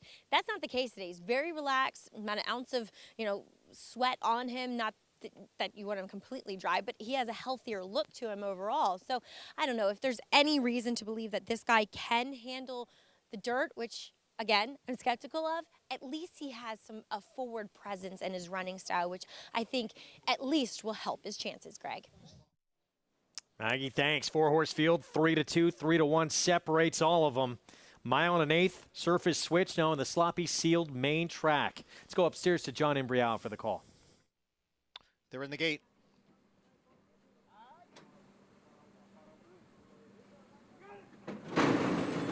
And they're off. Price Talk going out for the early lead. Glynn County came away racing in second, and It's a Gamble. And Moon Over Miami will be the early trailer in fourth as they race up the chute. It's Glynn County and Price Talk. Price Talk on the outside has a narrow lead. Glynn County in second by 2, with It's a Gamble next in third, and Moon Over Miami. As they race up the backstretch now, Glynn County down on the inside. Narrowly, Price Talk is right there through a quarter in 24-1, and Moon Over Miami has now advanced up into third and is sitting just off the front 2. It's a Gamble to his outside. It is Glynn County by a neck. Price Talk on the outside running in second. Moon Over Miami and It's a Gamble. 2.5 lengths separates the 4 of them, with Glynn County the leader. Price Talk remains in second. Moon Over Miami is down towards the rail, and on the outside is It's a Gamble. As the field goes around the far turn, the half in 48-1. Price Talk on the outside, Glynn County on the inside. They've been 1-2 right from the start.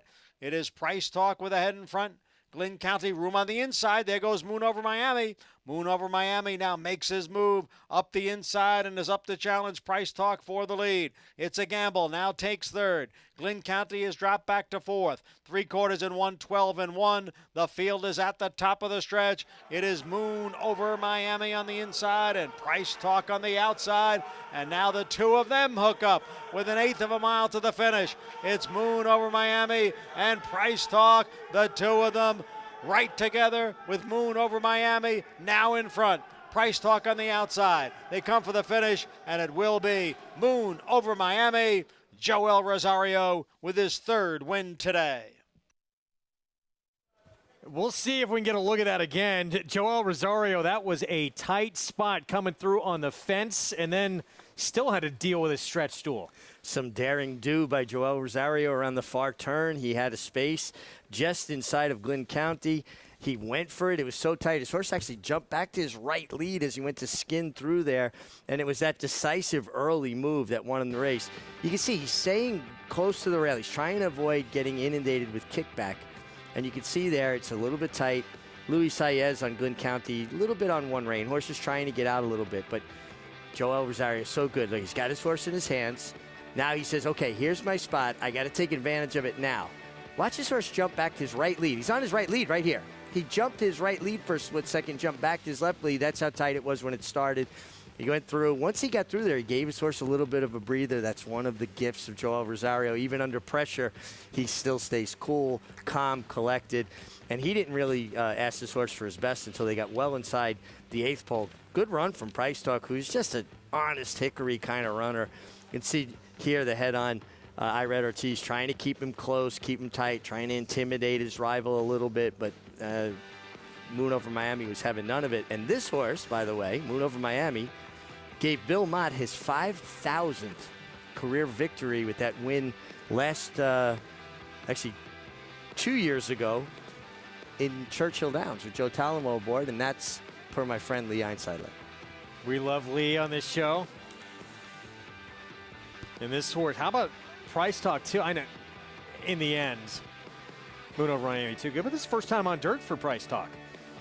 Ran well, but he's one of those horses that shows up. You know, he's always going to try. You love those hickory kind of horses. I call them lunch pail horses, and with the biggest compliment because they bring their lunch pail and go to work. Meanwhile, you're on the best horse, and you believe in a horse who had the form, at least on dirt. Would you have chosen that path, or would you have said, look, I'm the best, I'm going to go wide and not try and get shut off? Well, he's got It's a Gamble parked outside of him 3 wide, so he's basically assumed that pocket, and he's got to think, if I don't go there, what am I going to do, wait and come around? He wouldn't have beat Price Talk if he did that. Joel Rosario, reigning Eclipse award-winning rider.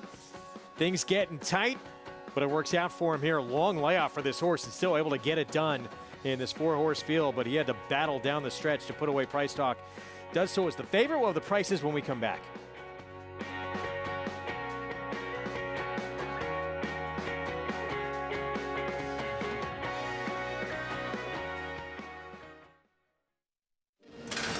They're off in the hopeful. Here's Basin now running up alongside, and Basin grabs the lead. Basin and Jose Ortiz are running away in the hopeful.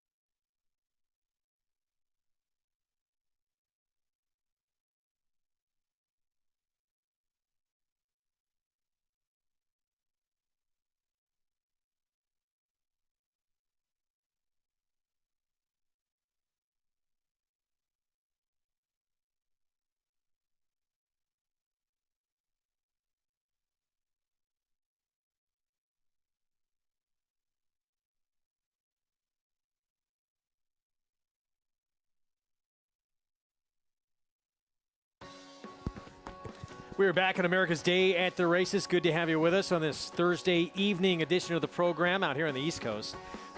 And it's brought to you by Naira Bets, where you can play it all. Get signed up, started, go to NairaBets.com, or you can download that Naira Bets app as well. Moon over Miami. Joel Rosario committed to the inside, going through a tight opening, and it works out for him on the horse to beat. Throwing a race taken off the turf. Yeah, Moon over Miami. Good job by Belmont coming off that layoff. Hit the right kind of field. 4 horses. Good time to take a shot to stay in. A horse that had won on dirt before previously, but price talk was very game. Came up second best to Moon over Miami. But Joel Rosario had a huge hand in this victory with that decisive move around the far turn. And Moon over Miami justified the favoritism at $5.50 over price talk. 1-8-2, $5.50 for the win with Moon over Miami. We take a look at the late pick 5 follow along. Now 2 favorites, including a likely free square for most with Shalimar Gardens there, but 2 somewhat difficult ones to come up with those first 2 legs. Yeah, not an easy sequence whatsoever, and I think the 9th race could be the biggest handicapping conundrum of the day. We'll get back to it. New York bred 40 maiden claiming race meant for the grass now on the main track, but we're at Churchill Downs right now, coming through that tunnel for the post parade. 30,000 non-winners of 2 lifetime condition. 6 furlongs, and the one Paul was talking up quite a bit, and the public backing Epicurean as well. Yeah, has the inside, has shown good speed at times, gets the ageless John Court, who is not bashful about letting the horse use their speed. Fracing Nasty. This horse blinkers on, showed speed on synthetic, did not show speed on the dirt last out. Yeah, it just didn't translate. Really, a lot of questions there. Believing, Julian Leperoux looking to go back-to-back. Yeah, probably one of the more true closers turning back in distance in a race that does have some speed signed on. Yeah, including Old Foe. 3-1 here, Tyler Gaffalione, Al Stall. Yeah, this daughter of American Pharaoh's fast and probably is another one part of the pace. Pistol just won, maiden 20 race. That was at Keeneland. Yeah, and this is considerably tougher, but sometimes horses win. They get the winning habit. Gets apprentice Renee Diaz, who has 35 career victories. Gunrunner Philly, the 6th, and then Adam Beschizza on Gorman. Showed speed and then backed up in the 3-year-old debut at Indiana. Yeah, a horse that can also show speed. I think probably a little better with a stalking kind of trip, which probably projects to get that today. Adam Beschizza is a rider that I had never really noticed a lot before, but a very strong finisher. Man, he's strong in the finish. Let's check in with Paul for more. Yeah, Greg, when you look at this race, who gets to the front end? When you sort of dissect it, the 2 Fracing Nasty putting the blinkers on for Juan Cano. This is a horse that has shown tremendous speed, 21, 44, and 1, and could not get to the front end. Now, Old Foe, the 4 horse in here, did the same thing last time. She went to the front end here in a 15 on 2. Now she's going to drop for 30.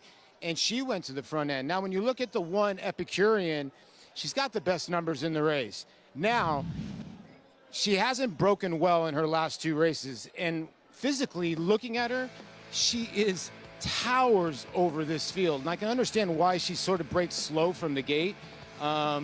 She's just a really big filly by Spicer. If she can get out of there, I think she can maybe even try to press the pace or stay up on a pace. And I think that's why the 3 is getting a little money. Believing, horse cutting back in distance for Jordan Blair and the hot Julian Leperoux.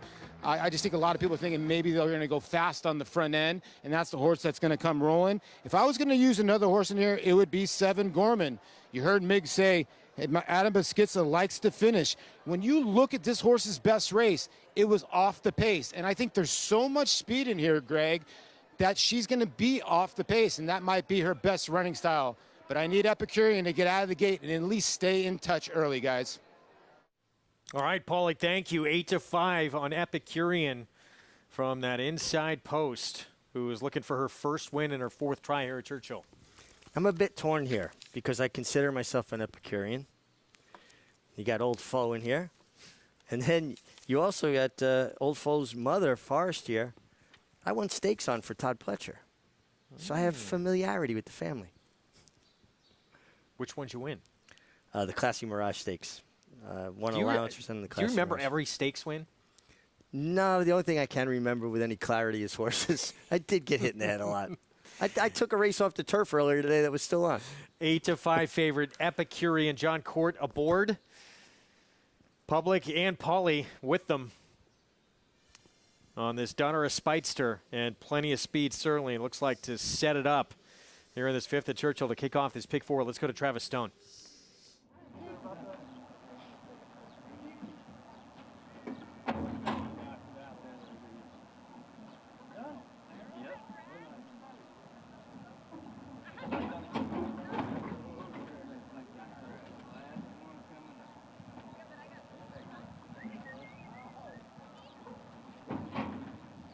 They're in the gate, and they're off. Gorman, good beginning for that outside post. In tight suit after the break was Believing. Frackin' Nasty comes on through. Pistol is there, and so is Old Foe. Scramble for the lead early. Gorman far outside, Fracking Nasty at the rail, Pistol between them. Epicurean comes on to grab 4th, and up close 4th at that. Old Foe shuffled back into 5th, Believing the trailer in 6th. Down the backstretch run, and it's Fracking Nasty going head-to-head with Gorman, a head-to-head quarter in a sharp 21-3. Far turn run, Fracking Nasty short lead, Gorman hounding every step of the way. These two are head-and-head round the far turn. Pistols right in behind with Old Foe and Epicurean, and Believing switches to the far outside, coming with a 5-wide sweep there. They are stacked across the track at the quarter pole. Fracking Nasty cut the corner, holds on to the lead. Pistol comes on, Believing down the center. Epicurean coming up the rail. Then it's Old Foe, 1 furlong to go. Pistol fights to a narrow lead. Believing is right alongside. They're shoulder to shoulder. On the outside, Believing. On the inside, Pistol, 100 yards to go. Pistol continues to dig in. Believing surges. Epicurean, here's the wire. Pistol got it. Pistol, a hard-fought win it was. Believing was 2nd, Epicurean was 3rd, and Fracking Nasty 4th. Well, Pistol crossing the wire first, coming off that maiden 20, claiming one at Keeneland for Michael McCarthy. And let's take a look here what happened late in the stretch. Yeah, there was definitely some contact between the winner, Pistol, and the runner-up, Believing. And I don't know if it was the outside coming in first. I mean, we need to see a head-on to get a real, but you think about where they started, Greg, out and about the 5-path turning for home, and where they finished, it leads you to believe that the 3 Believing had as much to do with the contact made than the eventual winner, Pistol, who Rene Diaz, who has impressed me from what I've seen watching him on our feed at Churchill, is now at 36 wins. 4 more wins. He goes from a 7-pound allowance as an apprentice to a 5-pound allowance as an apprentice. Once you hit 40 wins, 2 pounds of that allowance is taken away, and you have 5 pounds until the date of your 5th winner when you started your bug. So it'll be interesting to see. I hope we get to see a head-on, because it definitely appeared there was contact. I do think, though, if you look at where they started and where they finished in the stretch, they went in as much as anybody came out. Well, unofficially posted 6-3-1-2, 3-1 on your unofficial winner. Nothing posted yet. We'll try and see if we can get that look from the head-on. We're going to take a timeout. We'll be back. Stick with us. A lot more coming up. Here's Denny Phipps Award winner, Della Hancock, 2022 honoree. Congratulations, recognizing champion for equine safety indeed. We'll have Denny Phipps' story when we return.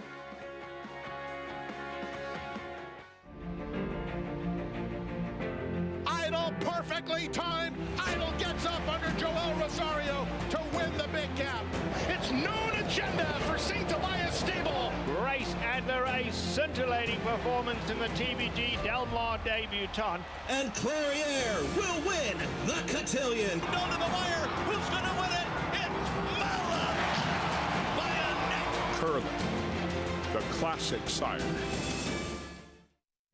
Blood Horse Plus, available through bloodhorse.com, provides exclusive, timely, and unmatched content to subscribers, including Fox Sports, Blood Horse branded weekly programs, a detailed stakes winners section, behind-the-scenes videos from Blood Horse staff, on-demand access to deeper horse statistics, and a $5 monthly credit to equineline.com.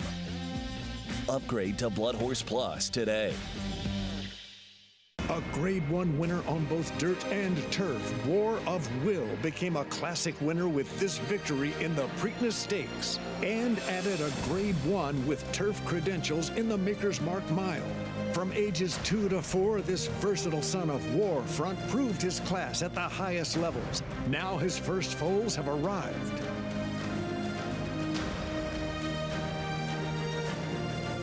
War of Will, standing at Claiborne Farm.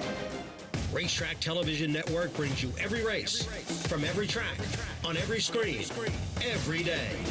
With monthly packages starting as low as $5, RTN gives you great value and access to more live HD streaming and race replays than anyone. Visit RTN.tv today to sign up and watch on almost any device, including Roku and Amazon Fire. RTN has packages that start at $5 per month.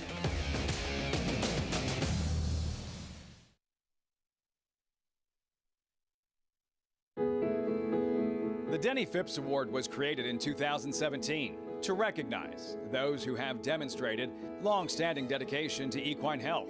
Ogden Mills Denny Phipps championed equine safety and the integrity of thoroughbred racing through his role as chairman of the Jockey Club and board member of Grayson Jockey Club Research Foundation.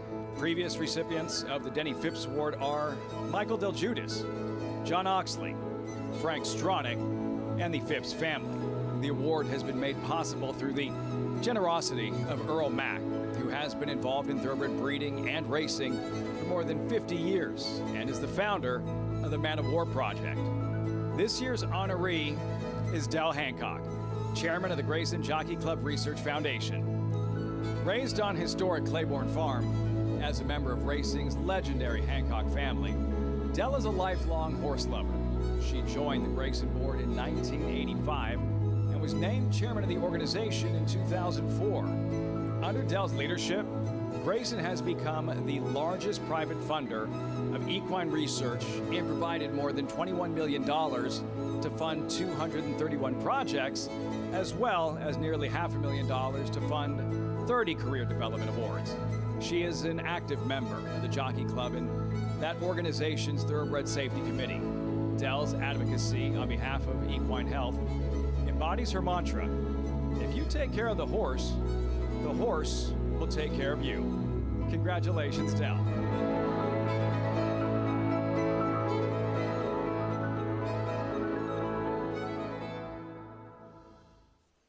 Indeed. Big congratulations and deserving to Del Hancock, 5th winner of this award, and that award is going to be presented June 9th at the Belmont Stakes charity celebration. Yeah, it's fantastic and so well deserved. And particularly think about the relationship, the long-term relationship of the Phipps and Hancock family. It just seems fitting that as much as Denny Phipps did for thoroughbred racing and horses, and Del Hancock has done the same, that she receives this. It's the names are synonymous with our industry and excellence, and it's just terrific. Great to see. Yeah, very well deserved. So we wish you all the best, and we applaud you becoming the 5th winner of that prestigious award. This race to close out our card here in New York, again taken off the turf, New York bred 40 maiden claiming race. Let's head downstairs to Maggie for more. We'll start off with a first-time starter here in the paddock. That's number 1, Kimbo Dancer, intended to run on the turf. First time out for this Son of War Dancer. And just a quick reminder, Horacio De Paz deputizing for Michelle Nevin, serving a suspension, and these are her owners. So I'm assuming this is a horse that will return to Michelle's barn once that suspension has been filled. But a horse I would have actually really liked if this race was on the turf. Yes, he's very long, scopy, elegant type of frame to him, so therefore I do like the distance for him first time out. It's just the wrong surface. He's well prepared fitness-wise, and like I said, if this race was on the turf, I'd be pretty bullish about Kimbo Dancer. I just think this is the wrong race, and possibly they're just getting one into him, as number 6, Rush to Honor, is your favorite. Ironically, a horse that has only been reined off the turf, technically speaking, once, but in all intended dirt races too, has been on a wet track. very sharp in here. This guy is like sitting on a keg of dynamite, which again does not hurt to have some early pace in here. Looks fantastic. Again, though, always has in all of his appearances that I've seen him, but comes out of a race in which he ran the fastest number, or one of the fastest numbers last time out. So he, I think, Greg, deserves to be the 4 to 5 favorite. Yeah, indeed. Thank you, Maggie. He's the proven dirt commodity in here, and he's done it. Certainly that race in the mud last time out. 66 Beyer when adding blinkers. Did run in a sloppy track before that. It wasn't a terrible performance, but obviously a big-time improvement that next time out. Yeah, absolutely. Makes a lot of sense. I do think he's got some competition with the 863S. Lower profile connections, probably not going to take as much attention. Oh, just bet down. Flash went down to 5-2 on a horse that I thought improved vastly, stretching out on the dirt.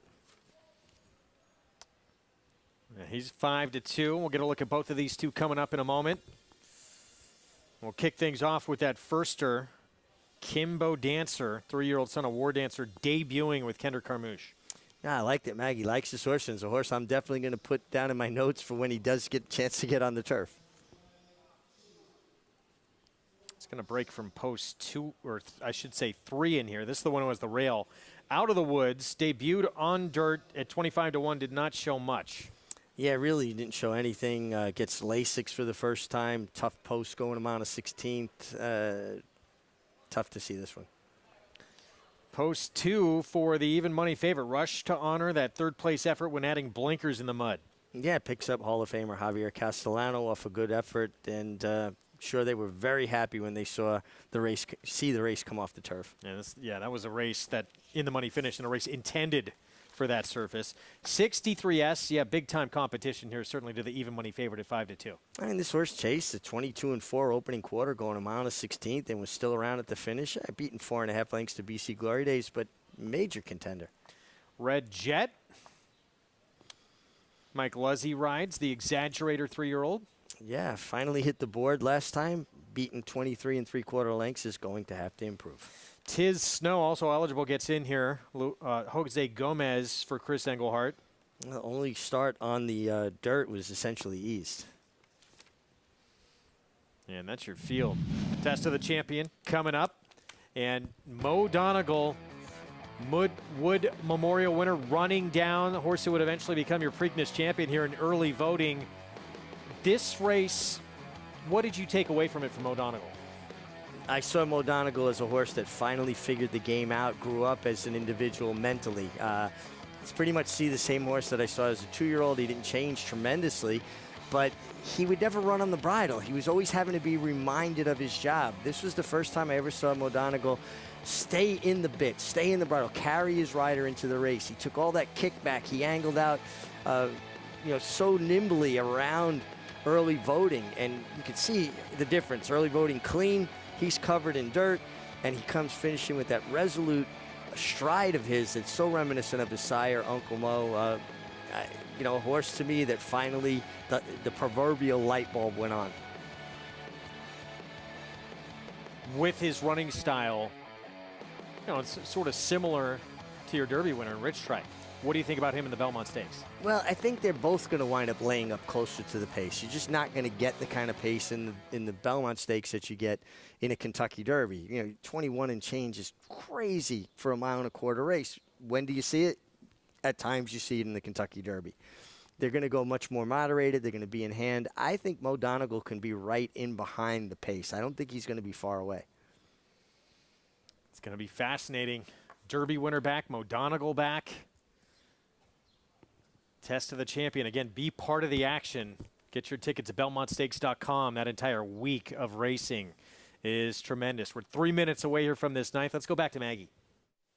Yeah, you guys talking about Mo Donegal. Looking forward to him, and it'll be interesting to see who they ultimately land on as the favorite. I would think Mo Donegal should be the favorite, honestly. I mean, with a bit of a wide taxing trip in the Kentucky Derby and a horse that coming into that race certainly had the credentials to be a short price. And he does give you the feeling that distance shouldn't be a problem. It's just his running style, as you guys were mentioning, coming from off of it might be a problem. But there's no better guy to have in your corner than Hall of Famer Todd Pletcher, as he's looking for his 4th win in the Belmont Stakes. The other horse in here is number 8, 63S for Naipaul Chatterpaul. I know he's trying to get him on the turf, but why? Maybe it's a distance thing that he was looking for, because his best race came last time off, again, rained off the turf, beaten by 1-2 favorite in that 5-horse field, but ran valiantly, I would say, in defeat, given the level, given the competition here today. He's definitely the other horse, because he's one that I do have notes on from his first start, in that he looked as though he was a little bit heavy, that he need to race into fitness. Well, these 3 races to date have done well, and I think he's a legitimate other horse to the favorite. In fact, you know what? I'm going to pick 63S in here, just to be a little contrarian, Greg, against the 6-5 favorite, who could certainly win. It appears it's between those two, and you know, it's tough to side with either one of them. You know, obviously, Rush to Honor, that was a race meant for dirt last time out in that State Bred Maiden 40. Did hit the board with 15-1 that day, but it showed a ton of improvement. Yeah, I guess I'm contrarian too, because I went with the 8 also. It just feels like a 2-horse race to me. You know, out of the horses that have run on dirt, I just don't see how either one of these horses lose. Kimbo Dancer's the stranger, but definitely more of a turf pedigree. War Dancer's been a terrific sire, great addition to the New York Stallion roster, but he's more success with turf runners, although he has had some good dirt runners. And, you know, with 63S, you see that first start on dirt sprinting, showed some brief speed in there. Is he the one in front? Well, listen, if I'm riding him, yeah. If I can get in front of the 6, Rush to Honor, and throw dirt in his face, and then keep him guessing as to what path I'm going to take, I'm not going to stay completely straight. If you're clear, you're allowed to take ownership of any path on the racetrack. If I'm a length and a half in front, if I want to drift to the left, I'm going to drift to the left. I want to drift to the right. As long as I'm not impeding another horse and I'm clear of them, I'm allowed to do that. That's your job as a jockey. Make life as miserable as possible for your rivals within the boundaries of the rules. They have to adjust to what you're doing. I'm going to keep Javier Castellano guessing. You want to go inside of me? It might not be there by the time you get there. You want to come outside of me? We might be in the 5 path by the time you get there. I am going to try to throw as much mud in your horse's face as I humanly possibly can. 6-5 though on Rush to Honor, Javier Castellano. 9-5 on the 863S. Luis Rodriguez Castro. Nightcap from Belmont. Let's go upstairs to John Embrial for the call.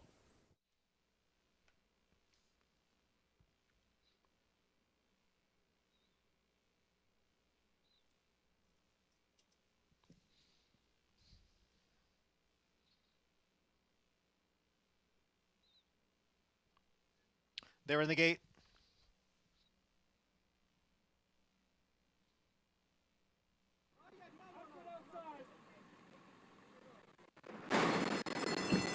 And they're off. 63S and Kimbo Dancer. Kimbo Dancer takes over the lead. 63S is racing in second. Rush to Honor is now rushing up down towards the inside. Far outside it is Tiz Snow. Right alongside is Red Jet. And it's a half dozen lengths back to Out the Woods, who trails the field in 6th. Kimbo Dancer is the leader here by a length. Rush to Honor runs in second, a length and a quarter. Back to 63S in third in the opening quarter over the off-going 23 4/5 seconds. So it is Kimbo Dancer with the lead here by a half length as Rush to Honor gets closer now on the outside.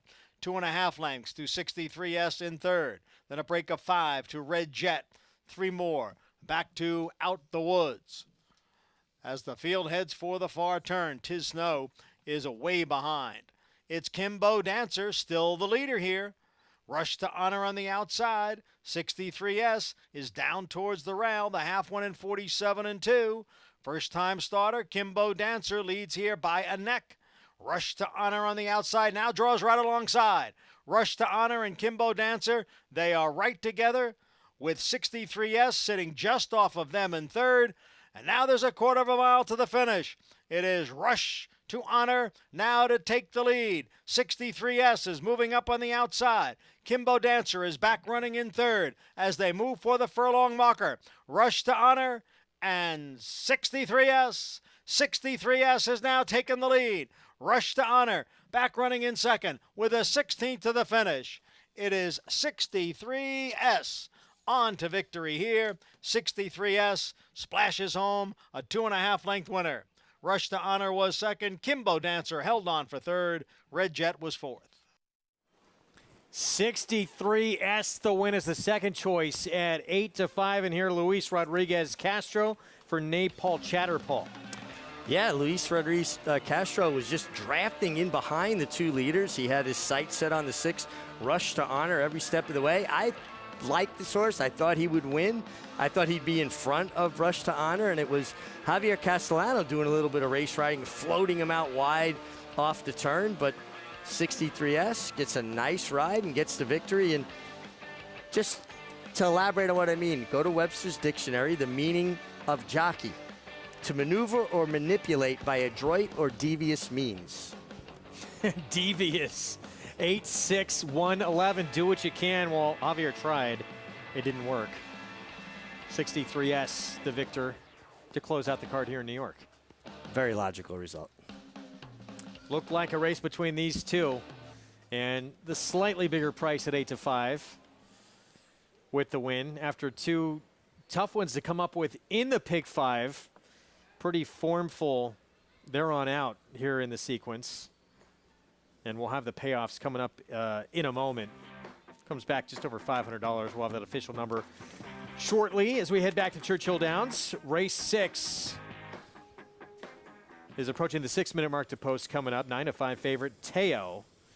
Steve Asmussen, Heiligbrodt Racing. We start with Outwork and blinkers coming off. Norm Cassie. Yeah, has had 12 tries, has been close at this level. It's going to have to show me wants to get it done. 15-1. That's a first-time starter for Tom Drury Jr. Yeah, when you see a first-time starter starting out at this level, you kind of want to look to the board to help you a little bit. Usually if they're taking money, it means the horse has shown some flashes in the morning. Art Collector, of course, started with Tom Drury. Teo, here's the favorite for Steve Asmussen. Yeah, a horse that dropped to 30, showed improved speed, now drops to 20. Very logical with Tyler Gaffleone. First-timer here by Super Saver, Mad Adam. Yeah, trained by Alan Sherman. Horse is a little bit obstreperous with the pony. Farron Peterson, who we talked about earlier, licensed veterinarian, did the right thing. Let him gallop off. Tangled Emotion has only been on the turf so far. Went long on the grass last start. Yeah, kind of gets a complete makeover today, right? Drops in class and puts blinkers on and goes to a sprint. First-time starter by Vancouver, Urban Vancouver. Bill Morey trains. Yeah, horse taking a little bit of attention at the windows. We've seen Bill Morey. He has horses in New York now. Been a very welcome addition to the scene. Corrente de Oro, 5 starts, has never hit the board. And taking that precipitous drop in class, probably where he should have been all along at maiden 20. 0 for 15 for this expensive son of Into Mischief. Cost $500,000. Yeah, that's what he was worth. It's like a stock. You're speculating if the stock's going to go up or down. Well, this stock obviously went down. Dropping fast. And then looking for Excite Men without the T. Blinkers on here, trying to get a little more out of this horse who nearly got by for 20 maiden claiming at Oaklawn. Yeah, second time ever at Churchill Downs. Started his career there. It's going to have to improve. 3 minutes of post coming up here in the start of the pick 3. Let's go to Paul LaDuca.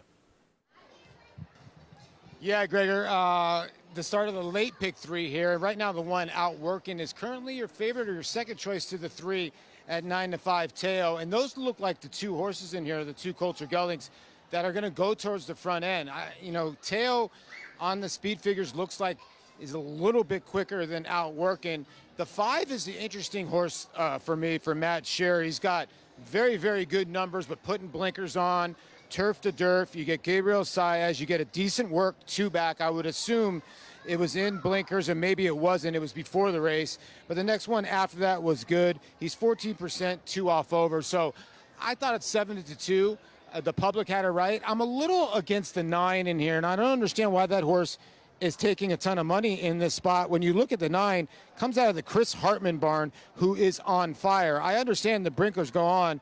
Nothing against Terry Brennan at all, but at 5-1, I just cannot endorse that. I thought this race was 1-3-5, and I gave the 6 Urban Vancouver with that Slough Gin Fizz on the bottom side. That is a ton of speed and a lot of precocity, but I'll end up on the 5 Tangled Emotions in here, hopefully to show a little bit more speed and stay intact between the 1 and the 3, who look like the 2 horses in here to go to the front end, guys. All right, thank you, Paul. You take a look at that 3, and if you follow the sport closely and you see a lot of Steve Asmussen runners immediately recognizable as a horse from that barn. Here's Outworking, though, and yeah, it looks like the 1 and the 3 are the 2 that want to go to the front in here. And what did you think? I thought Teo might be a little quicker as well. Certainly showed quick fractions in that sloppy racetrack. But what about Outworking here? Blinkers coming off. Well, the blinkers off at the inside. You've got to use your horse's speed to at least maintain some position. The pace of the last race was very, very fast, albeit 6 furlongs longer run-up. Certainly to the start of the race at Churchill Downs going 6 as opposed to 6.5. Best effort for this horse. It was at Churchill. That's the good news. It was for 10 maiden claiming, though, in the mud. And it looked like he was going to seal the deal, and then, as you see, gets run down. So a couple of negatives, but those blinkers come off. If he is quick, maybe that speed can last a little bit longer. He can relax a bit, and he does have seemingly a very nice work, you would think, with that equipment change coming in. Yeah, no doubt. I just think the post makes it a little difficult. Ricardo Santana is going to have to make some decisions, critical decisions on the fly. I kind of thought Paul made an interesting case for the 5 Tangled Emotions. Dropping in class, is a half to Heels Together, who broke her maiden just recently here at the Belmont stand, and the damn high-heeled girl is 2 for 2 at Churchill Downs. She had 3 lifetime starts, was 3rd on synthetic at Woodbine, but broke her maiden in 1 allowance race at Churchill Downs before she retired. So maybe talking about the 5 here at 3-1. Yeah, the 5 Tangled Emotions. Precipitous drop in class, changing surface, adds blinkers, but a pedigree that says she should appreciate this. Here he is, 3-1. Gabriel Saez will ride. And it debuted sprinting on turf, then going long on grass, and now comes the dirt debut and the big, big drop. Feels like this horse's form is a little dirtied up. And then if you look at from a pedigree standpoint, I just think this horse is really interesting in a race that I'm not trustworthy of really anybody. Well, a good effort. Look, Teo faced a pretty decent group second time out when he didn't show a lot in that straight maiden race. That was at Oaklawn. Then did show 21-1, 44-3 speed to the half mile. That's moving. I know there's some fast fractions there at Churchill. You see a lot of those quite often, but that's quick. And it was a sloppy track that day. But it's going to be interesting to see if the 1 and the 3, how quick they battle up front. Yeah, and you'll see that especially a lot at Churchill going 6 furlongs, because races don't start when the starting gate opens. They, depending on the racetrack, they run 20, 30 yards before they break the beam that starts the timing of the race. So it's basically a bit of a running start, and the longer the run up to the start of the pole, if you will, the faster the first fraction is going to be. Well, there's Teo about to move in line. Tyler Gaffleone on the 3 for Asmussen. Outworking the rail. Used to be Steve Asmussen's main rider. Now he's a free agent, essentially. He's teaming up with Norm Cassie here. Well, now he's out working. Yes, he is. For a lot of different outfits. And still working really well. And still riding a little bit for Asmussen also, but now spreading it out. The 4 continuing to act up a little bit here, this first-time starter with Farron Peterson. Yeah, this horse has we been saw that earlier. He's been a handful since he hit the racetrack. Farron, really good job there, keeping a good seat. A girl that's shown that she's a good horsewoman on their backs as well as on the ground. Again, being a veterinarian, going to school, and then deciding to take up race riding as well. So this one settles down. It's not yet. Doesn't like that starting gate. And this horse has got some slick moves to him also. He's pretty shifty. She's doing a good job keeping her seat.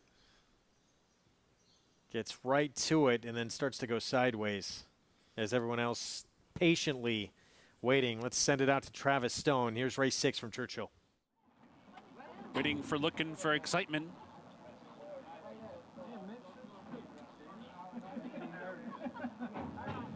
They're in the gate. And they're off. Looking for Excitement. Urban Vancouver is there. Tangled Emotions is hustled out. And here comes Teo. Teo down inside, up to engage Urban Vancouver, and Tangled Emotions is smack dab between them. 3-ply battle early. Outwork and advancing up inside to be 4th. Looking for Excitement is now 5th. Amazing Rocket in the clear 6th. Carencha de Oro toward the inside 7th. Whiskey Roan is right at the rail in 8th, and a break of 4. Matt Adam the trailer. 4 furlongs from the wire. 22-4 was the quarter. And it's Teo taking the field along, hounded by Tangled Emotions. These two knocking heads round the far turn. Looking for Excitement comes on 3 wide. Urban Vancouver's in between. Outworkin' is working out a good trip in behind, saving ground in 4th now, but only 3 lengths behind.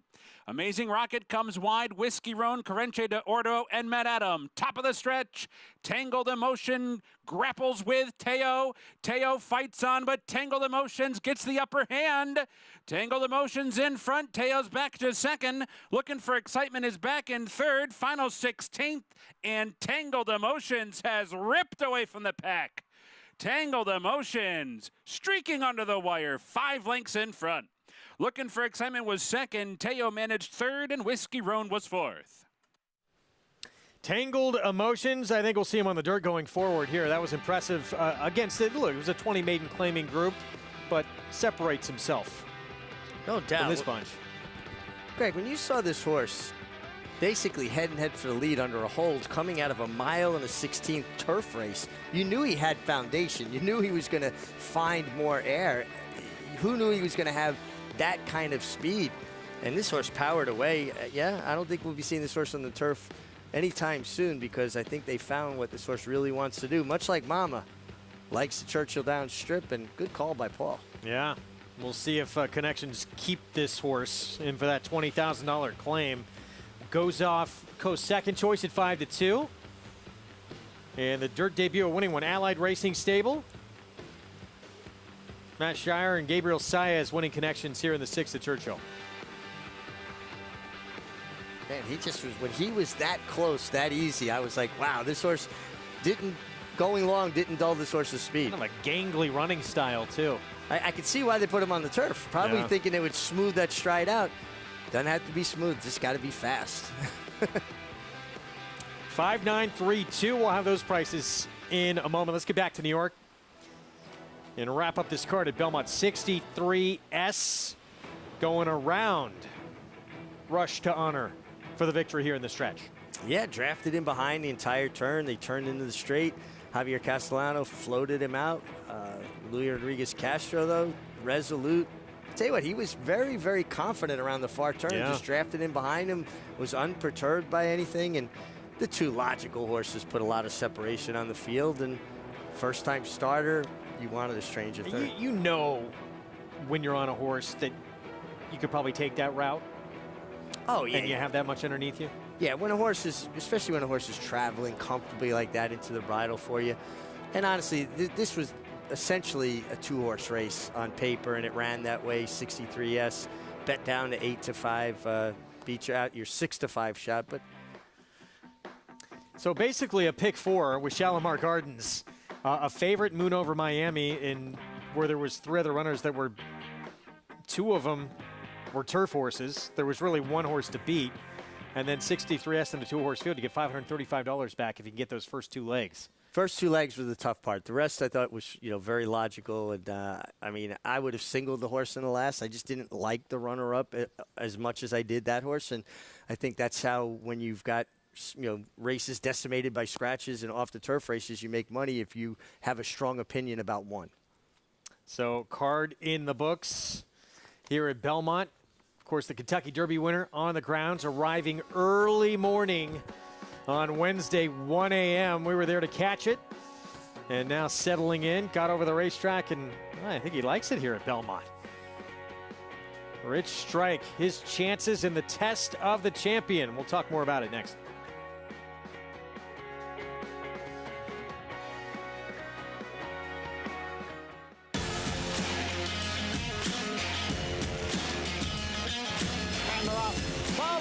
C. Pouring it on here in the stretch. Impressive to win the Grade 2 Vosburg. Following C. Mile Happy has kicked it into high gear. And Mile Happy with a powerful performance wins by 2.5. The Club champion, Run Happy, standing at Claiborne Farm.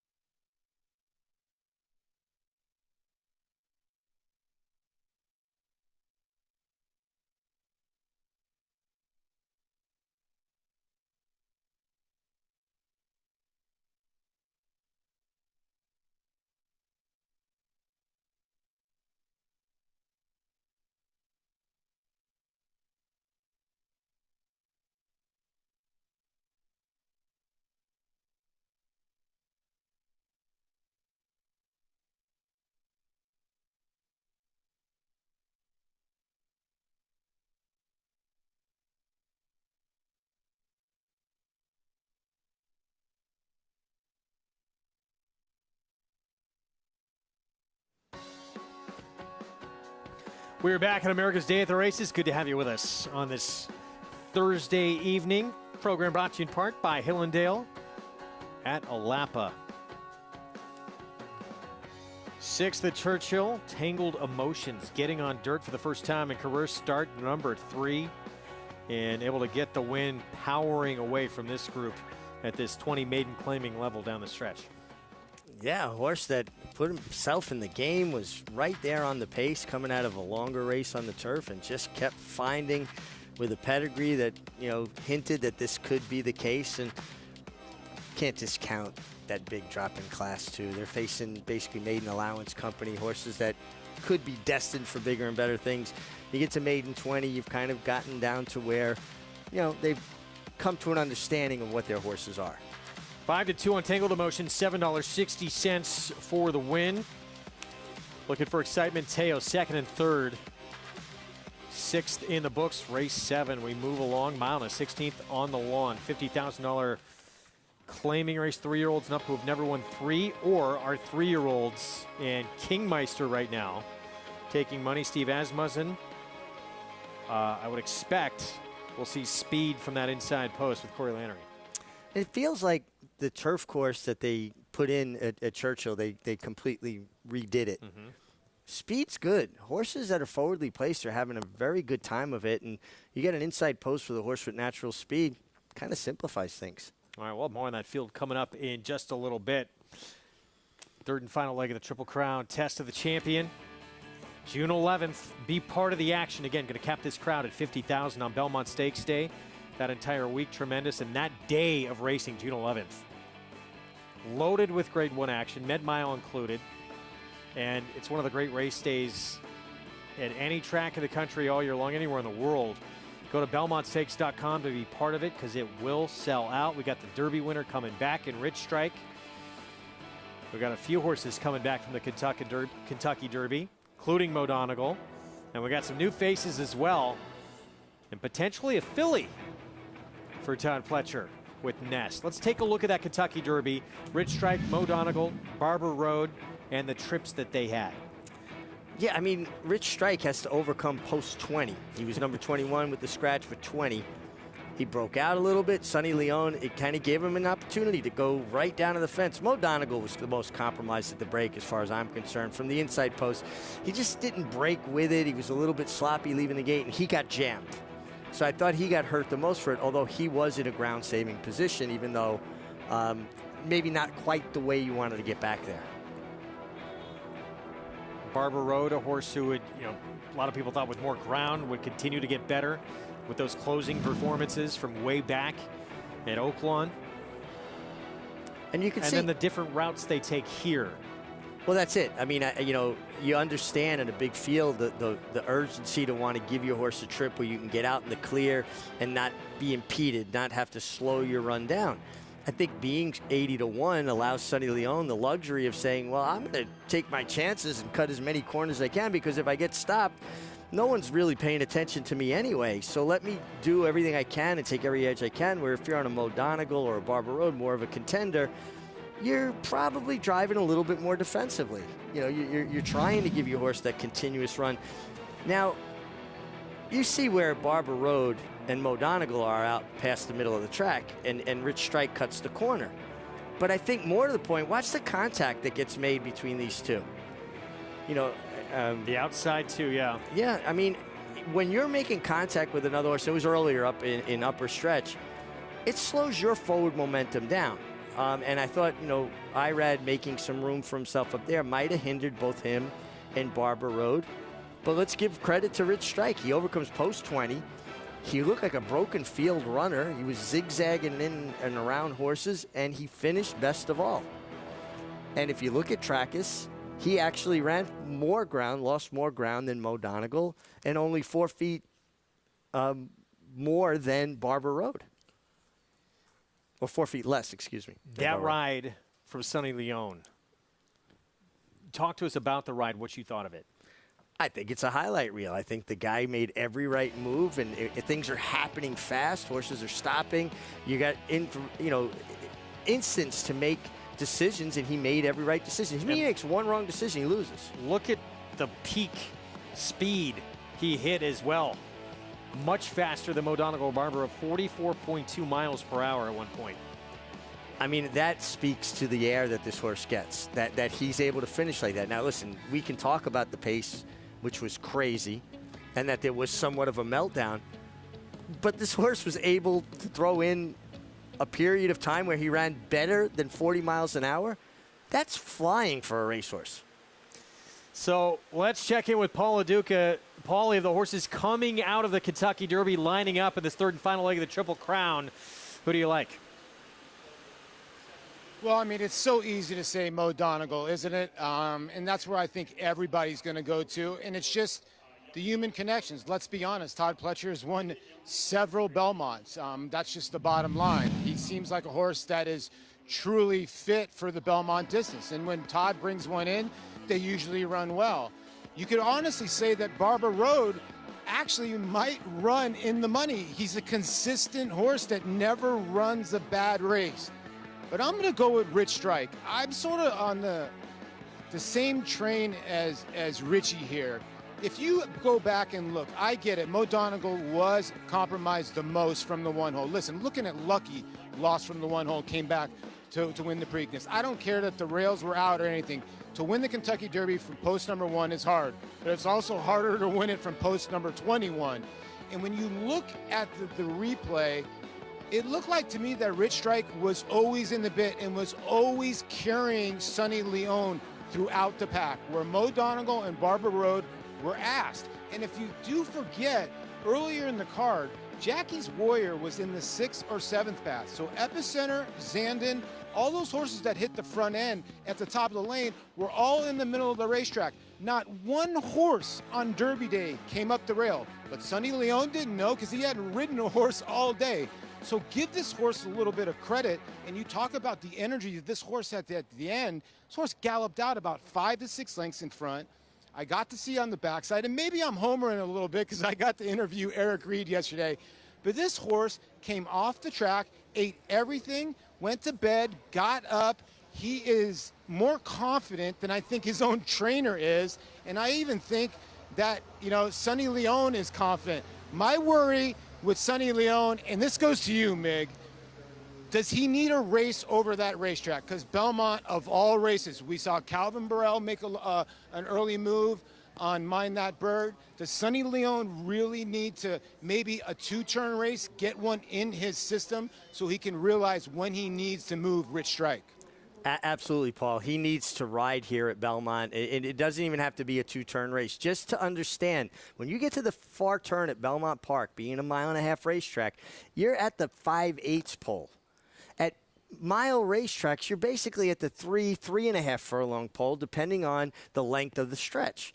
So you don't want to start leaning forward, giving your horse the cue to start going, because it's not like driving a car. You don't step on the gas and then step on the brake and they can stop and start. Horses aren't like that. So you don't want to give them the clue to get started and they start marching on, and then you go, oh, wait, I've got almost a 1/4 mile more than I realized before. So I think it's critical that he gets here. He rides. He should ride work. He should go to barns and say, hey, listen, I just want to work 5 or 6 horses this morning and get familiar. It's a big mistake if he doesn't have any rides or at least some work experience over this racetrack. If you could tell him one thing about how to ride this racetrack, what would you tell him? Just be very conscious of where you are going to the far turn. Don't fall into that trap that so many riders that don't ride at Belmont Park fall into, because you have 5 furlongs to go when you hit the far turn. That's the biggest thing. My question, and I'd love to get Paul's take on this at some point, the 2 best races that Rich Strike ever ran, far and away, obviously, were at Churchill Downs. He broke his maiden against maiden 30s by 17.25 lengths and looked like he was a fire-breathing dragon that day. Then he wins the Kentucky Derby, finishing with energy, and Paul makes a great point about he was still traveling in the bridle and finding those gaps and finished like a house on fire and had so much energy afterwards. He was basically attacking the pony after galloping out like that and everything. Is it just Churchill Downs? Does he just handle that place so well? Or again, is it... too, look, he went to synthetic after that. Maybe a horse who's just getting better coming around. They got him back on a dirt surface, and now he's coming into his own. He was beating 20 lengths in the gun runner but to Epicenter, nearly 20 lengths. And listen, horses change and develop, and I talk about it all the time. The best athlete starting high school, not always the best athlete finishing high school. But that's my question. I'd like to get Paul's take on it at some point. All right, we'll get back to him in a bit. Let's hear from Eric Reed as his Derby winner settles in here at Belmont. Seems like he's done everything a little bit better than I thought he would. We actually took him out yesterday, we were going to give him 1 turn. The rider said he wanted to give him another, so he went twice on the little track and got used to the pony, and he's made a friend there, so that's a good thing. He's getting along real good with the pony. And today we just took him to the main track. It was a little wet, so we just went 1 time around, and we kind of made him go at our pace, and he didn't care for that. His ears were back, and he was wanting to go. So tomorrow he'll get a chance to go out and train like normal. We're going to let him have some good gallops and do a lot of schooling in the paddock and just do the same thing we did going to the Derby. And there'll be a couple days where he has a 2-mile or a little more gallop. And the last mile, he gallops right along. You guys will see that if you're watching him. But we never really try to make him go a certain pace except for today. And he doesn't like that. He wants to go his deal. But it was his 2nd day back, and I wasn't sure if he's got some fatigue and just won't show it. So I didn't want to overdo it today. Tomorrow we'll let him do his thing. And again, Eric Reed had said, comments I had read, he wants him to get used to that pony. It's going to become his best friend, and he's going to need him by the time the Belmont comes around. Well, he certainly looked like he was minding his manners alongside the pony. And, a lot of it was made of what happened right after the Derby when he went after the pony. And Greg Blasi was in a basically a life and death situation, keeping that horse off of him and his pony. But I think a lot of it had to do with the horse was just so hyped up and had so much blood coursing through his veins, and he had just, so much adrenaline, if you will. And but again, it speaks to how much air this horse gets to have that kind of energy level after running 1.25 miles. So the Kentucky Derby winner settling in, and Eric Reed, not surprised because it's a horse who's had a lot of energy. So even though he had that long trip in hot weather, got in very early in the morning, he wasn't surprised at all how much energy he had the few hours later getting on the racetrack. Well, they know their horse, and obviously the connections have a really good handle on things. Eric Reed's been a lifelong respected horseman. This horse basically has gotten a full tour of Belmont Park. He went through the tunnel that goes from the backstretch to the paddock. He's been through the paddock. He's been on the main track. He's been on the training track. All they need to do now is take him over to the pony track. See how he handles the big 1.5 mile test of the champion coming up on June 11th. Derby winner. He was 80-1, so I'm not going to say he's being disrespected. He was the second biggest long shot in the history of the race, but being dismissed a little bit. I think people want to see it again, and they want to see it outside of Churchill. Fair enough. Grade 2, Pennine Ridge coming up this weekend.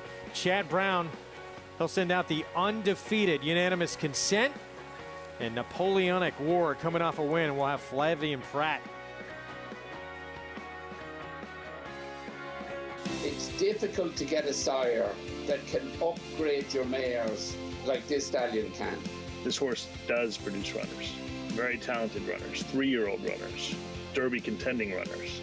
This horse is priced where anybody can afford to breed to him, and if you're trying to improve your mare, he's a horse that's shown he can do it. There is no younger AP Indy that moves his mares up like he does. Who you betting on? How about an app created specifically for horse racing? Naira Bets. We specialize in thundering hooves, fist pumping, and boosting your bankroll with robust weekly promotions. And offer betting tips from actual horse racing experts. Bet all day and night, nationwide. Get the action and thrill of horse racing with Naira Bets. The sun shines bright on Caraconte. His first crops of racing age are showing brilliance on the racetrack with a high percentage of stakes winners. His versatility is evidenced by winners on all surfaces across the globe. And his offspring are lighting up the sales ring. With his biggest and best quality of books in the pipeline, the sun shines bright on this value sire. Caraconte, standing at Gainesway. The Belmont Stakes Racing Festival returns to Belmont Park June 9th through 11th. This year is packed with world-class horse racing and entertainment, headlined by a live performance by the New York Bee Gees, presented by Mohegan Sun on Friday, June 10th, and world-famous DJ Paulie D on Belmont Stakes Day, Saturday, June 11th. From Secretariat to American Pharoah, the test of the champion is home to the most memorable moments in sports. Are you ready to strike rich this year at the Belmont Stakes? Tickets are now on sale at belmontstakes.com. We're back on America's Day at the Races on FS2. Good to have you with us. Program brought to you by Naira Bets. Get signed up, play along. Go to nairabets.com, or you can download that Naira Bets app as well. Coming up Saturday, Cross Country Pick 5 is back. We talked earlier in the program about American Revolution. We're going to see that New York bred Grade 1 winner in the Blame Stakes, making his 4-year-old return to the races. Part of that sequence. And then we'll have the Grade 2 Pennine Ridge as part of it as well. Mile and 1/8 over the inner turf. And as we said going to break, Chad Brown will send out 2 very capable runners in here, led by Unanimous Consent. The 8-5 morning line favorite puts his perfect record on the line, including that win in the Woodhaven. Yeah, I mean, this horse is undefeated. He's 3 different tracks. A Monmouth, Tampa Bay, Aqueduct, stepping up in company each time and just continues to improve and get better. And what makes good turf horses? Turn of foot. The ability to finish races, to accelerate, and the Unanimous Consent, he certainly has a turn of foot. But an 81 buyer for that win. His stablemate got a higher number for an allowance optional 80 win at Belmont back on May 5th. Yeah, and, you know, listen, I think you also got to take into account that this horse kind of put on a burst of speed for an 1/8 of a mile, took the lead, and Manny Franco sat still, and he kind of coasted through the wire too. So, you know, buyer speed figures or any speed figures are one barometer. Also look at horses, how horses do things. We're at Churchill Mile, a 16th on the turf, condition claiming race here. Kingmeister went by for Asmus, and here's Leblon. Yeah, Leblon, more of a deep closer, trained by Paulo Lobo, a trainer I have so much respect for. Blinkers off, a horse who broke his maiden on the turf here at Churchill. Yeah, a horse that's getting back to turf here, been sprinting most recently at Oaklawn. Koufax, he actually did break his maiden on the grass, but against soft 30 maiden claiming company. I think this horse has a big say in how this race is run, though, because it has some speed. Yeah, he's quick. Opry, formerly with Todd Pletcher, now with Eddie Keneally. Another horse that should be forward here. Rafael Bejarano rides. Eli, his only try on the turf was last time out. He was 6th in a field of 9 at 28-1. Yeah, and he's a horse that's more of a closing type anyway, but would have to find a race I haven't seen. Policy option. Gabriel Saez for Juan Cano. Yeah, it closed resolutely last time. Another horse I'd like to see a lot of pace on early here. That was at a 1.125 on the turf last out. Absam drops in class. Mike Maker, Tyler Gaffleone. Yeah, tough connections. Tyler Gaffleone just seems to have such a knack, turf and dirt there at Churchill.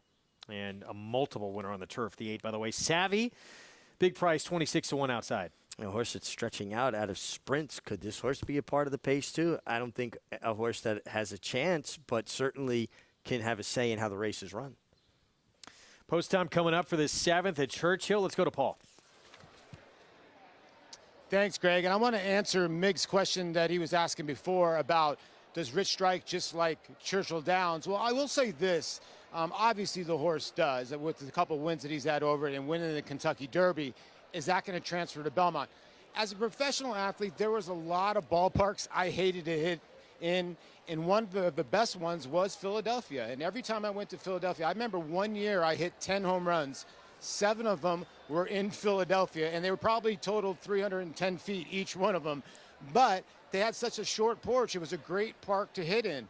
But every series after that, it built my confidence, even if I went to a bigger ballpark. So as an athlete, and even Eric Reed said that yesterday, Rich Strike as an athlete knows that he's done something great. So maybe it can transfer over to Belmont. So that's my opinion on it. I think he's got a lot of confidence, the same kind of confidence any kind of athlete that would get of maybe throwing up 50 points in one place, and then the next time he goes to another place as a basketball player, he's still got that same confidence to shoot those same shots. Okay, let's get to this race here, which is very complex, I thought, and I'm with Mig as well. I think Koufax, as we're getting a baseball reference here, Sandy Koufax, is going to control this race from the start.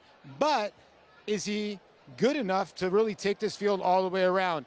Maiden 30 winner, taking a field gate to wire. You do have Opry with giant numbers, but now leaving the barn of Todd Pletcher to Eddie Keneally, another horse with some pace. It's going to be very interesting who decides to go to the front end. King Meister's got a decent race where he's shown some speed as well. The blinkers come off the 3. I love the 8, guys, Absam. I'm going to tell you, this horse warmed up, unbelievable for Tyler Gaffleone. You go back and you look, this is a horse that has been able to rate before, has been able to show a little bit of speed. And I think today, second off the layoff, after a long layoff, I think there were some issues there. I think Absam's going to run a giant race today for Gaffleone and Maker. Paulie, you still with us? Better curveball, Koufax or Kershaw? Sandy Koufax by far. I know a lot of the legends that said they knew Sandy Koufax was throwing the curveball. They had his pitches, and they still couldn't hit it. Wow. Unreal. Wow. That's very cool. All athletes need swagger. You got to have confidence. Confidence is huge. It seems like Rich Strike has it, doesn't it? It does, much like the New York Rangers. They're on a roll right now. Travis Stone, the call 7th here at Churchill Downs.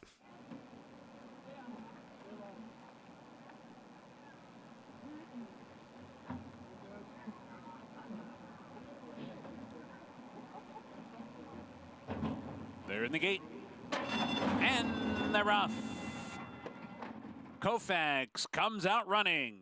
Kingmeister toward the rail, and Opry's not far behind either. Bias the first time, it's Koufax with that good beginning. Out there setting the pace. Kingmeister comes through toward the rail. Opry comes in from the outside. They will track second and third, 2 lengths behind Koufax early. Leblon is 3 lengths farther back, racing in 4th. Highest Distinction moves up 1 spot from 5th. Farther back in the field, Absam comes away 6th. Eli toward the inside 7th. Policy Option is 8th, and Savvy is at the back in 9th. Moving for the backstretch run, and Koufax got away with an opening quarter in just 24-2. Koufax cruising along down the backstretch, no pressure whatsoever. Opry content to wait second and outside. Kingmeister tucked away 3rd and toward the rail. Highest Distinction is not far behind 4th and starting to inch forward. Leblon is right there to that one's inside mid-pack, followed by Absam. Absam is 5 lengths behind for the far turn. Policy Option and Eli Savvy's at the back. Round the far turn. Here comes Opry now. Opry is coming after Koufax, and these two go head-to-head round the far turn. Highest Distinction trying to keep up with them is under pressure. Then it's Kingmeister and Leblon. Absam is still 6 lengths behind. Off the turn, Opry takes the lead, top of the stretch. Koufax has to fight on and is doing so. Opry's in front, half a length. Now it's a length. Now it's a length and a half. Koufax couldn't go with Opry. Highest Distinction is third. The rest with way too much to do. It is Opry bounding through the stretch to win it by 4 on the wire. Koufax second. Highest Distinction was third. And Policy Option finished fourth.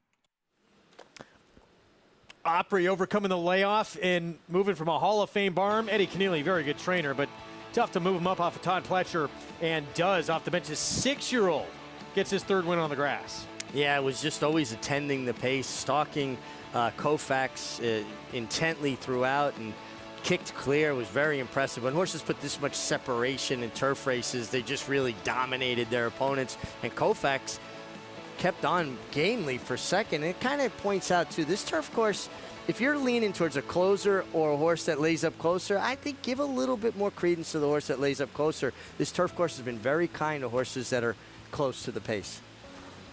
5-2 favorite, Opry the win off the bench. Coming back is a 6-year-old with a very big effort here. Son of Declaration at War, 5-4-3-7 order of finish. Yeah, again, powering away, was always in hand under Rafael Bejarano, attending Koufax, never let him out of his sight. Koufax got very happy, comfortable on the lead. Just could not handle Opry, who has some back numbers that tower over this field, and certainly ran to them today. Price is coming up. We'll take a short time out. Talk about the Peter Pan Belmont double. How about a triple? Throw in the classic as well. Anniversary of one of the all-time greats, no question. AP Indy upon us. We'll have his Belmont story when we come back.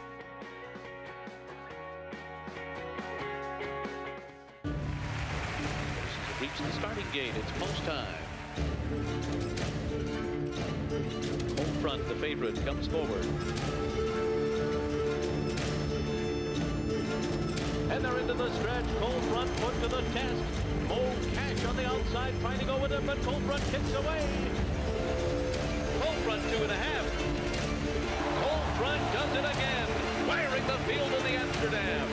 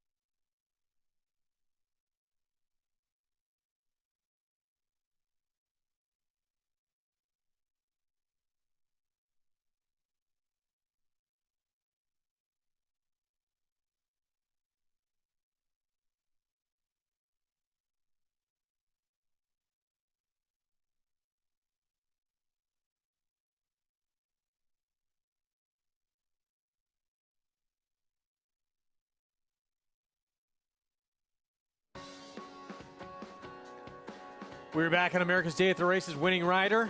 And there's Opry, the 6-year-old son of Declaration of War. First start back as a 6-year-old, winning effort for the new barn, Eddie Keneally. Terrific job by Eddie Keneally. Horse hadn't been seen since late last September. Comes back with a nice trip and just powers away, overpowered this group. And you know, he was offered for sale today in a claiming race for $50,000. The way he ran, I'm sure Eddie Keneally's hopeful that no one decided to take a chance and reach in for him. Dominates that group. Off the bench, too. I can't wait to see him next time out. Yeah, you got to think he'll move forward. Yeah. Impressive effort from this 6-year-old returnee, and Eddie Keneally doing a nice job with this horse. Still got the nightcap to come in the 8th. Going to be on the main track at 7/8 in this first allowance condition race. $7.40 for the win.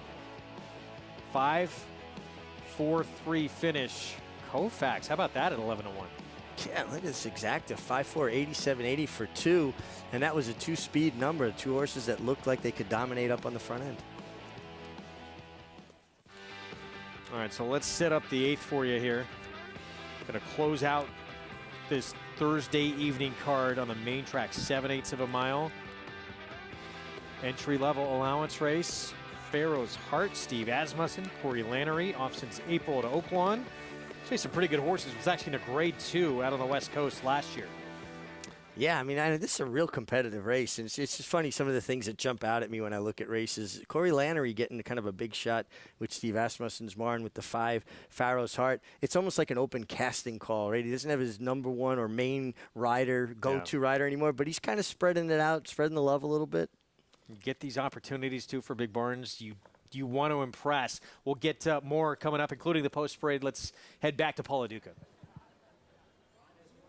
Yeah, with winning trainer here, Eddie Keneally of Opry. Now, Eddie, the horse hasn't run since September. Tremendous job. Were you expecting this kind of effort? Well, he was making a big class drop, and he's got a lot of back class. So I felt like even if he rusty and hadn't been out for a long time, I felt like he had enough class to maybe get it done here against this lesser group than what he's faced in the past. And Raphael gave the horse a perfect ride. Is that exactly where you wanted to sit? I think he rode him with a lot of confidence. He had him in a nice stalking position. The horse relaxed nicely off the lead, and just had him in a perfect spot. He rode him with confidence, and he rode him well. Well, I know your phone's ringing right now. Did the horse get claimed or not, or did you get to keep him, or are you happy? He did actually get claimed. He did get claimed. He did actually get claimed. So sometimes it works out, sometimes it doesn't. But hey, we're traders.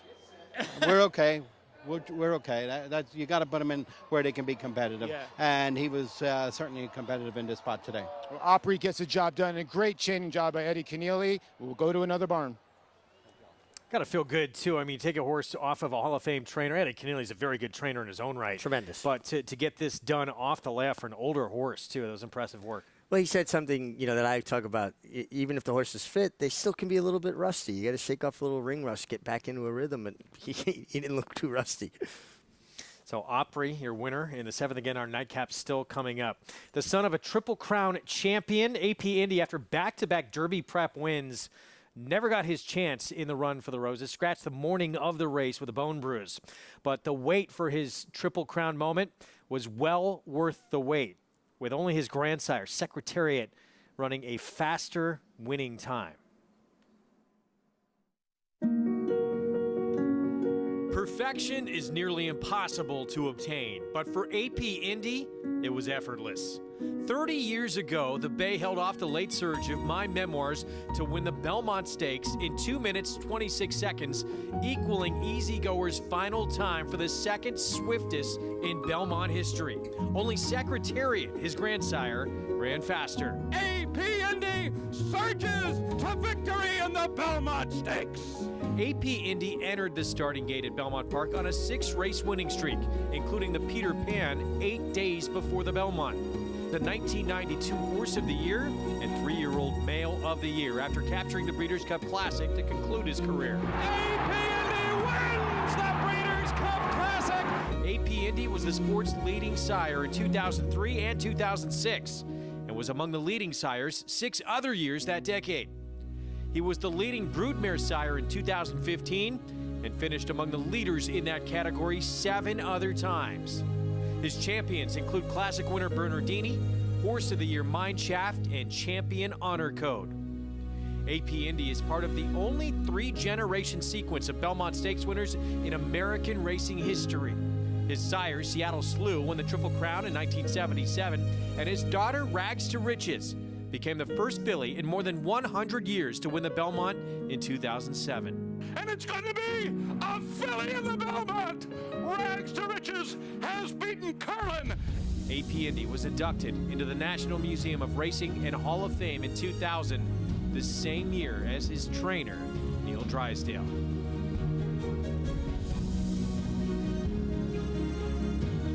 Incredible on the racetrack, incredible in that second career as well. And I don't think too many times in this sport you're going to see a horse win a stakes race and then 8 days later line up to go a mile and a half. It's incredible. Well, I mean, what a good horse, and ridden by one of my favorite all-time jockeys, Eddie Delahousse, with just hands and heels. You watch his Breeders' Cup Classic was a masterpiece, and Craig O'Brien was Eddie's agent at the time, terrific agent on the West Coast, and talked to him about AP Indy and those adventures, and just how disappointing and devastating when he was injured right before the Kentucky Derby, but doing the right thing, and Neil Drysdale, Hall of Fame conditioner, to have him ready, win the Peter Pan, come back in the Belmont. Maybe we see that this year, Peter Pan winner. We the People coming back, win the Belmont. Yeah, horse who'd shown so much promise and then disappointed, obviously, in the Arkansas Derby. But he came back in a big way with that Peter Pan effort. To take a look at the Peter Pan Belmont doubles. Last to do it was Tonalist. And it was a long time from Tonalist to AP Indy as well. We'll see if We the People can pull it off. Put him on the front end. The other speed in this race didn't get out of the gate well. But he looked like he had plenty left in the tank late also. Well, look at the way he's turning for home. He's still kind of under a long hold by Flavian Pratt. He's tapping him on the shoulder. And you'll see when horses are asked to run, it's an incremental thing where they go from a longer hold, the rider's posture's higher in the saddle. They start lowering themselves into the saddle and changing their hold, getting a shorter hold up horse neck. Now, he looked into the infield board, saw that there was no danger, everything's under control, took a little peek back, and he kind of glided under the wire. That's something I was never very good at, Greg, looking to the infield board. Like, it just wasn't there early in my career, so I never got used to it, where these guys kind of grew up with it. But you see right there, he took one peek to his inside. Look, he's going to look there. He's looking again at the matrix board in the infield. This horse has got a very efficient stride and should be able to get the mile and a half. That Arkansas Derby, he had the outside post, 4 horses shot to the front, and then he had to kind of take back and wide around the turn. Big bounce back race for him. And people thought he had that kind of talent before from the first 2 starts of his career. Yeah, he flashed the kind of talent, but I think he kind of lost his race before the race in the Arkansas Derby. He really got upset. Big crowd in Arkansas for Arkansas Derby Day. Big crowd pretty much every day at Oaklawn, but that day in particular. And he just seemed to get out of sorts, and he washed out, and he didn't act right. He was much more professional here. Now, it's going to be a bigger crowd Belmont Day, but it seems like Rudolph Brissett, his trainer, is doing a lot of work to kind of maintain his calm, his composure. And also, now this is his 5th start, right? The Belmont Stakes. More experience. Rudolph Brissett, too, has said, look, he's like, he can be his own worst enemy. So it worked out that day, was much better behaved. Yeah. We'll see if that happens on June 11th. Is he going to be the one in front of this race? I think he's the main in controlling speed. And, you know, if nobody entertains a horse like this who's quality, he could make them pay. Look at this schedule. Not just the test of the champion, the Stallion making Met Mile, the Manhattan on the grass, the Acorn for 3-year-old fillies, the Ogden Phipps, Just a Game on the turf, Woody Stevens, where we're going to see Jack Christopher. What a lineup. Be part of it here. Get those tickets at BelmontStakes.com. It's like a springtime Breeders' Cup. I mean, you have 8 Grade 1s. You're going to have the best of the best competing. You have the best riders, the best horsemen, the best horses. If you're a racing fan, you have to be here. We're going to take a timeout. We'll be back. We still have that nightcap again coming up at Churchill Downs. About 13 minutes to post in that race. And a Belmont hero, Triple Crown winner, daughter, seeking a 2nd win coming up in that finale out at Churchill. Mick, you and I were together in that mess right there. Yeah, it was cool. We'll be back.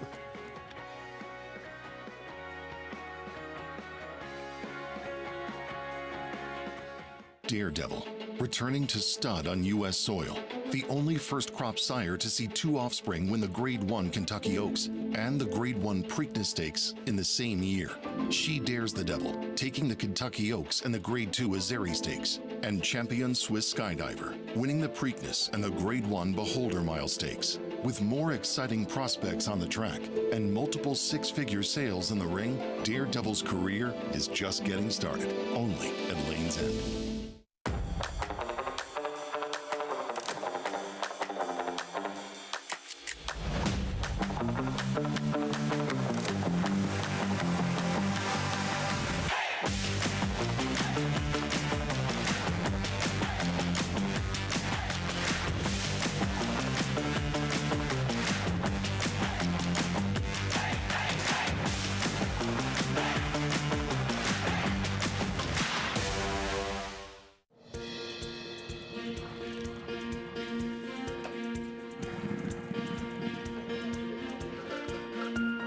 We take pride in what we do.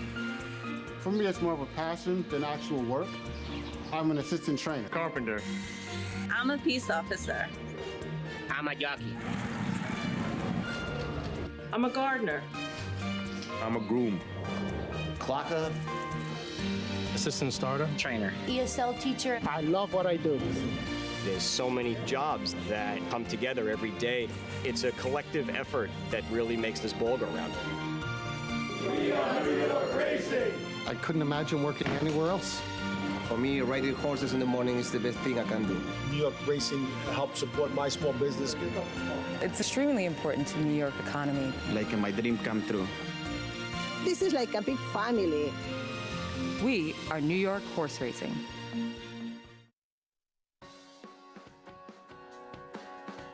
We're back on America's Day at the Races. Program brought to you in part by America's Best Racing.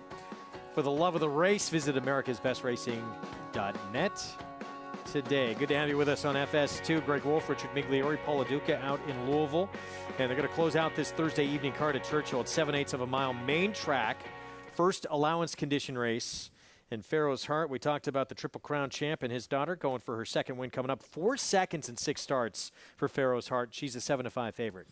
Yeah, and I always think that's a little bit of a cause for concern because do they really want to finish the deal and get it done? But obviously she's been running well at Oaklawn, and now she gets here. She just misses here. This is under Joel Rosario, and she's just beating ahead. And it looked like she had dead aim here. It didn't look like she was going to go right on by. The horse in the lead kept finding, though, kept fighting for it. It almost looked better when she drifted away from that horse a little bit, like she might get there and just ran out of real estate. Gets an extra 1/8 of a mile to work with today. She looked like a cinch. Her second off the bench, 3-5, and then she runs second again. I mean, that was inexplicable. Wow, inexplicable. I got to look that up. That was a big disappointment. No, I'm teasing you. Yes.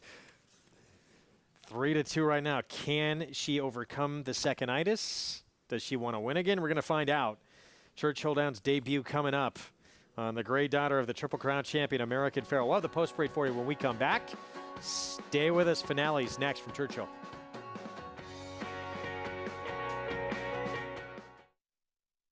Warfront.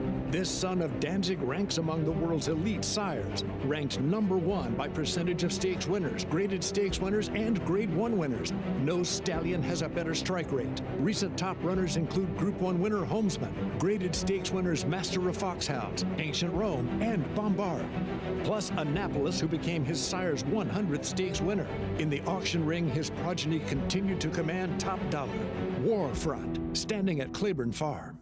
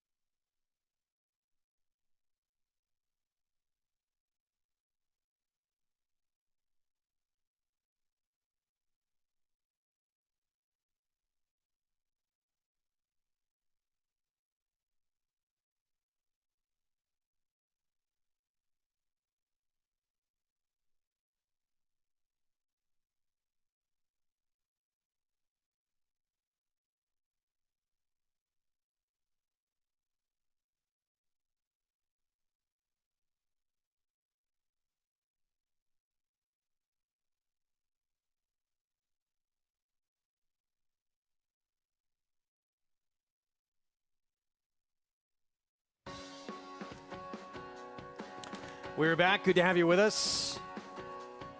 Coming up on Saturday. Join us early. Group 1, Epsom Derby. You'll see it on FS2. Coverage begins 11 a.m. Eastern again. Desert Crown undefeated for Sir Michael Stout. Aidan O'Brien with an undefeated 3-year-old in Stone Age. And Nation's Pride for Charlie Appleby had made such a splash here in the States last year. He's won 4 in a row, but a big class test for him. That is coming up again, 11 a.m. Eastern Saturday. Post-parade for the finale at Churchill. Rocks Princess, John Court. Yes, got a tough post inside going 7/8, big price. Dano Zapper, Eddie Keneally, 4-year-old filly debuting. Yeah, just saw Eddie win the last one coming off a layoff. 4-year-old debut, I should say. Yeah, got the last one already off the layoff, okay. Yes, Opry. he did. Ursulina at 15-1, Dwayne Lucas. Yeah, 14 tries, only 1 win to show for it. She's an outsider. Flashy Charge, a little bit slow out of the gate. Wide trip last out, was 4th, only beat 3 lengths. Yeah, and actually closed okay. Gets an extra 1/8 of a mile to work with, big price. Here's Pharaoh's Heart.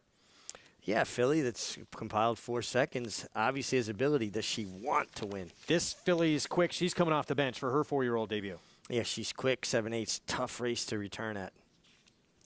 Laying low, making dough. Kenny McPeak trains faced Mulefoy last out. It turns back in distance. Maybe that intensifies her late turn of foot. Mulefoy graded stakes place when she was a 2-year-old in the Demoiselle. Social Dilemma, Al Stall, blinkers on. This is a major contender, but another one that's compiling a lot more seconds than wins, adds blinkers. Maybe that's what the doctor ordered. And Be Like Water got back on dirt in 9th start of her career. Breaks her maiden. That was at Keeneland last out with the best speed figure she's ever run. Yeah, absolutely. This horse, though, first start was really good, going 7/8 at Churchill and stretched out, tried turf. Last time was getting back to sprinting on dirt. Well, Paul, we've expected this win at a short price before from Pharaoh's Heart. She's disappointed.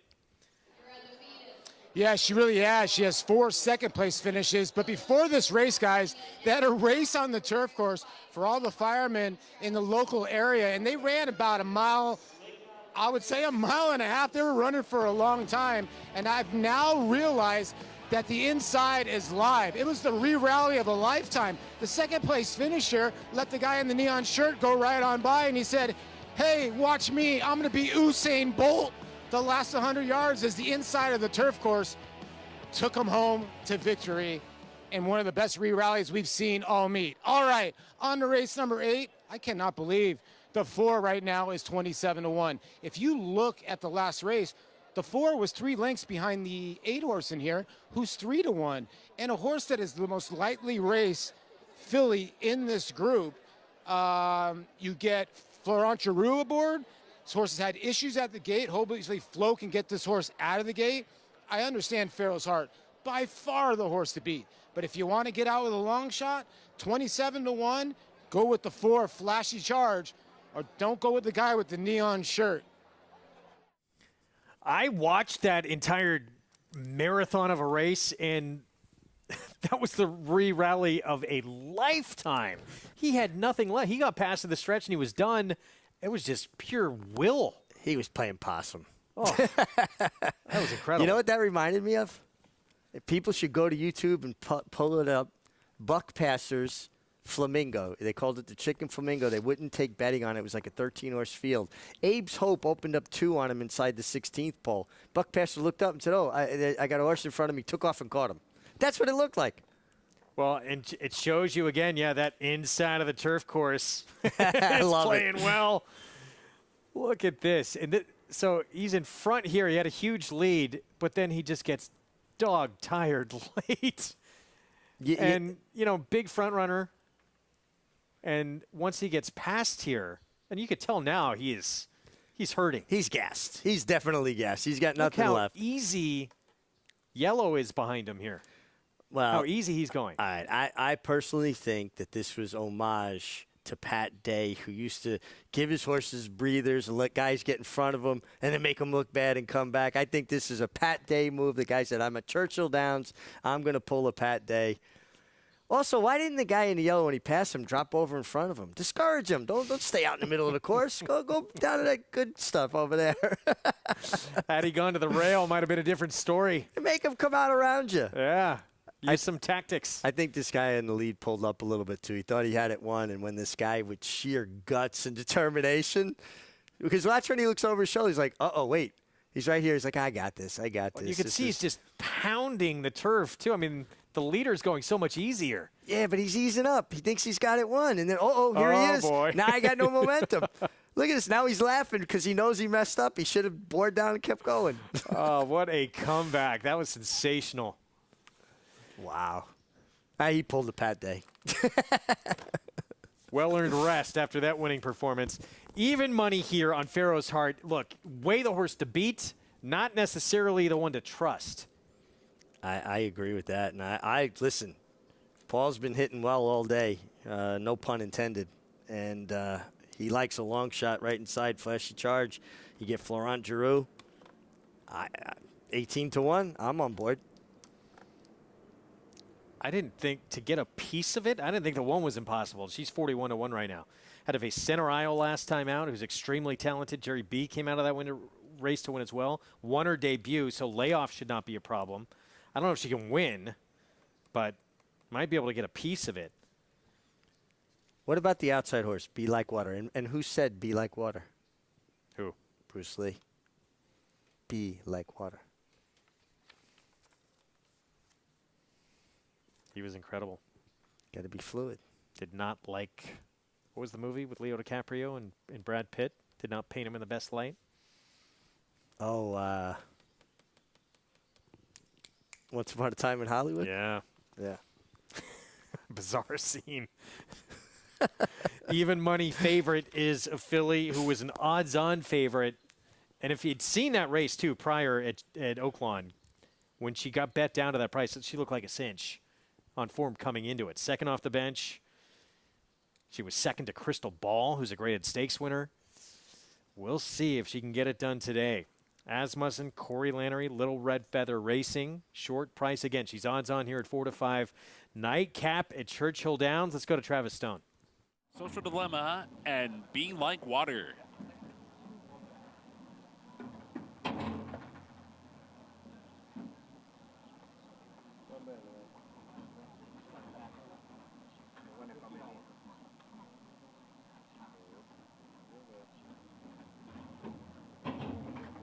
They're in the gate.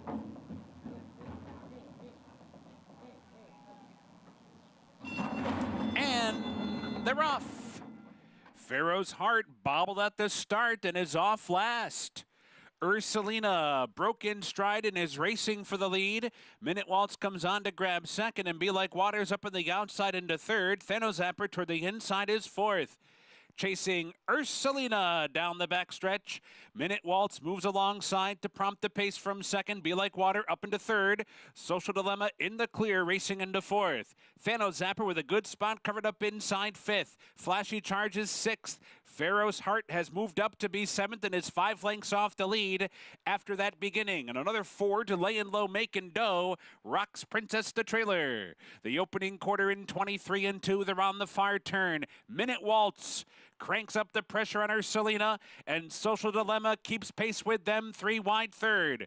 Thanozapper set to strike inside fourth. Be Like Water fifth. Flashy Charge sixth. Pharaoh's Heart still with 5 lengths to make up. Is going to take the inside path. Top of the stretch. Minute Waltz comes away with the lead. Opens up to lead by 2. Meanwhile, Pharaoh's Heart was stopped at the 3/16. Thanozapper fights on. Here comes Be Like Water now. Be Like Water finishing with interest. Minute Waltz has to hold off. Be Like Water, who surges alongside and surges to win it. Be Like Water runs down Minute Waltz. Thanozapper was third. Flashy Charge was fourth, and Lay and Low, Making Dough was fifth. Once again, disappointing at odds on. Did have a tough trip in here, the favorite. Be Like Water. Good thing getting back on dirt for her, huh? Yeah, and she got that clean, unencumbered trip from the outside and was able to flow on the way to victory. She, I think this is what she's always wanted to do, though, sprint on dirt, and she really ran well. Really tough trip for your favorite, the 5 Pharaoh's Heart. Bobbled at the start, lost all position. Corey Lannery trying to make the best out of a bad hand, tried to cut the corner, got a little bit hampered, too. Just unlucky.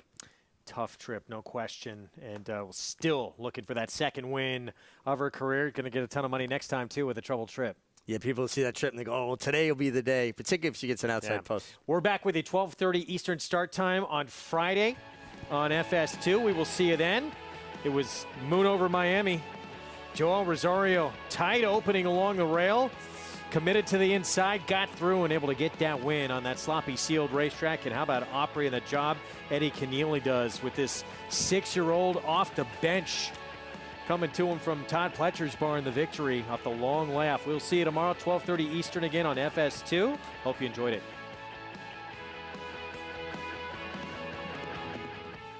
The momentum continues for War Dancer. Following a triumphant Saratoga meet as the #1 second crop sire, his progeny have posted 14 more wins in 2022, like Pop the Bubbly. And it's going to be Pop the Bubbly. You Should Be Dancing. On the outside, You Should Be Dancing, the winner. And Fun While It Lasted in an 8-length blowout. Final furlong, it's Fun While It Lasted until the 16th lap has 8 lengths on them. Now with $3 million in progeny earnings on dirt and turf going long and short, War Dancer is a sire on fire. Join the momentum